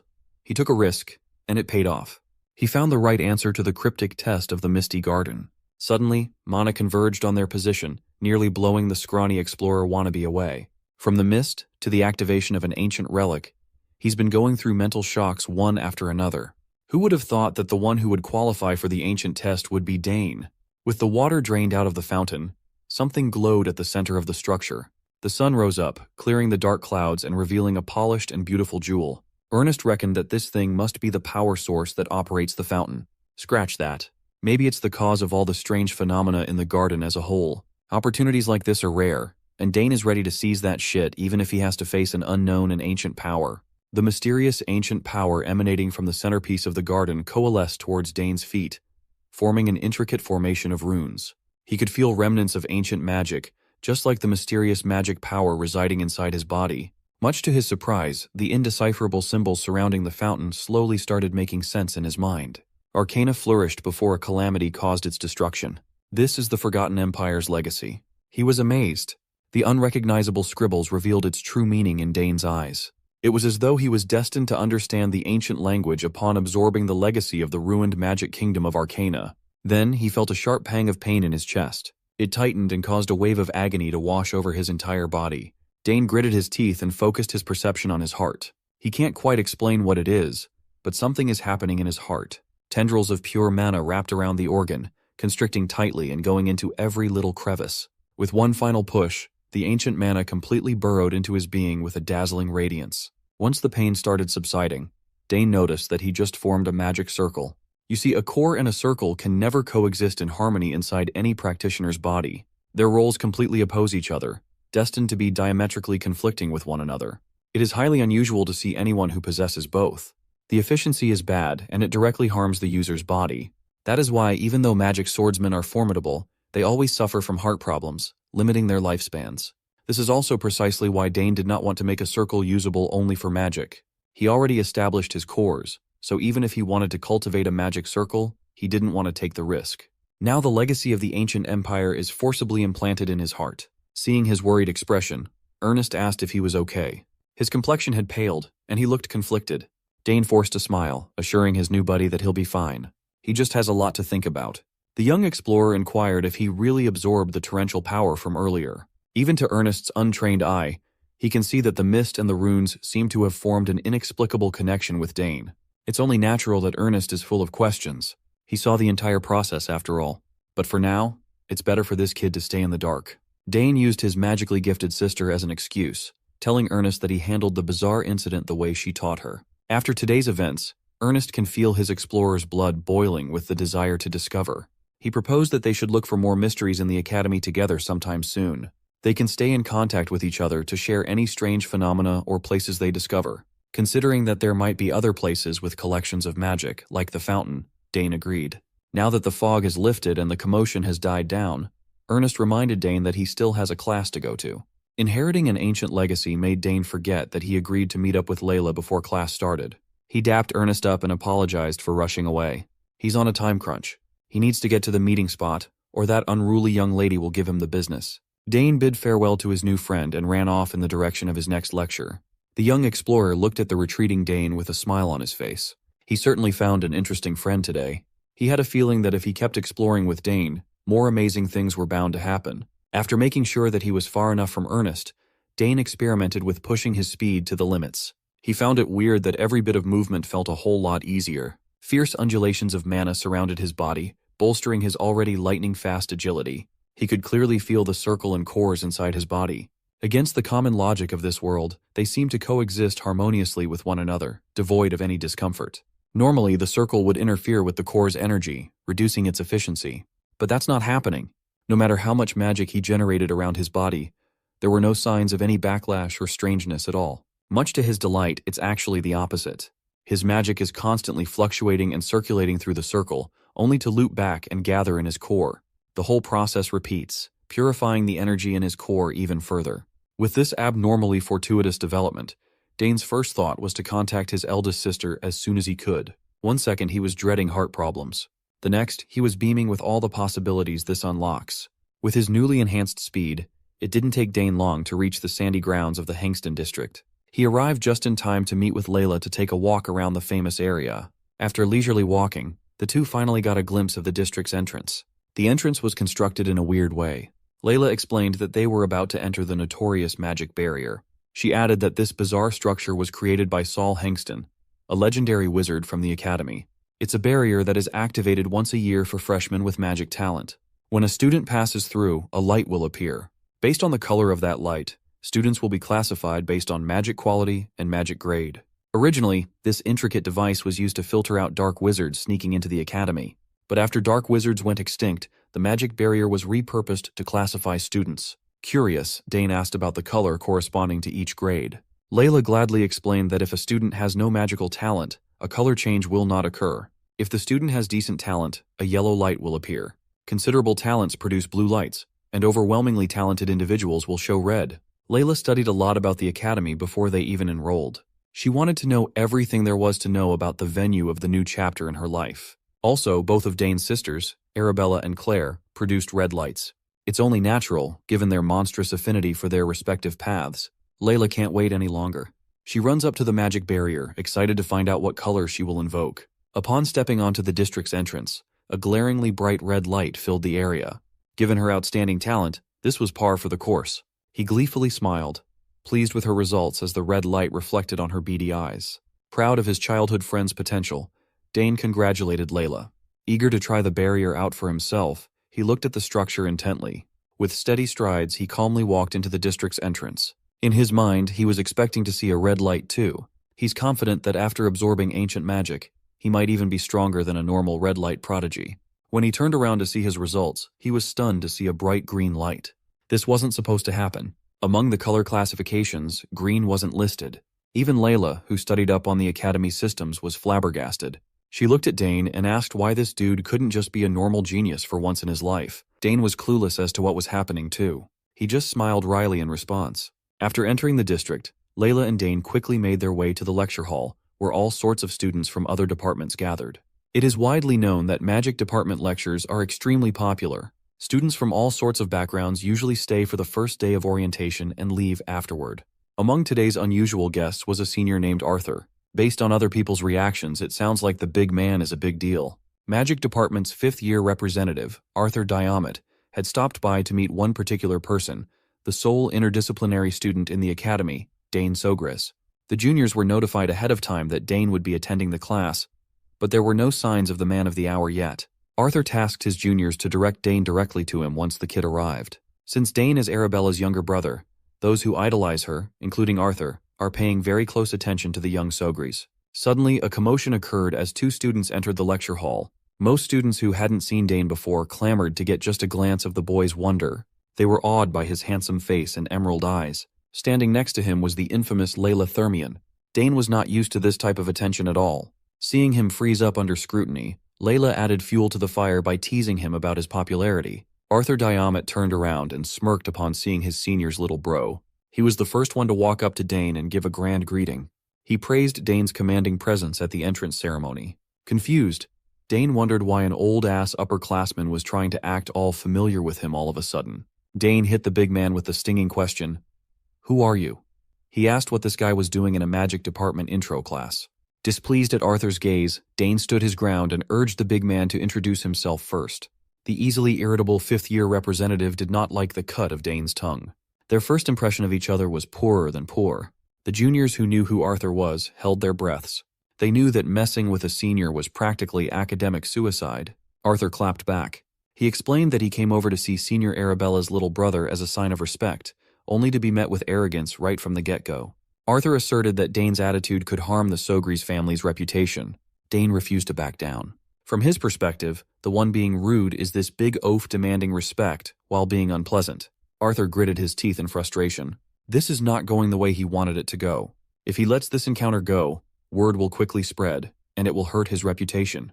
He's already devising a plan to deal with Dane without pushing the fearsome Arabella's buttons.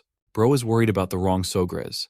Without prompting, Arthur escalated the situation by summoning mana in his hands. He intends to dish out some discipline to a mouthy junior. Dane noticed the coagulation of mana in the senior's hand and readied a response.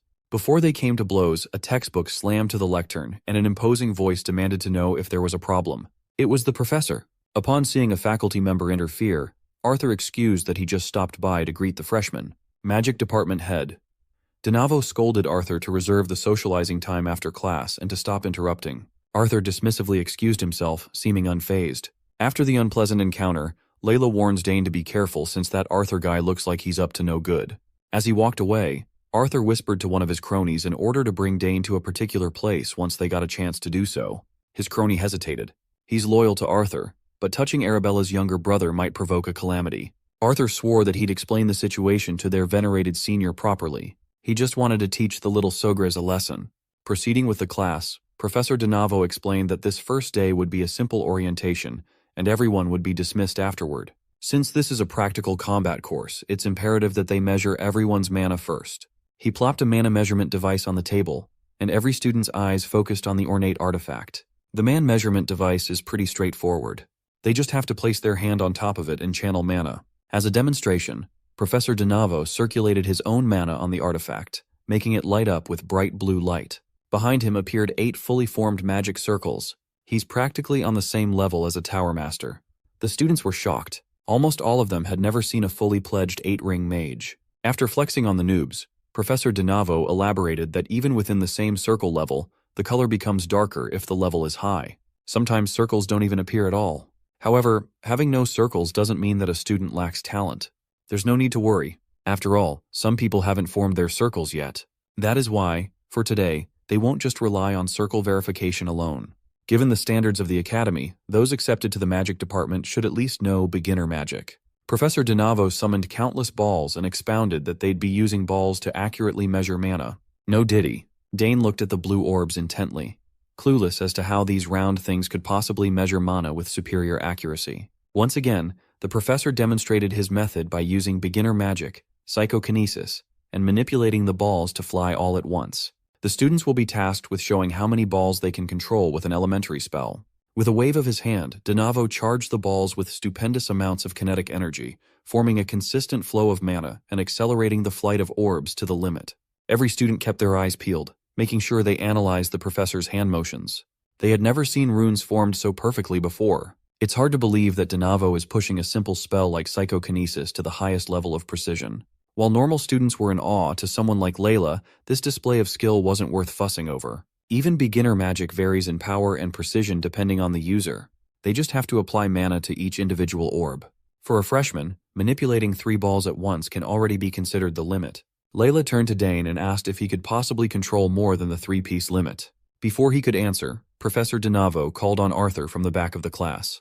The 5th-year manchild is just auditing the class, but Denavo sees this as a great opportunity to show the level of an outstanding senior.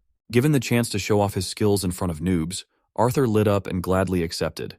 He intends to display his superiority to that arrogant first year. Similarly, Dane was looking forward to seeing the manchild's performance. Arthur walked up to the lectern and circulated his mana through the measuring device.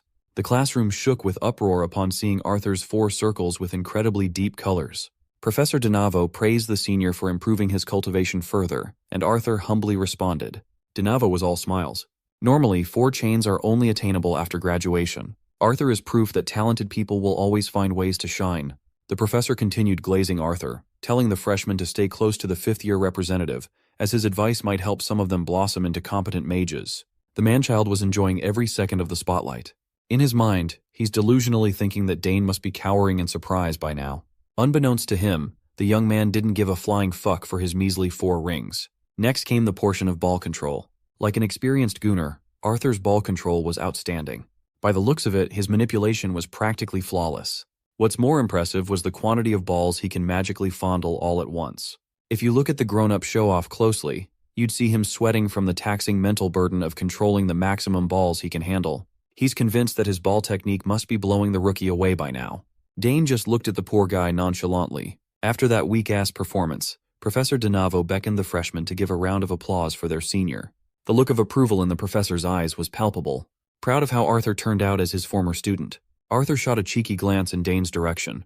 looking forward to seeing the young lord's mana level. Professor Donavo assumed a sterner expression as he turned to his noobs, telling everyone not confident with their mana control to leave the lecture hall lest they want to embarrass themselves. After a moment, none of the students stood up to leave. They've already come so far, and there's no backing down yet. The test will formally starting from the front row to the back. As the front row students flocked toward the front of the lecture hall, Layla and Dane observed from afar. Layla disapproved of this format. They call the first day an orientation, but it's really just a way to expose your skills to everyone else. Dane seems to think so as well. But that's just how it works in the academy. One after another, students stepped up to the plate and measured their existing mana one by one while the professor took notes. Some of the students beamed with joy upon seeing even just a single circle forming before their eyes. Of course, there are those who didn't have enough mana to manifest one. The same thing went for the ball test. In fact, this part was even harsher, showing how difficult it really is to use psychokinesis with the utmost precision. Arthur and his cronies stood from afar, gloating at the unremarkable noobs making a mess of the test. Once a particular student stepped up to the lectern, the seniors locked in. Dane Sogres extended his hand, touched the mana measuring device, and steadily circulated his mana. Arthur is still banking on seeing the kid's arrogance melting away once he sees how big of a gap there is between them. This dude is a grown man beefing with a freshman. After the incident in the Misty Garden, Dane was also curious about his mana. Since he absorbed ancient magic, something must have changed inside him. The room lit up as his hand emanated rich and thick mana onto the artifact. Professor Donavo paid closer attention to Dane Sogres. The kid solved his assignment perfectly in the Autonomous Studies exam. Given his vast theoretical expertise, Donavo is looking forward to seeing how many circles he will show. Time ticked by, and every second felt like a lifetime as everyone's eyes were affixed to this year's golden boy. A moment passed, and a radiant light surpassing the ones that came before appeared out of thin air. Dane felt as though he was losing control as the mana measuring device drew from the circle in his heart. When the light reached its most luminous state, it suddenly prompted an error message indicating that Dane's mana could not be measured. This was the first time it happened. This device was powerful enough to measure 8 rings, so everyone was confused. Dane read the red prompt over and over again, but he didn't even have an explanation for this result. Layla, Arthur, and every student watching held their breaths. Professor Donavo's eyes shone with a complicated expression. The students still in line complained that they hadn't gotten their turn yet, and the Sogres kid had already broken the device. They refused to believe the unable to measure bullshit, thinking that Dane must have no circles. Meanwhile, our boy is pondering if the ancient magic residing in his heart messed with the measurement. Professor Donavo has been doing this assessment for years, and he's confident about the machine's 100% accuracy. It can even weed out those who try to hide their true level. The unable to measure tag was new to him. He reckoned even his peers hadn't seen this phenomenon before. Trying to calm the class down, he just chalked it up to a possible overload. For now, they will proceed with Dane's orb test to move things along. The foolish man-child took the error message as a sign that the brat's got nothing when it comes to magic. Dane was quite disappointed with the mana measuring device debacle, but at least he gets a try at the balls. Though admittedly, he's unsure whether his power will work here. He closed his eyes and visualized the psychokinesis spell with utmost focus. The young lord raised his hand, and innumerable strings of raging mana shot out. He copied the professor's motions from earlier, and every single orb shot out of its container and up into the air, intricately connected by wild strings of ancient mana. Every jaw in the lecture hall dropped as silence filled the room. Dane Sogres manipulated every orb like it was nothing. Until now, making 5 balls float for just a brief moment seemed like a Herculean task. Arthur was frozen in place. When he was tasked to demonstrate earlier, he strutted with confidence. Well, that confidence had quickly shattered at the presence of a true genius. His tiny brain cannot fathom how this could even be possible. Layla, who's already getting used to Dane's inhuman feats, recovered from the shock quicker than everyone else. At this point, she's just accepting every illogical thing he does. Meanwhile, Dane was panicking. He never thought that all the orbs would rise. It looks like absorbing ancient mana made him capable of such an incredible thing. He quickly recovered from the shock of seeing his own power in action and slowly moved his hands around. Since he's already in the spotlight, he might as well try something cool. He stimulated the balls with ancient mana and made them speed up to the point of turning into flashing lights. At this point, he's doing shit that even Professor Donavo hasn't seen before. With the professor's innate sensitivity to magic, he was the first one to realize that the kid was rearranging the orbs with precise intent to draw some kind of picture. Finally, the mana swirling around the balls grew in various shapes and sizes, eventually connecting and forming an image in the air. It depicted a vivid illustration of a lion and a snake.